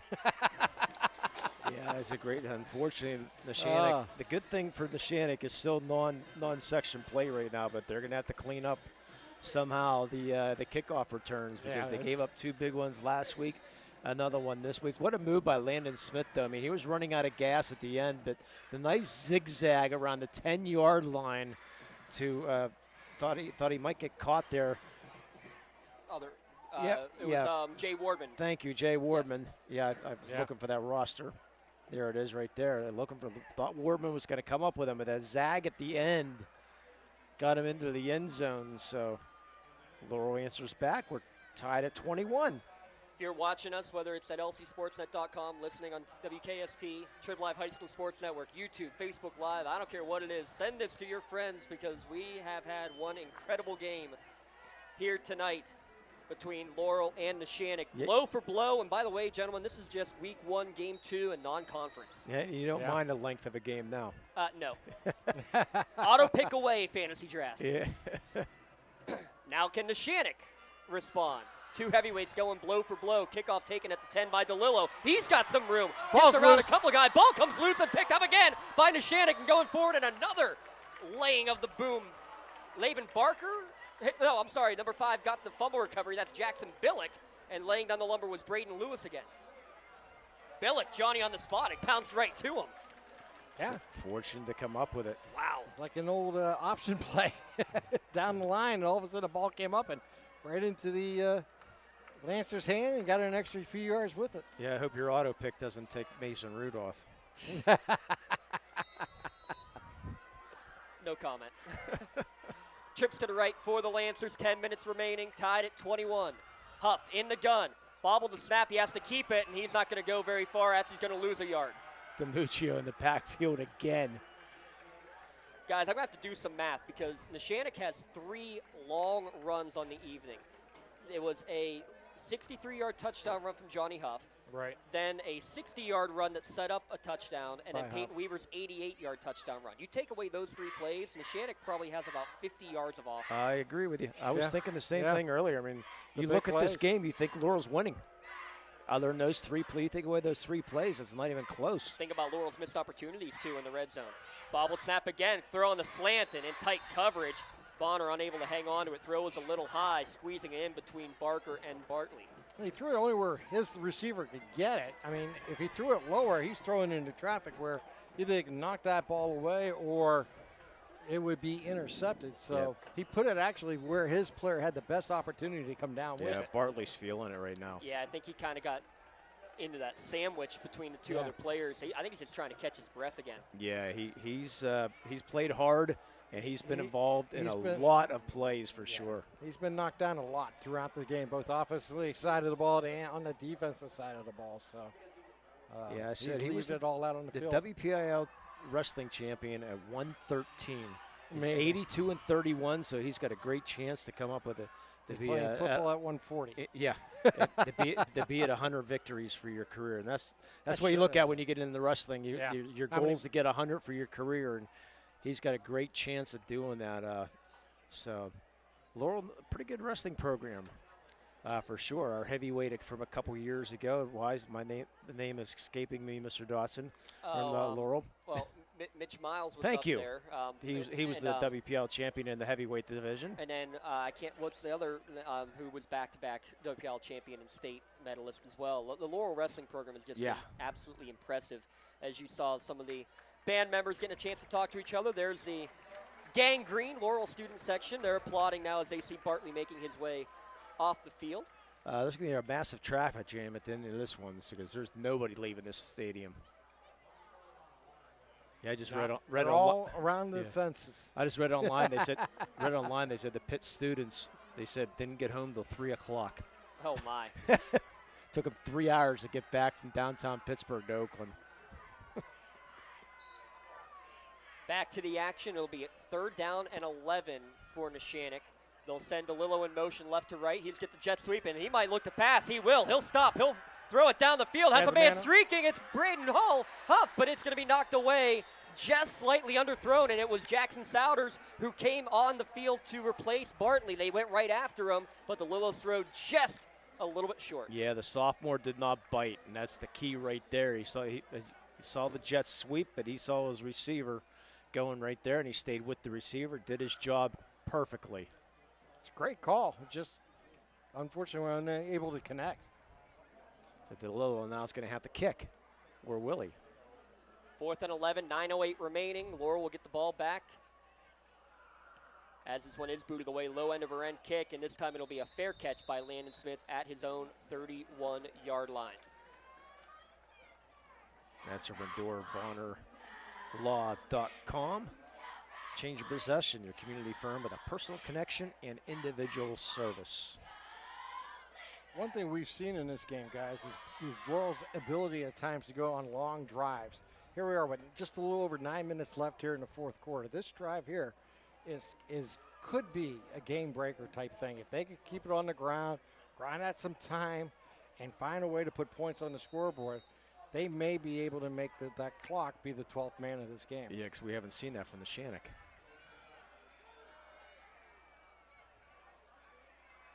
Ball at the 32-yard line. Bartley will come in motion. A fake to him. Hand off to Smith. Up the middle. Bounces off a couple of tackles across the 35 out to the 37.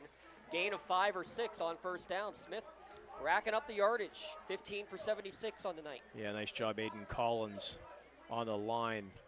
Created that big hole.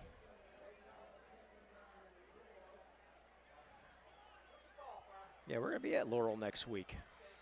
Yes, we are. Yes. Laurel against Mohawk. Mohawk restarting their program today with a practice. Sounds like everything is on schedule.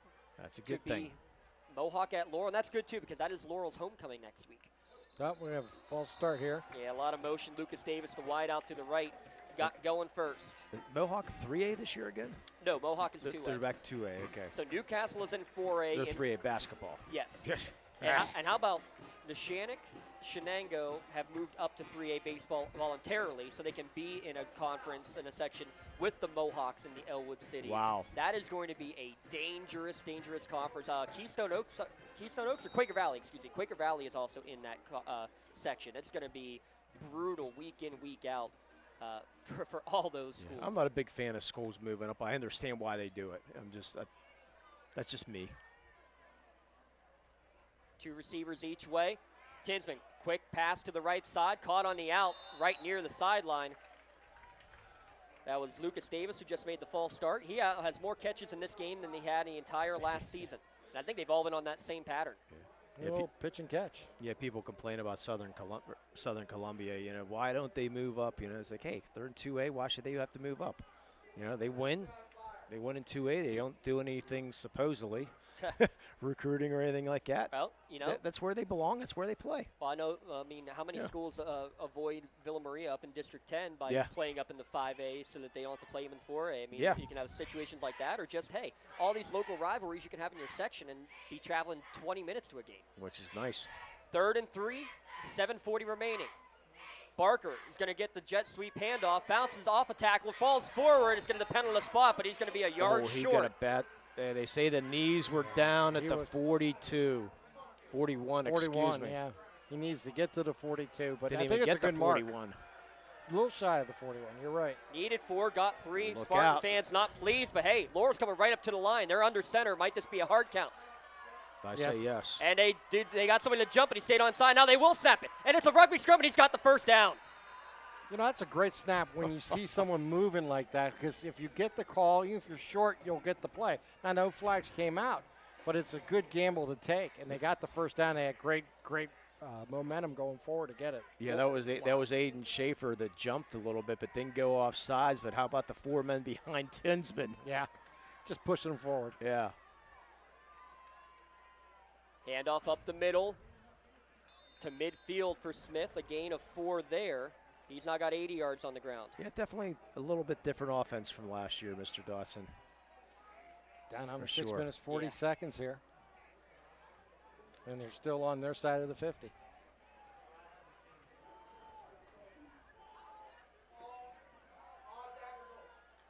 Pump fake going out to his left. Throw is going to be dropped. Tight coverage on the far side. Haney unable to corral it.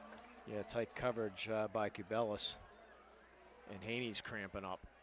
By the way, Laurel is 2 of 10 on 3rd downs, but 3 of 4 on 4th downs. The one that was not converted was the interception on the last play of the first half, and Haney's not going to be able to get off the field.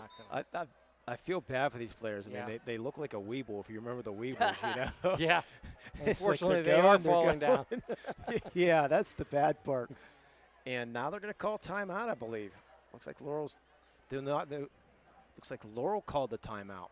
The Parsons Insurance timeout by Laurel, so they want Haney back in on this next play for sure. So Parsons Insurance, you can visit them, ParsonsInsurance.com. Note to request a quote for auto, home, business, or life insurance. That's ParsonsInsurance.com.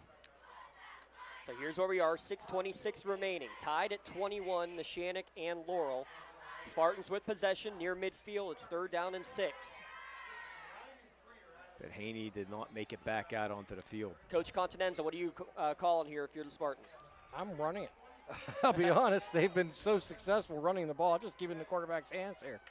Trips to the left, no one in the backfield. Yeah, Slot to the right is Baker going to came be. in. Here comes Smith. Yeah, on the jet sweep is Smith. He gets across midfield, tripped up there, fights forward, and he will get close to the first down, but he's about 2 or 3 yards short. They're going to go for it here. Yeah, that's why he ran it on 3rd down, because now they get the whole playbook in front of them on 4th and 3 here. If they want to throw it, they can. If they want to stay on the ground. Oh, boy, they're not. Tinsman just put his head down. Wow, like, we're punting? Wow. I thought maybe at Maybe least he's trying to sell it. Stay out there for a hard count. Maybe he's trying to sell they it might here. try. Yeah, you could just see Tinsman's reaction, like, "Oh, come on, coach." Yeah. And they're going to let this play clock go down as far as they can here. And Tinsman's been punting great, though. Low snap, and he's thinking about it, and now he finally takes about 6 sets up and then punts it. End of end kick, bounces at the 10, takes a straight up and down bounce, almost hits a Lancer player, and it's going to be down at the 1 yard line. What a punt. Smith downs it at the 1. How about Landon Smith waiting to the absolute last second, did not put the foot on the end line at all. The ball stays out, and that's about as close as you're going to get to the ball getting it into the end zone. Yeah, inside the 1 yard line, about the half yard line, maybe 1 foot line. Now a safety can come into play here as you're running shotgun the whole time. Now will they stay in that shotgun being this close to the end zone with 5:33 left? That's all we've seen from Neshannock here today. I think they have to. That's their offense. They haven't shown it. If they did, they would have done it earlier in the game when they had a 4th and 1 type a couple different times. They're a shotgun offense. They're going to be in the shotgun. No, I agree with you. I agree. I understand what you're saying. Yeah. I just. Yeah, I mean, I agree. I agree with that. what you're saying. I mean, I believe the same thing. Yeah. But. Right here, would I rather have my quarterback under center? Yes. Because you could just run him straight up and try to get a couple yards, get some breathing room. He's going to be 5 yards deep in the end zone. We've already seen an 88-yard touchdown run for Neshannock. Rolling out to his left is Huff. He's going to think about throwing. This is dangerous because holding in the end zone could be a penalty as well. And he's going to be dragged out of bounds at the 3-yard line, and the refs are going to keep the hands in the pocket. That one could have been called a potential late hit as well, but I think it was just it looked a lot worse than it was because he was dragged out of bounds, but I think the Laurel player let go, and it just set Huff flying. It's a very tight one. They've allowed that play most of the game, so. Union starting to pull away from Elwood City. Back-to-back long touchdowns for the Scotties, pulling away there in the other county-county matchup. Handoff up the middle, another big hole for Weaver. To the 15, to the 20, and out from the shadow of their own goalpost. And Weaver, if he wasn't tripped up near the 20-yard line, might still be running. Another big run. Boy, give credit to this Neshannock offense. Anthony Bonner coming up limping right now. He's going to come off the field. Nope, he's going to stay in. He'll be part of the trips to the top of the formation for Neshannock. 1st and 10 at the 23-yard line. We're down to 5 minutes remaining. Tie game. Huff rolling to his right, going to run the whole way, but he's going to run into a brick wall. DiMuccio. And the ball may have come loose. Yes, the Spartans saying they have the football, and they do. Yeah, wow. Timing of a fumble there for Neshannock, unfortunate. And now here you go, almost knocking on the door of the red zone here for Laurel with 4 minutes and 55 seconds remaining here. I think we're going to say Aaron Doty comes up with the football. Number 39, celebrating like he had it. We'll get confirmation if we can. Huge turn of events, a huge Medor Bonner law change in possession. DiMuccio came up with the big tackle, though. Plus territory yet again, gentlemen, for the Spartans. And possibly field goal range here, too. At the 23-yard line of Neshannock. Pistol set for the Spartans. Handoff goes to Smith. He's upended immediately. He lost a yard. Forget it. Not even a chance to go forward. I think you got to keep it on the ground. Now you might run it out wide and try to get to the corners and the edges and see if you could turn it upfield. But this clock, you want to continue to run it. You got a kicker that's in range. I mean, obviously, the closer you get, the better off he'll be. We already see him miss a 23-yarder of the 2 field goals he's missed so far. To the right side, not a lot of room, but getting into the red zone are the Spartans on this carry. It's going to be 3rd down and about 6 to go at the 19-yard line. Yeah, I do need to call the red zone. I want to get a hat from them, get something printed up. They're the place to go. Wilmington Road, lots of great stuff just up the road here in Neshannock Township. However, a play-action They're pass hiring, here too. would be right. Would be a very interesting call. Yes, Red Zone is hiring. Please stop by, give them a call. Lots of great help there. 3rd down, we'll say 6 to go. Another handoff, trying to get to the edge is Smith. He's got the 1st down. That's the first 3rd down conversion for the Laurel Spartans of the second half. Couldn't have come at a better time. Carter Haney during construction, great block there. Push his man out of the way to let Smith gain that corner. 1st and goal coming up here for the Spartans. Gain of 9. 1st and goal right at the 10-yard line. That is a huge foundation block, you're right, to spring that big run. Nah, you're in field goal range, too. You got to think about using some of your timeouts. I mean, if you're in Neshannock? Yes. Under 4 minutes. I'd say a little too early, but that's me. Quarterback keeper after the fake handoff. Jackson Billick, the first one in there to get Tinsman down for a loss. You don't have to use all 3 of them, but you're probably going to use at least 1 here on 3rd down. Can't take them home with you, you're right. Yeah. This is why we broadcast. Well, they won't use it yet. Maybe we'll see after this 2nd down play. We're down to 3:30 on a winding clock. 21-21, Neshannock and Laurel in what has been a dandy of a week 1 game. See, Laurel's not being smart right now, though. They're up to they snapped the ball already. They snapped it at 20 seconds to go, but it may not matter because it's a touchdown run for Landon Smith, 11 yards. Spartans back in the lead with 3:17 remaining. And Carter Haney, another pancake block of the outside. Pushed this man about 5 yards out of the way. Smith goes untouched. 2 plays in a row, 2 out of the last 3 plays for Haney. Smith has had a very interesting game here today with that touchdown return and just the way he's run the ball and been effective for this Spartans offense. 75-yard kick return, now an 11-yard touchdown run. The all-important extra point coming up. It was a 4-play scoring drive, just 23 yards, and finally Laurel capitalizes on that good field position. Colin Bartley is the long snapper. Tinsman is the holder. Buchter on to attempt the extra point. The snap is back. The kick is up. It's a low-line drive kick, but it goes inside the right upright. 28-21. Spartans with the lead. Back in a moment. Don't go anywhere. It's lcsportsnet.com, powered by LCAP. Wherever you're going, Axe can get you there. The bowling alley, beauty salon, and even the library. Axe can get you there safely. The grocery store, the pharmacy, and the bank. Axe can get you there comfortably. Going to work, visiting a friend, or just to relax at the park. Axe can get you there affordably. Axe is here to get you there safely, comfortably, and affordably. Choose Axe as your driving service and give us a call to schedule a ride. While we have a moment, I want to give a shout out to our friends at Lawrence County Child and Youth Services. Please give them a call.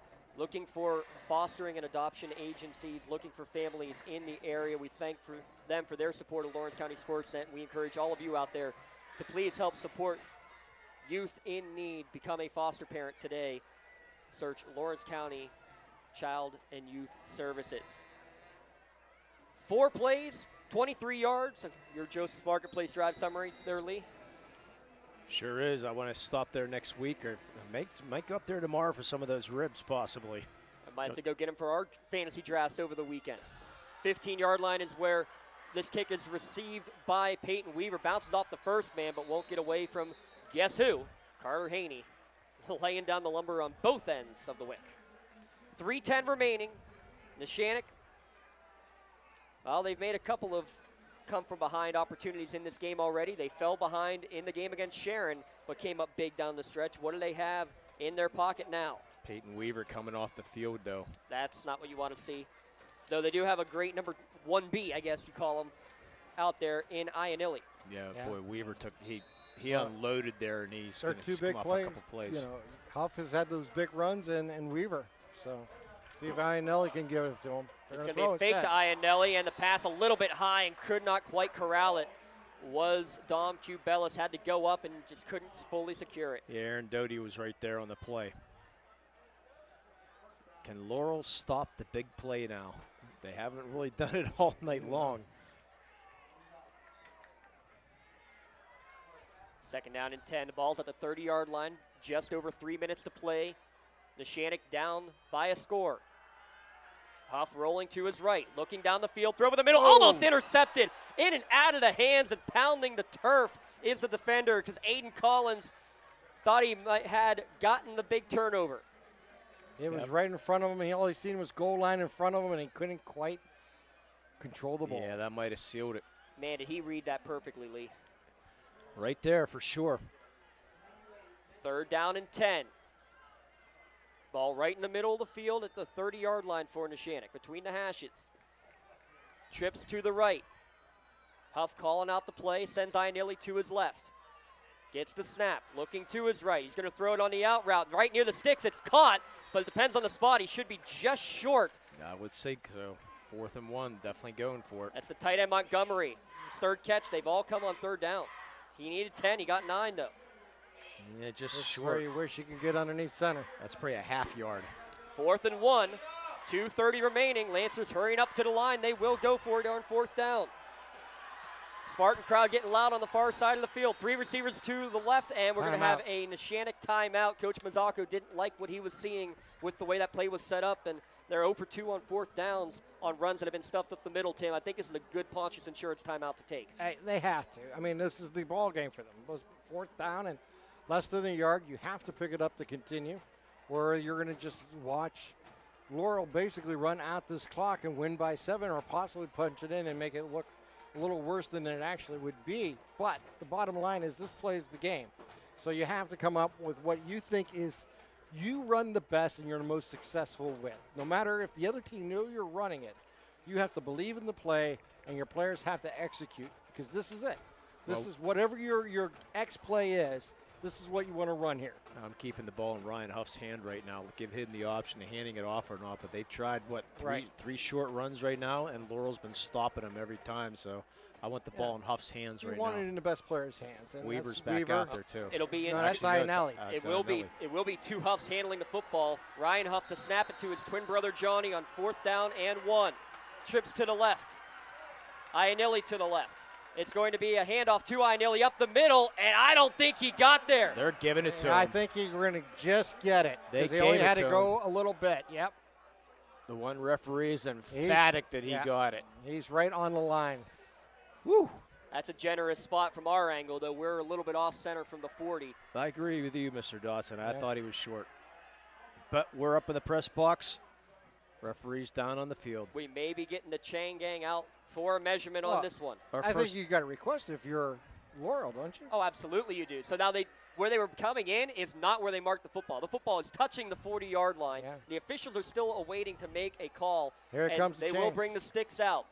But if the ball started on the 30. Was it right on the 30? That is the question. Usually referees will do that, though. For the first of a drive? Yeah. Right. They will stretch it out. Lee Moan, you got the binoculars. You call it out. No, I can't because I'm looking at the refs behind. Now all the players are blocking our camera views. It's going to be close. No, just short by about 2 chain lengths. They're going to hover over the football. Laurel pointing in their direction. Bring out the dollar bill and double check it, right? Unreal. They are bringing more officials to look at this and check. Are you kidding me? You have 4 officials leaning over the football. It is that close, folks. Wow. This is amazing. I think they held. I mean, either you do or you don't, right? You got to make a call. Tie goes in the favor of. I've never seen this. Yeah, this is incredible. You have to make a call, head ref official. What do you think? You got to make a call. You can't discuss it anymore. What? You got to make a call. They're saying first down. I was going to ask, did they pull out a coin and flip at the point? What? I mean, the only thing that was missing was pulling the credit card out of the back pocket. I was waiting for paper, rock, scissors. I was waiting for the dollar bill to see if it goes through. So officially 1 yard for Ionelli. The drive continues. 2:23 remaining. If you thought it was loud before, watch out. Oh, my Trips to the left. We're down to 2:15 remaining. Lancers down by 7. Handoff up the middle. Play action, excuse me. Huff going deep. Has a man open, and he just off of the fingertips of the diving Luciano DeLillo. Fooled all 11 on the field. Fooled all 3 of us in the box. The play action was a perfect call. It did sell it, and they just laid it out there just too far. Unfortunately, we've seen that a few times with passes deep to his receivers where he, just like you mentioned before, maybe had not enough air underneath it. And, had him perfect. Had him open. That was tying touchdown right there. We were missing the Benny Hill theme on that last stretching of the chain.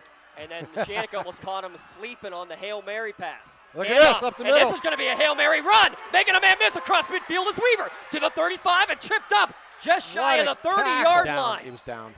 What a tackle, because Weaver had reservations for 6. Nothing but green in front of him. And hopefully that is a cramp. 29-yard gain there for Weaver. Please be a cramp. Yes, I think it is. Amen. But, yeah, what a saving tackle. I believe even that was Weaver's Benjamin down. Hennon. Both of them are down, so we'll have to Not see. a cramp? Yeah.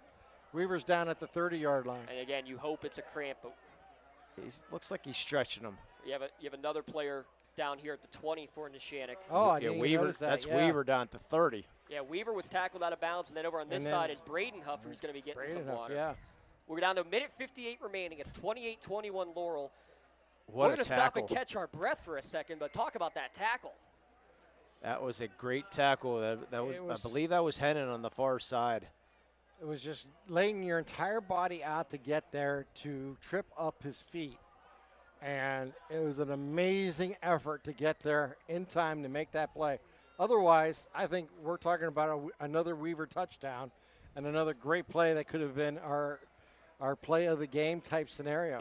And just think, I mean, as much as he's fighting that cramp right now, how much he had to lunge forward to get that tackle with that, probably the last grasp. Yeah. I don't know how tall he is. Let's say he's about 5'9". He stretched out to about 5'9" and a half. Very good. 5'9", 177. If it is Benjamin Henning, I believe it is. Yeah, everybody laying down. Weaver, they're not looking at cramp right there. I think they're looking at his ankle and that, bottom half of his foot area. Yeah, Rob Nattel, our cameraman here, was watching it the whole way and said it didn't look great as he went down, that something got twisted up. We were hoping it was just a cramp, but this is looking to be a little bit more severe for Peyton Weaver. Unofficially, we have him at 14 carries for 166 yards and a pair of scores. He's played a great ball game for sure. Got to salute both teams playing great ball game here tonight. I mean, 28-21, 158 remaining. All the big plays we've seen, both offensively and defensively, special teams. It has been an exciting high school football game here tonight. We got one Huff up. Braden's up walking. That's a good sign. Still trying to stretch out. I believe that is Hennon, and Weaver, unfortunately, definitely not getting stretched out. 2 minutes remaining. I'll tell you what, we're going to step aside while they tend to Peyton Weaver. We'll be back in a moment. 28-21, Laurel leading Neshannock late here at lcsportsnet.com and on News Radio 1200 WKST. In workers' compensation, my clients are oftentimes not receiving their wage loss. They're not receiving their medical expenses. LGKG, they come to us so that we can put them in a position to pay their bills. If we're keeping our promises, our clients are getting the justice they deserve. For 20 years, Melee Chiropractic has treated athletes of all ages to help them get safely back to the top of their game.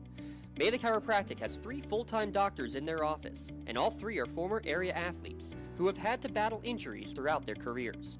They want to help you get safely back on your feet. But more importantly, help stop the injuries before they happen. Prehab before you rehab. Attention all high school student athletes. During your sports season, a $25 visit to the Melee Chiropractic office includes an adjustment and/or all therapies necessary, from the athletes of tomorrow to the weekend warriors and everything in between. Let Melee Chiropractic keep you in the game.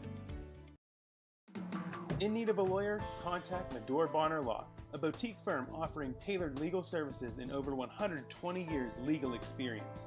County residents with strong family ties to the community, Jason Medore and Michael Bonner, established Medore Bonner Law to provide clients with legal expertise and personal attention. Guided by their professional staff, you can feel confident your rights will be protected. Call attorneys Jason Medore or Michael Bonner, or visit MedoreBonnerLaw.com for more information.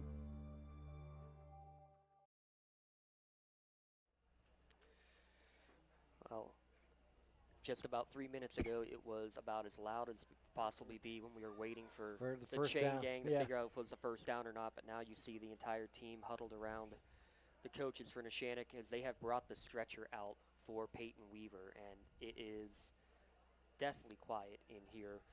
And this is a Neshannock team that had to watch their star running back and Cameron Owens got hurt midway through the season. Peyton Weaver was a guy who came in and did great things, almost a 1,000-yard rusher coming in as the number 2 back throughout the course of last year. And Lee, this is, I mean, you never want to see anything, but the way this game has just been so much fun and so awesome, this puts a huge damper on it.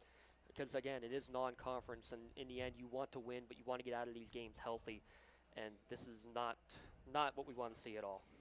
No, it's the bad part about football. Unfortunately, yeah, it's a very, very physical game, and unfortunately, Peyton Weaver just landed wrong or hit wrong or something happened on that far side. And that was, by the way, that was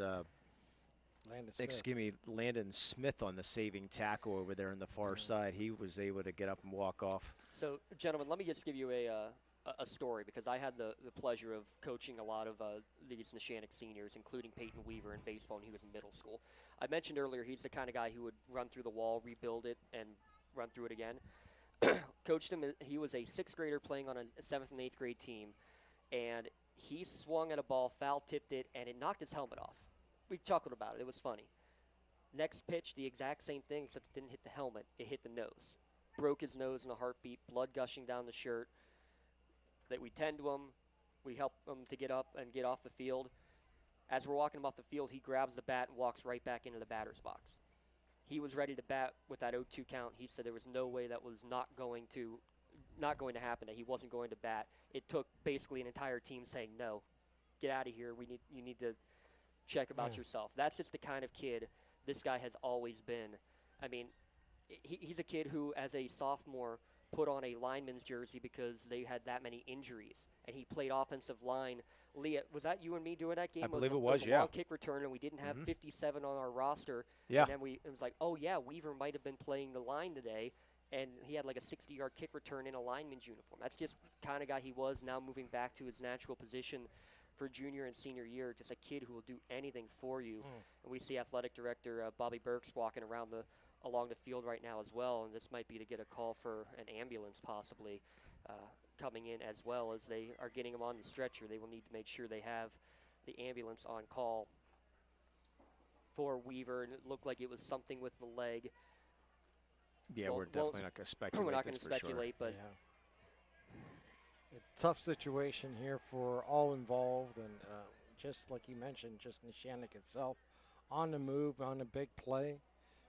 Their offense has been built around the big play, and Weaver has delivered for them throughout the night, along with Huff offensively. And he's been in the backfield defensively, too, making some big plays.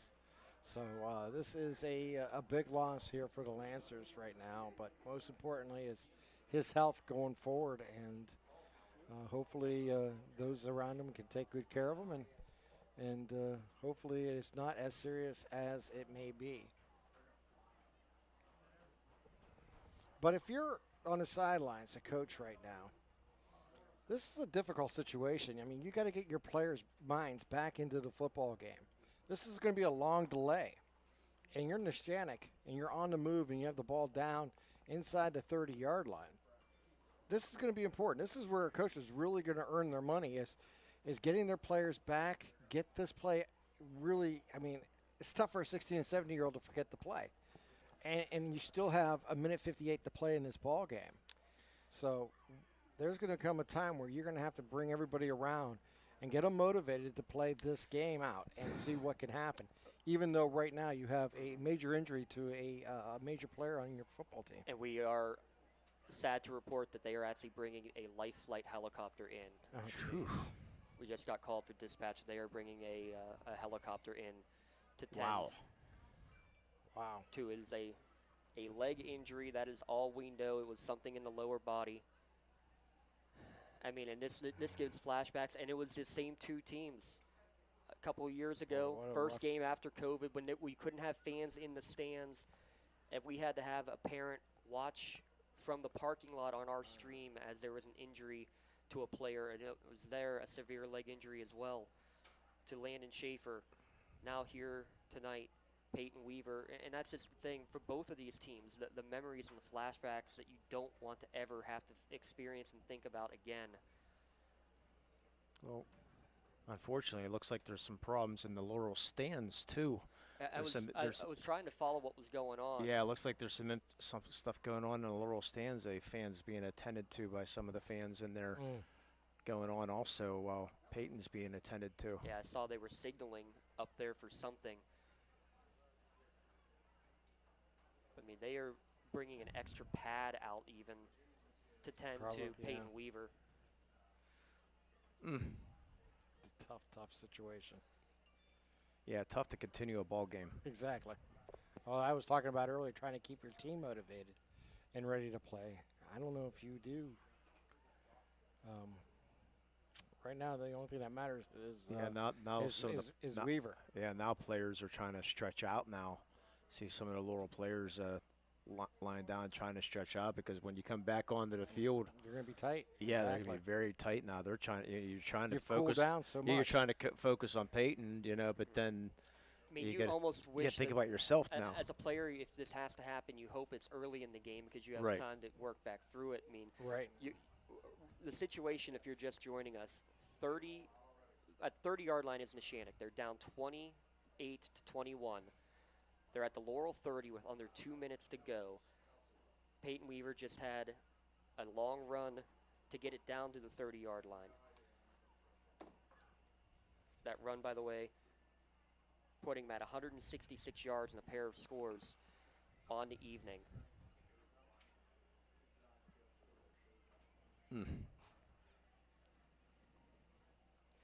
And this is where the rivalry immediately stops, because no one ever wants to see this. Oh, And no.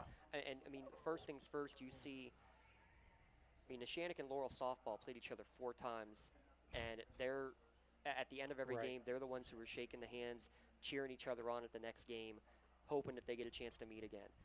Laurel and Neshannock playing in baseball, back-to-back days, always respect for each other on the field. These two schools, they hate each other, but then when it comes time to it, they all love each other, and they're all there to support each other. When Hayden Hamilton had his severe injury 7-8 years ago, you had every single school in the county coming to aid, coming with fundraisers, doing everything they could to help the family. Yeah, and that's these are just the scenarios that we absolutely hate having. When you have communities that are this close together, what, 7.5 miles. I mean, these players know each other. I mean, let's be honest. This is, Laurel cheerleaders are these now. These are your neighbors, and these are this is not like it's 30 miles between the two schools. I mean, even though that you may know them, but these guys are probably friends with the opposite side of the field. They're probably known each other for their entire lives growing up and playing football and sports. So it's a tough situation right now, and you hate seeing any player down like this. And the scenario that's going on, all you do is let those who can attend to them properly, and hopefully wish them the best going forward. And hopefully it's not a too serious of a situation. It's serious enough. Yeah. Let's just hope it's not to the point of, something that we'll be talking about for years to come about what happened here. Maybe a player losing his ability to come on the field and doing things that he loves.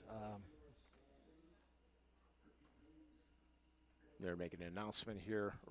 The PA announcer making an announcement. Unfortunately, cannot hear that. Mr. Dawson has gone down to the press box area.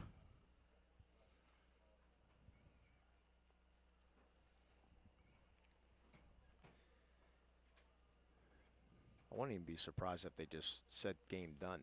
Yeah, I could see both coaches agreeing to that scenario, because it's difficult. Oh. It's extremely difficult. I mean, it was only a minute 58 left to, just for the safety of the players and everybody involved. And let's be honest, everybody's mind is going to be on Peyton right now, and deservedly so. I mean, that is the concern right now. Yeah, definitely not taking any chances. Here comes the ambulance onto the field.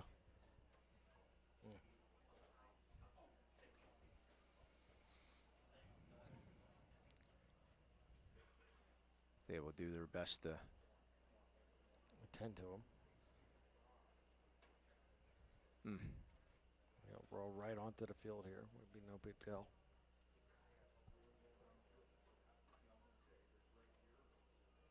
Yeah, let the professionals move him, I guess, huh?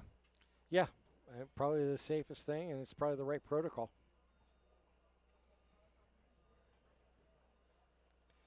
Actually, they're going to try to pick him up right now. They're going to pick him up right now, put him on the stretcher. Put him on the stretcher, okay. Again. Yeah, helmet's off, and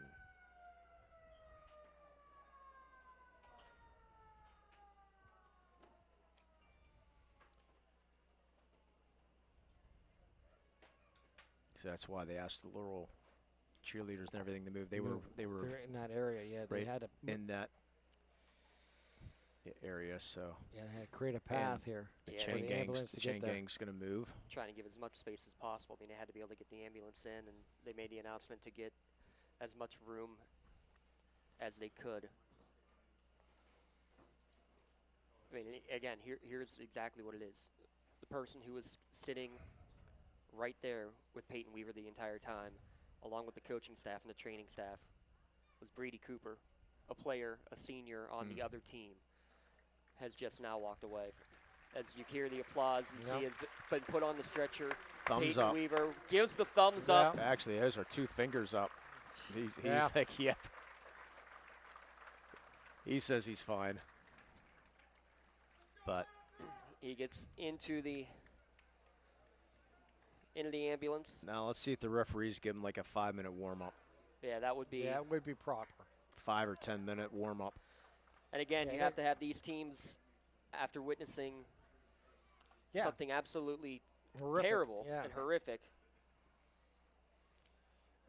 getting together now. This is where, and this is the toughest part for a coaching staff, is to get your players focused, because every play, let's be honest, this is a violent game. There's a lot of collisions involved. You have to be ready for it. You have to be mentally and physically ready. The good news is the fan on the Laurel side looks like he's okay. That is good news. That is very good news. Yeah. But you would think, referee's going to say, wait a minute. They're going this 5. Looks like he's holding up a 5, like, hey, you got 5 minutes to warm up. Good call by our officiating crew. Oh, without a doubt. Well, you have to. Well, because as well, you're not allowed to restart a game of football, high school football, without an ambulance on site. So you have to wait for another ambulance if it has not gotten here yet. To replace it. Okay. To be able to replace the one that currently is housing Peyton Weaver. Again, those who have just tuned in, it's been an incredible ball game here tonight, and unfortunately it has gone from so loud you were getting measurements on the Richter scale to so quiet you could hear a pin drop.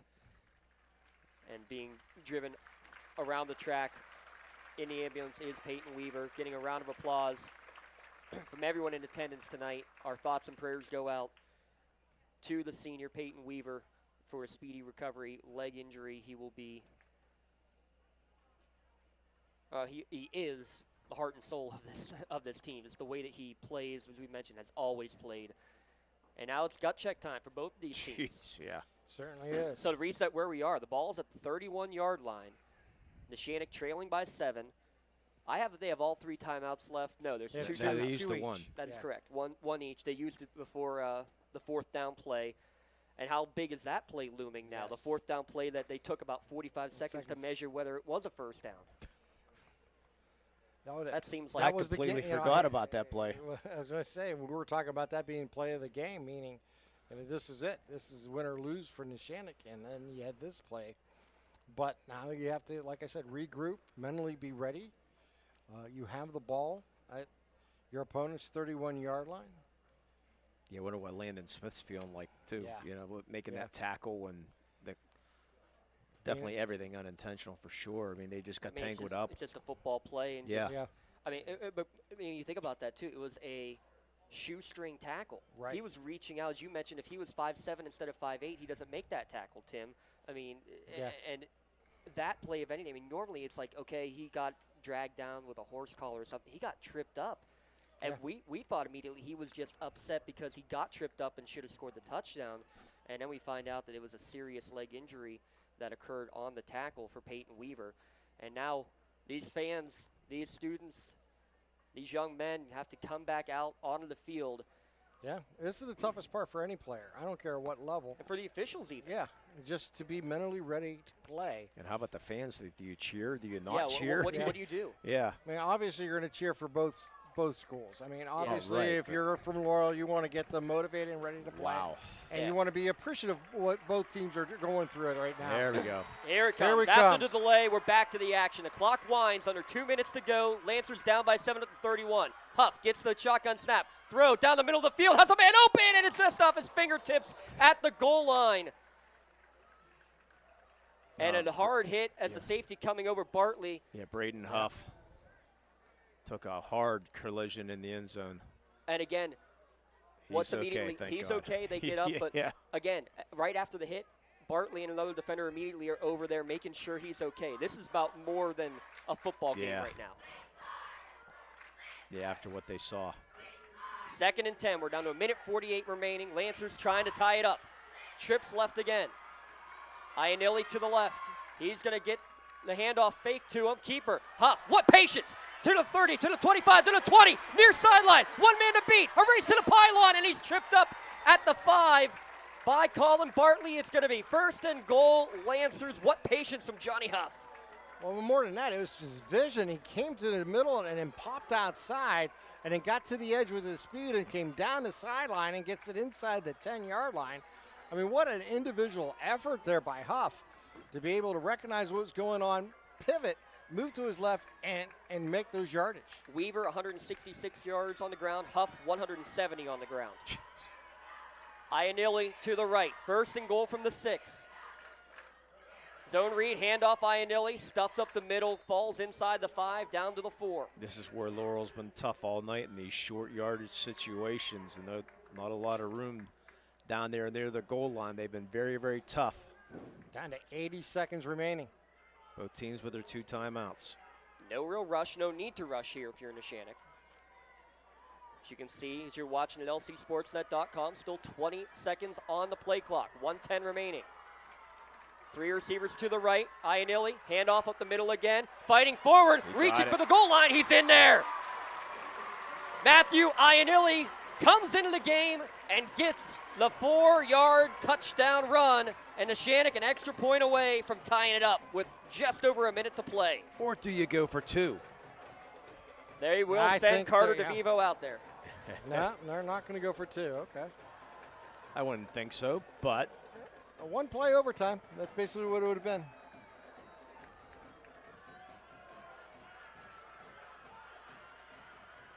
Bonner to hold. DeVivo's kick is up, and it is good. Well, they've improved that from last week. For sure, the Cunningham Funeral Home extra point splits the uprights and do justice. We got a tie game with a minute left, my friend. 104 to be exact. We'll keep it right here at lcsportsnet.com. It's an incredible ball game that we've had ups and downs, highs, lows. And now with a minute 4 remaining, Neshannock will be kicking it off in a tie game to Laurel, who already has one sub-1 minute drive. Tim, you were ready for it. I was basically going to say, Lee, you've witnessed this special team unit give up 3 touchdowns on kickoffs. There's a minute 4 left. Talk about what's necessary for them to be successful. I'm not kicking it deep, that's for sure. I'm squibbing as much, not squib, but you know, right, I'm hard squib maybe down the middle. I'm kicking the ball on the ground for sure because this special teams unit having their problems for sure. So you definitely don't want to give them any room. I mean, that's what I would do. We'll see what the coach of the Neshannock staff decides to do, but you definitely want to be extra careful in this situation because we saw Landon Smith take one back earlier. We'll see. Huge special team moment for both teams. And as if things weren't emotional enough, we see and hear the helicopter about to land out near the parking lot that's going to be picking up. You would think they would wait till they land, but. Because it is, again, loud with the students. Yeah, but they're not going to. We apologize for the camera difficulties. We will be on this angle for a few minutes as we try to get camera reset. We apologize. We'll do the best we can. But a minute 4 remaining. Thank you for joining us. Here's the kickoff from DeVivo, and they are going to kick it deep. Taken at the 13. Here's Smith. Already has 1 return for a touchdown. Cuts inside. Cuts to the 30, 35, 40. It's Bartley. 40, 42-yard line is where he's down. To the 42 goes Colin Bartley. There's 56 seconds remaining. Plenty of time left with 2 timeouts, too, and Tinsman's got the gun. You got to get down to about the 20. So you got to go about, 38 yards is what you need to get in the field goal range right now. You want to give Doty a chance. Weapons. Oh, yeah. Tinsman's got the gun. It was a 42-yard attempt that was just inches short. He has the ability to run, too. Handoff on first down to Smith. He breaks a couple of tackles, falls forward near midfield to the 58-yard line. Under 50 seconds to go. Tinsman saying, let's go, let's go. And we're going to have a delay because we're going to have an injury for Neshannock. So this is going to be a forced timeout. Laurel tried to call a timeout, but I think they have to get that one. No, the Laurel, they're going to give Laurel the timeout. Yeah, smart job actually by Aiden Schaefer to hustle himself off the field to make sure that it wasn't going to be a Neshannock charged timeout. Wow. Boy, Barb Kennard's earning her money, isn't she? Well, doesn't to say the least. Yeah, that's not your typical cramp. That was a cramp a little higher. Landon Smith, by the way, as we try to get some quick numbers, 22 carries now for 113 yards. Yeah, so they did charge Laurel with that timeout. So they have 1 remaining.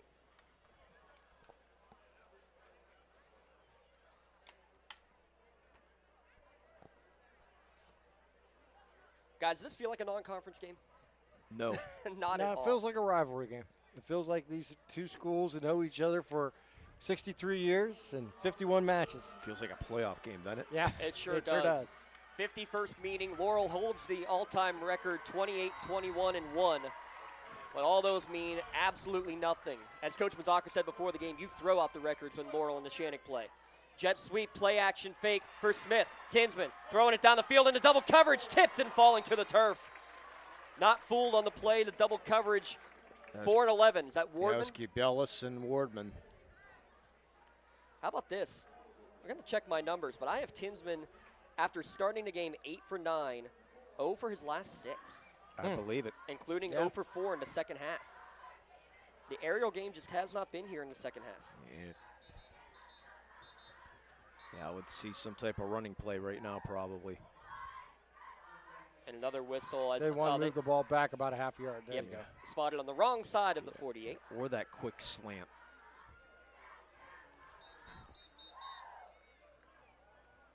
Put 25 on the play clock, and here we go. 36 seconds on the game clock, tied at 28. Laurel with the ball near midfield. In the gun is Tinsman. 3-man rush. 3-step drop, throw on the quick slant is caught. First down across midfield. There's your first completion of the second half. And that play's been there all night, too. It really has, and he's hit them all night long on that. Let's see if they spike the ball or call play. Looks like they're going to get ready and call play. Ball's at the 45-yard line. The clock will start at the ready to play. 30 seconds left. They snap it, and they spike it when it's down to 24 seconds. It's a shotgun snap spike. Again, very unique, but that's what you're used to is the shotgun snap. So that incomplete pass on the spike stops the clock. Laurel needs probably a good 20 yards to have a legit chance for a Zane Buchter field goal attempt. I'm saying 25.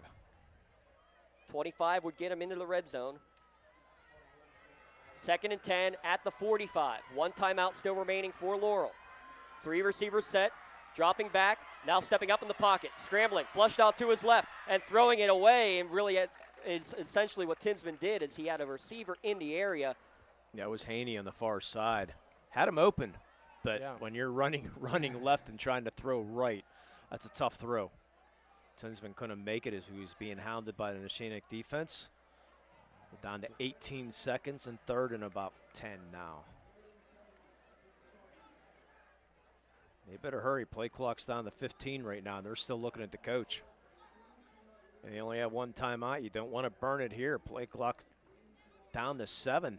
No, they're going to have to call timeout.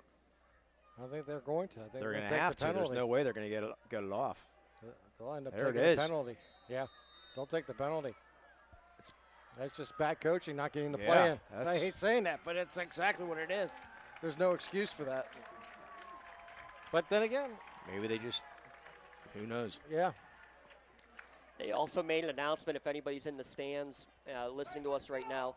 They're asking the fans, please do not leave the stadium until this helicopter has departed. So after the 5-yard penalty, ball right at midfield with 18 seconds left. It is 3rd down and 15 to go. Spartans need to get to the 35 to get the first down. You don't need to get it all on this play. 5 receivers set. It's going to be a quarterback draw the whole way for Tinsman, fighting forward. He'll get back to the original line of scrimmage, but that's about it. Give him a gain of 6. They're going to run it Let out. that, yeah. They just gave up right there. No, They just- here's what they're going to do. They're going to let it go down to a few seconds, and then they're going to run a Hail Mary. They'll call timeout and then run a Hail Mary. About 2 seconds left, they'll call the timeout. Where are they? No, they're not. They let it run out. Or, wait a minute. The coach from the sideline. Far called side, it. yeah. He called it from the sideline. He's been trying to call timeout. Let's see what kind of time they put. I don't think it's going to matter what time of time. They're going to put 1 1 second. second. 1 second for one play. 28-28.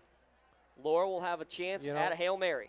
Tinsman's got the arm. Yes, he does. He does have the arm. However, let's play devil's advocate here. We've seen that in the first half where Neshannock almost returned it. Yeah, but there's a name called DeLillo on the other side that has some breakaway speed. we saw last week. There's the other side of the coin to this. And let's see if Delillo goes out there. I think you put 3 or 4 receivers to one side and you go ahead and do the jump ball, see if you get interfered with, or possibly get the tip ball to go your way. You have Matthew Ionelli, who's back now as a safety. And Delillo is not out there. That was the one guy I thought could make the return. Right. The miracle. So here's the situation, 4th down, just like the end of the first half. Laurel with a chance at a Hail Mary, ball at the Neshannock 44-yard line. 1 second, 1 play, otherwise we'll have overtime. Why not? Trips left. Tinsman awaits the shotgun snap and gets it. Standing near midfield, waiting, trying to buy time. Lets these guys get down there. Fires it down the middle of the field. It's going to be intercepted at the 10. Look out. Runners in front and getting tripped up at the 25. Interception made by Pat Argero. How about Landon Smith again? I was just going to say, being a defensive back. 28-28. 32 minutes. Not enough.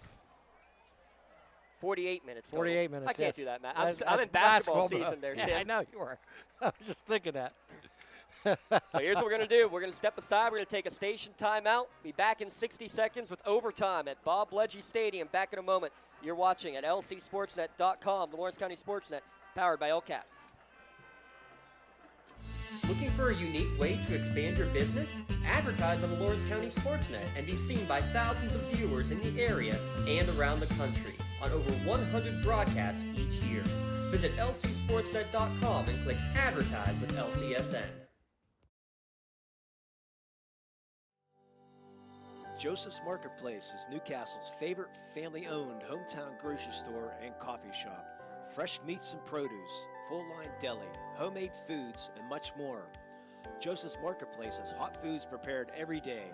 They also have Newcastle favorites like grape leaves, hummus, and wedding soup available daily. Follow Joseph's Marketplace on Facebook and Instagram for daily updates or stop in to see what's cooking each day. Come hang out at the brand new cafe and bakery, full of great coffee, drinks, sandwiches, snacks, sweets, and free Wi-Fi. In a rush? Go to josephsnc.com and place your cafe order online. Joseph's Marketplace, family owned and operated since 1915.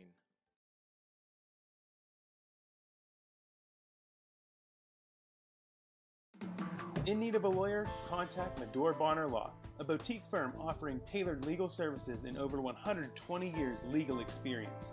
County residents with strong family ties to the community, Jason Medore and Michael Bonner, established Medore Bonner Law to provide clients with legal expertise and personal attention. Guided by their professional staff, you can feel confident your rights will be protected. Call attorneys Jason Medore or Michael Bonner, or visit MedoreBonnerLaw.com for more information. DNR Lawn Care can take care of all of your landscaping and grass cutting needs. They are fully insured, accept just about any payment method, and have nearly 20 years of experience in the lawn maintenance business. Call DNR Lawn Care today to schedule an estimate or send them a message on Facebook. DNR Lawn Care. Have your lawn done right.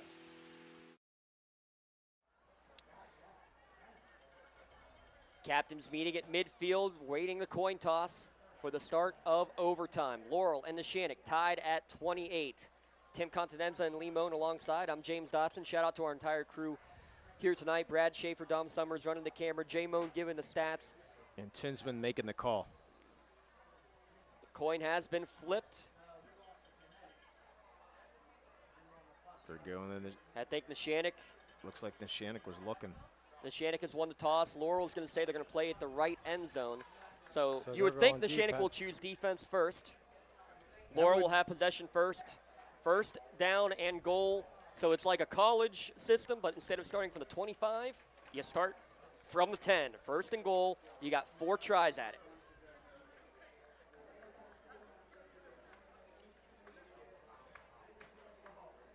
And then you never go for 2. It's always the team will have an option if they want to go for 2. Right, but there is no forcing of going for 2, which I think they've made way too early in the wonderful world of college sports. They ruined it. They ruined it. Talk to the guy who was in Columbus when Penn State went on their 25 overtime game and lost. They still ruined overtime. They didn't have to do that. So Laurel will have the first possession of the overtime period.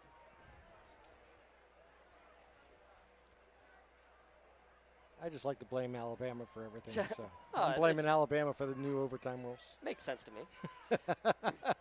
Chase Tinsman at the helm after a great first half where he started the game 8 for 9 throwing the ball. Since then, he is 1 for his last 10. Can he orchestrate a score on the first drive of the overtime period? Final score, Union defeats Elwood City 20-6. Thanks to the Crane Room for sponsoring our out-of-town scoreboard. Q sauce coming. Please, Crane Room, keep the kitchen open so we can stop by after the game. Go call now. Place your takeout order to go. Get a crawler to go, too. Crowler. Crowler. There we Yeah, go. Finally got it right. You got it. The Crowler to go. Said it right last week. Pistol formation. Smith behind Tinsman in the gun. Handoff. Smith up the middle. Not much room, but he fights forward inside the 10, down to about the 8. Gain of 2 on first down. 23rd carry of the night for Landon Smith for 115 yards. They've been successful going up the middle. It's been a while. They kind of got away from it, but we'll see if they continue to do it. Quickly up to the line in the snap. They're going to get it on the edge to Smith. Puts his leg down, drives towards the goal line. He's close, but I think he's just short.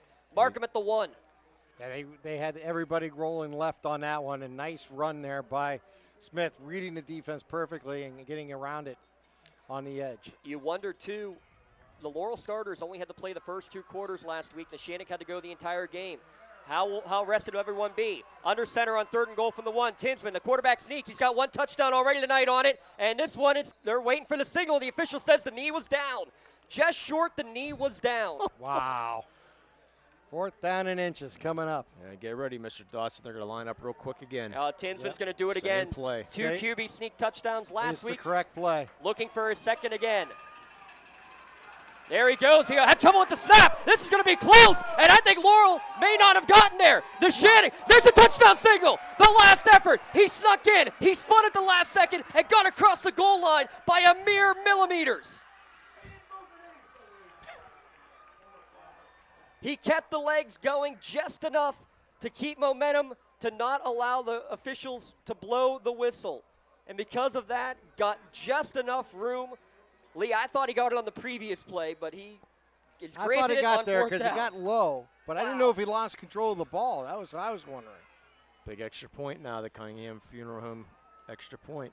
Zane Buchter on to attempt it. Snap back. Tinsman puts it down. It's a low kick off the upright. No good. Life for the Neshannock Lancers. So here you Zane go. Buchter doinked one off the upright on a field goal attempt earlier and puts this one off the left upright as well. The PAT, no good. Neshannock now with the chance to answer and with a good extra point themselves can get the win. It has been a game of inches, and we've been talking about it all night long. Yeah, that's with some of these plays, literally the first down that kept the 4th down, the drive alive here for Neshannock to tie this ball game.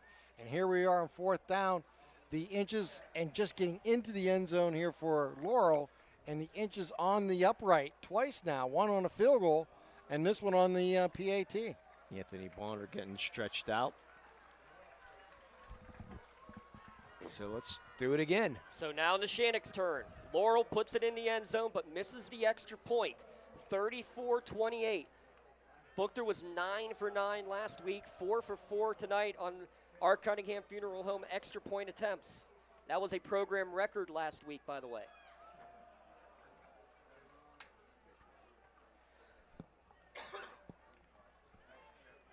High drama. It's only the 2nd week in the season, gentlemen. It never gets easy, does it? I don't care what team you are, winning is difficult. So Johnny Huff, 170 yards on the ground. The NC News Player of the Week last week. Can he orchestrate the game winner? Iannelli play fake to him. Rolling out to his right is Huff. Throw wide open in the end zone, tipped and through the hands of the tight end Montgomery. It was almost intercepted. It was almost caught on a deflection. Landon Smith with the play. What a just shock. Just getting the hands to tip that for the incompletion. Producer Dom Summers behind us. How many T-shirts do we have back there? Do we have 20? We need about 44. Yes. A truckload. I love the aggressive play call, though. Trips to the left. He'll bring Ionelli to the right on second down. DeLillo in motion. Fake to him, handoff up the middle, and Ionelli's going nowhere. Stuffed immediately by Aiden Collins. Yeah, that's the problem with missing on that first down pass. You had second and long instead of being second and possibly short. Now you get 2 plays to get 10 yards. Well, that's why you go on defense first, though. You know what you need. What they need is 10 yards to punch it in the end zone. Here in overtime, 3rd down and goal. Huff gets the snap, drops back, scrambling, looking to his right, staying in the pocket, pokes back again, throws it finally late, caught at the 10-yard line to his brother Braden, but he's held up and going nowhere. Barker finishes the tackle as Bartley had him by the ankle. Boy, and Neshannock did a good job picking up the blitz. Brady Cooper came in. They picked him up, but Huff just couldn't find anybody open. And I think Neshannock will wisely take their lone Pontius Insurance timeout of the overtime period. Boy, I don't know if Colin Bartley is going to be able to walk at the end of this game. He is just playing through some pain, always limping, the arms dangling. He just oh, my gosh. Aiden Collins had that big tackle. Some great names. Colton Hill's been playing great. We missed a shout-out from Kurt Atkins, an avid supporter of all of his grandchildren. He's watching today from home as he watches all of his games, all of his grandson's games. Colton Hill, Nathan Hill out there on the team. Of course, we see Reagan Atkins, his granddaughter, on the hoops and volleyball team. We'll see her on the hardwood here soon. He's watching. He's excited. He's on the edge of his seat. Well, I'll tell you what. It is currently 10:20. It is getting close to being past everybody's bedtime. Don't forget, we have the Trib Live High School Sports Network scoreboard show. Flip to tribhssn.triblive.com. That will go on until midnight on the Trib Live website. We'll have the recap of this one just after 11. Hopefully from the crane room. Well, Don Rebel, you better, if you're watching right now, I hope you give me about 5 or 6 minutes to recap this one, because it has been a dandy. But it all comes down now to one final play. 4th down from the 8-yard line. Neshannock needs a touchdown here in overtime to keep the game going. Trips, or 2 receivers right, 1 left. Ionelli, sidecar right. They're going to fake to him, end around to DeLillo. He's got room in front of him, trying to race to the pylon. Will he get there? He will. What a play call. Into the end zone is Luciano DeLillo on the end around. We're tied at 34. Now hold the phone, folks. A flag just flew in the end zone. DeLillo, after he went into the end zone, lost his helmet. That's 15 yards, right? Well, he lost it on his own, but then did something happen afterwards that may be deemed an unsportsmanlike conduct that may push this extra point 15 yards back? I wouldn't be surprised the way this night's going. Unbelievable if that's the case. What a play call by Coach Mazzocco and his staff. The end around. The flag is by the L of the Lancers in the end zone. He just got picked up. Yeah, they're going to come over and talk to the Oh, boy. That's not good news. Going to tell the officials Are they trying to say that DeLillo took his helmet off on purpose? If so, yes, that is a penalty. That's going to be a personal foul. Oh, they're going to wave it off. Wow. And I think that's the right call. If it's because of the helmet, he lost it when he dove into the end zone. Coach Cooper's going to say, what are you doing? Yeah. So if they put the flag because they thought he had taken the helmet off, that is absolutely the right wave off of the flag because it flew off as he dove into the end zone.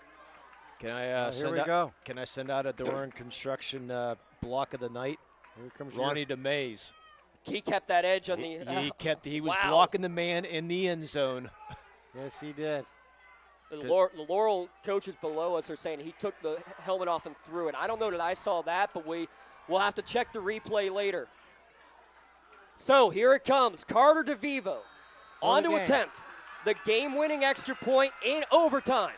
Bonner to hold. Sapp is good. The kick is up and it is blocked. The kick is blocked.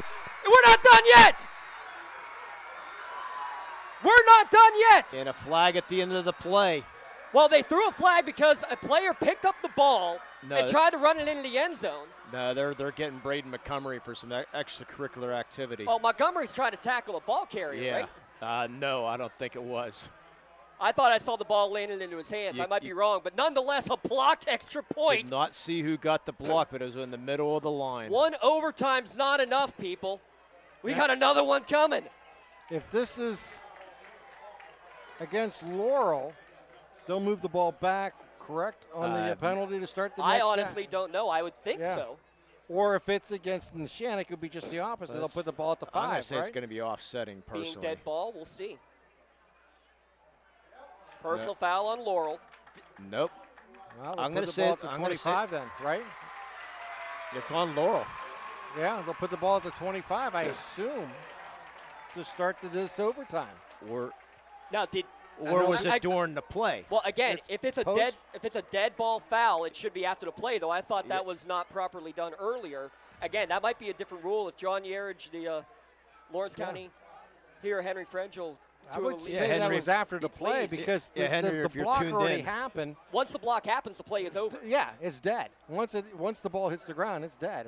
Basically, so they should crosses the goal line. move the ball back to the 18. Or are they going to attempt the extra point again? They shouldn't attempt the extra point again. I mean, you can't extend the play when the play's already done. That's what they're doing. Wow. So Neshannock will get the ball first, gentlemen. Neshannock gets the ball first, so they should get it at the 5. Yeah, that's Thank you, Rob Nattell, all over it. Yes, that's it. That's what I'm saying, yeah. Yeah, so there it is. They'll They will get the mark ball it at off the half 5. the distance. Yeah. So second overtime, we're tied at 34. You might not have time to call the post-game show. Here we go. Neshannock having to hustle even to get their players back on the field. I think they forgot that it flip-flopped like we did. Exactly. Week 2, gentlemen. Well, week 1, game 2. I'm done. The voice is about done already. Round 2, guys. Easier. So first and goal from the 5 for Neshannock on the second overtime possession. I'm running out of colors of pens. Fake the pitch to the right. The old Ernie Burks play, but it's read nicely by the Laurel defense. A 1-yard run for Huff up the middle. I think Ernie may have called that one from the sideline. Going into the bag of tricks for that. Yeah, but George Michaels was here. He's a senior, so he's probably seen it. Second down. Second and goal from the 4 in the second overtime. First possession of the second overtime. Neshannock with it. Ionelli to the left of Johnny Huff. Gets the gun. Now he does pitch it left side now for Ionelli. Cuts it up the field. Reaching for the goal line. And it's going to depend on the spot. I think they're going to mark him short. Wow. They're always inside the 1. You notice that throughout the game? No. It's amazing. I think how close that first down was, I believe that's just about as close as this football is to the goal line. Yeah. Yeah, from up here, it sure looked like he got in. I thought he did too. Well, that line judge on the far side is a heck of a lot closer than we are. He's been emphatic all night, yes, though. He has. He has. And it's been inside the 1 almost every time for both teams. So it is what it is. Trips right. Third and goal from the inch line. Ionelli not getting it. Keeping it. It's Huff. And he's in the end zone. Johnny Huff. Second touchdown run of the night. And another flag in the end zone after the play. Ionelli's down. Wow. A lot of laundry on the field here late in this ball game. Now we might have an extra point from 35 yards out. Did not see. I was watching Ionelli. I didn't I didn't see the play neither, be honest. All of a sudden I saw hands in the air. It might be some taunting going on after that. Let's see what the official has to call. That was the 20th carry of the night, by the way, for Huff. 172 yards, a pair of touchdowns. That's on Mohawk. That's going to push it back. You're a week ahead. Sorry. Yeah. I saw red. I'm just thinking, oh, wow, thank you. You seen the band at halftime, made you think of that. Oh, my gosh. That's going to go back to a 35-yard Jay field and goal. Rob over here say that they saw Huff take his helmet off. And this time, a no-doubter. Oh, man. A 35-yard extra point. The last extra point was low and was blocked from DeVivo. It would have won the game. Here we go. Boy. How big are these PATs? From the 25-yard line, low snap, the kick is up, it's got the leg, and it is good! Carter DeVivo says, no problem, guys, I got this. Not done yet, 41-34, second overtime. Laurel now with a chance to answer. You think Peyton Weaver's tuned in on his phone, laying on his stretcher right now? I wouldn't believe. I wouldn't be surprised. If he is not, he is begging for updates from the cockpit. I can't tell if the helicopter has left yet or not. I have It not did, heard right, it. it did right before, right as overtime began. So he's probably He's en right. route. He's probably at the hospital by now. The only reason I know is because my brother was standing to my left at a helicopter ride years ago. You're at the hospital, what, about 10 minutes from East Butler, down to Pittsburgh? 7 minutes. So I'm sure Peyton Weaver is there. Bray tuned in. Again, our thoughts and Hoping prayers for to Peyton Weaver. Helping for cell phones coverage. 14 carries, 166 yards, but had to leave with 2 minutes to go in the game with a leg injury, left by ambulance and by a helicopter. Our thoughts and prayers with him. If he can be tuned in, he will be. Lancer Lunatics below us getting loud. Gang Green on the other side cheering on their Spartans. They have a chance to answer from the 10 here in the second overtime. High snap, handoff goes to Smith. He's going to get tripped up near the line of scrimmage, but falls forward for a gain of 3.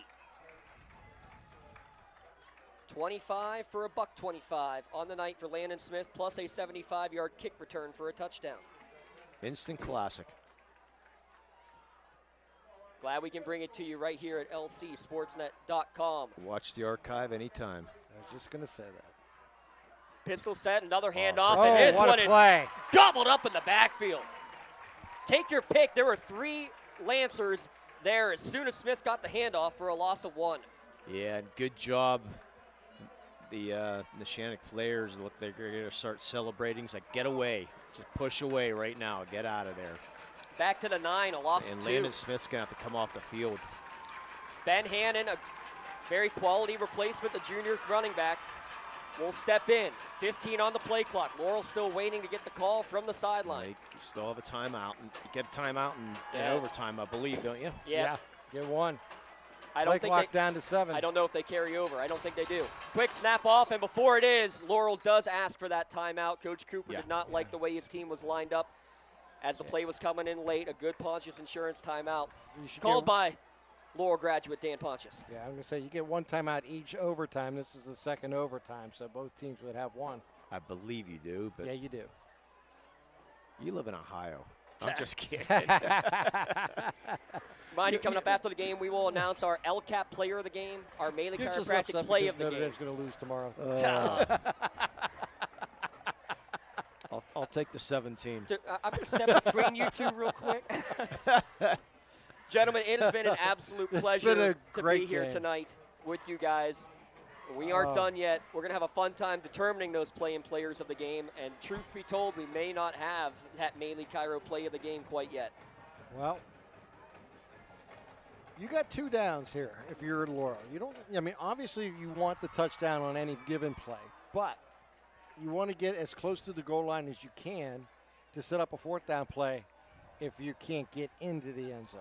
So it'll be interesting what they do. Maybe they roll them out and give him an opportunity to run, throw, pass type thing. We haven't seen that much all night, and when he hasn't done. No, he hasn't been that successful. That's true. Lancers asking their faithful to get loud on 3rd and goal from the 9. Tinsman, play action, rolling to his right. He's got to throw it. He's hit as he throws, and it's going to be in timing. Interception! Interception ends the game. Braden Huff finishes it off. They tried a kind of a bootleg where everyone was going to the left, setting the quarterback back to his right to try to throw, and the Lancers defense were right there, right in Timmons' face as he made that throw, and boom, interception Lancers, and they come away with the overtime victory, the double overtime victory. And you were talking about the Huffs all night. Braden got the reception. Ryan Huff with the hand in the face to force the bad pass. What a game. Instant classic, to say the least. Here at Bob Bledgy Stadium, And you're exactly right. Ryan Huff causing the pressure. Tinsman couldn't step into that pass at all, Lee. That was the play right there. So Johnny Huff with the touchdown on one end, Braden Huff with the reception, and Johnny Huff with the force. Ryan Huff with the force. The Huff, as you mentioned in the pregame, comes to fruition right at the end. And it certainly blew the house down here tonight. What a fun, great game in double overtime. Neshannock 41, Laurel 34, 60-second station timeout. We will come back with the post-game show in a moment here at LCSportsNet.com, Lawrence County SportsNet, powered by LCAP. Has your child's early education slowed down or even paused due to the pandemic? This is crucial time you can't get back. LCAP can keep your little learner on track for success. We have options for working and non-working parents with in-person childcare and age-appropriate virtual learning to keep them busy and engaged. Parents, don't hit pause on early learning. Lawrence County Community Action Partnership can jumpstart their future. Learn more at lcap.org.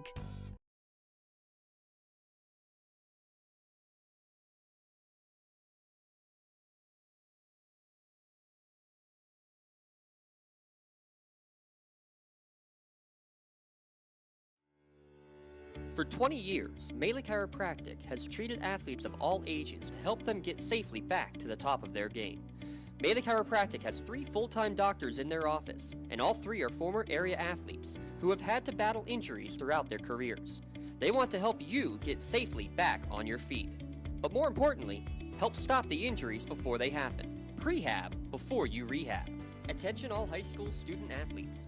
During your sports season, a $25 visit to the Melee Chiropractic office includes an adjustment and/or all therapies necessary, from the athletes of tomorrow to the weekend warriors and everything in between.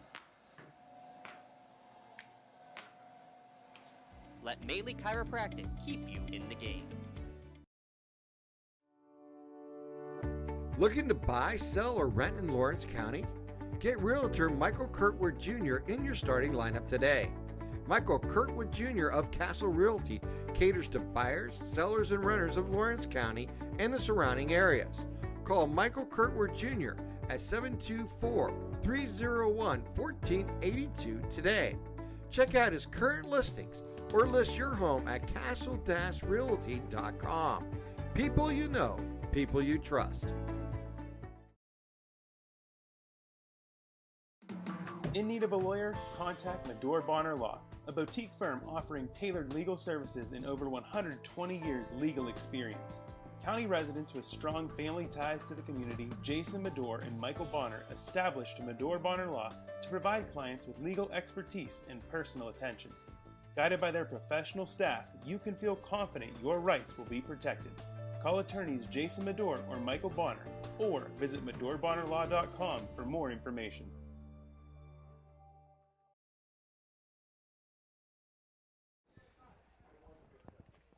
In double overtime, Neshannock 41, Laurel 34. It's the Tri-County Principals postgame show here at LCSportsNet.com. What an incredible game between two great teams.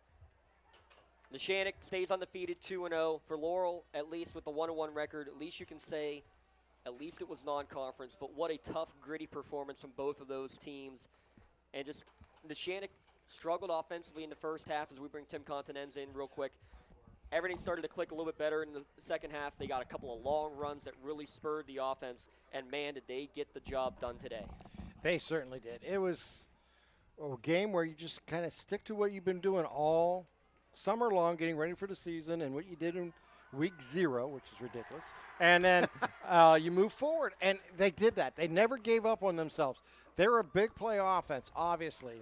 They between Huff and Weaver and Iannone and others, they just were able to do it. So that, to me, was the biggest part of the game, was just they stuck to what they do. They never gave up. They played to their abilities, and they were able to come up with big play after big play when it was necessary. And in overtime, what a way to get there, and what an amazing thing. Lee, what more can you say, too, about the community and everybody together? The post-game huddle was not just with Neshannock, but all their fans as well. all the student section is down there to break down the huddle right now at the end of the game for the post-game conference. That's how they're all brought together. And obviously thoughts with Peyton Weaver. They're excited. They're going to have a blast tonight. This is a great win for any local rivalry game is a great one, but this is huge. It's been a fun one for sure. You hate to see any team lose in this situation, but yeah, the student section celebrating for sure out there. So as we're going to go to our players of the game and our play of the game, as you can see Mr. Rob Natal down there trying to hand out the T-shirts. So our play of the game, our Maley Chiropractic play of the game, is going to go on the game-clinching interception at the very end, and we're giving it to the Huffs. Ryan Huff with the pressure, Braden Huff with the interception. Our Maley Chiropractic play of the game. That combination ended the game because Tinsman couldn't step into the throw, Tim. It was a fun, incredible ending for this instant classic of a ball game. Without a doubt, an instant classic. And the Huffs, all of them, all three of them played an amazing game. They were led on the offensive line, at the quarterback, and at the H-back wideout type scenario. And what a game. And defensively, I mean, that interception just sealed the game. When they needed it the most, they came up big. And just so much to talk about there. Just really great effort for the Lancers, led by the Huffs. So Maley Chiropractic proud to honor our Play of the Game award winners to Ryan and Braden Huff of Neshannock. They just received their customized T-shirts courtesy of Maley Chiropractic in honor of being tonight's Play of the Game. And video of that play, along with many other plays, likely to be seen on the Trib Live High School Sports Network's standout platform on Twitter and Instagram. Congratulations, Maley Chiropractic Play of the Game to Ryan and Braden Huff. Let Maley Chiropractic keep you in the game. Our other award to be given out tonight, our LCAP Player of the Game, an obvious choice here, gentlemen. And receiving the honors was Mr. Bonner out there, I believe. Actually, no, it was, number 3, Ronnie DeMace, for his classmate, Peyton Weaver. Finishes with, on the evening, unofficially, 14 carries, 166 yards, and a pair of touchdowns. Can't get the jersey or the shirt to him in the helicopter, but I'll tell you what, I mean, if there's anything that he couldn't do, I wouldn't be surprised if he could find a way to have flown right back here. You know, the effort that he gave throughout this ball game, the 88-yard touchdown return, what he played on defense, just the leadership on this team, and the all-out give-out effort every play, just tremendous. And, you know, unfortunate ending there, and you know, all our thoughts and prayers are with him and his family right now, and hopefully everything will be good, and we'll know more in the future. But that's a performance I'll never forget. Absolutely. He is our LCAP Player of the Game. He was fun to watch. He was absolutely fun to watch. I mean, it was just an amazing run, the play that he got hurt. I mean, remember, they were down by 7 at that time. You know, Landon Smith make that tackle, but he started, back in their own territory, and it broke out in that long run. Yeah, so great drive to finish it all off. He is our LCAP Player of the Game, Peyton Weaver. We will get the shirt to you. Mr. DeMace has it awaiting for you. The LCAP Player of the Game, LCAP, Changing Lives. We'll have a full list of all those Play and Player of the Games at lcsportsnet.com. Tied at 28. You go into overtime. Oh, first off, Neshannock scores a touchdown after the Weaver injury. They fight through. They get that touchdown with Matt Ionilli stepping in. Glad to have him back as well. You get into overtime. Laurel scores first. Doink it off the upright. Neshannock to 4th down. Lee, talk us through that reverse play where DeLillo gets it and basically a race to the pylon, and he gets there first. Yeah, on 4th down, I believe that was. Yeah, it was 4th and 8, and DeLillo. I mean, what a great play. As you everybody expecting maybe Huff to throw the ball, but no, we're gonna go reverse and let Ionelli do his magic.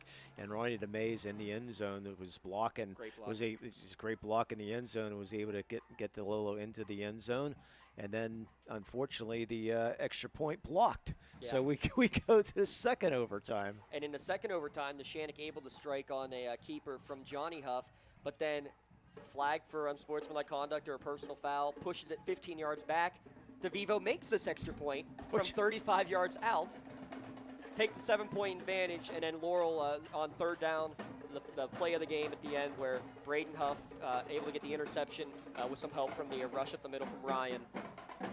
I don't know, just some final thoughts real quick, guys. And by the way, the Vivos struggled with extra points. Even made the extra points last week. But they weren't pretty, right? They were not pretty last week. A couple off the doinks and made it through and just line drives. But, I mean, boy, he was great this week. So, I mean, Laurel, I mean, they played just a fantastic ball game. You know, either team, I mean, unfortunately, you have to lose.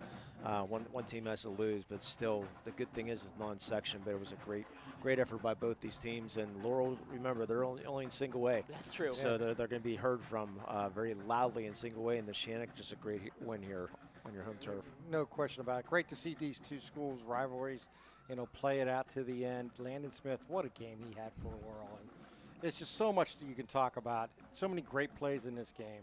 And that's what makes it fun. That's what makes it exciting, because these two schools are so close to each other. They know each other growing up. This will be something that they'll talk about the rest of their lives, this game here today. I know we'll be talking about it for a long time as well. You might not be able to talk about it. Well, thank goodness for a long weekend, gentlemen. That's all I have to say. Your final score one last time here from Bob Bledgy Stadium. In double overtime, Neshannock 41, Laurel 34. Thanks to all of our sponsors for the incredible work.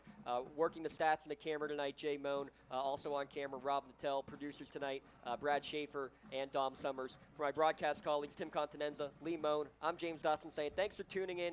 Please continue to tune in live or archive here at lcsportsnet.com. It's been a pleasure. Stay tuned next week. We'll be right back at Laurel. Laurel at Mohawk and Newcastle hosting Laurel hosting Mohawk and Newcastle hosting Armstrong. One final time, 41-34 in double overtime. Neshannock over Laurel. Have a great night, everyone.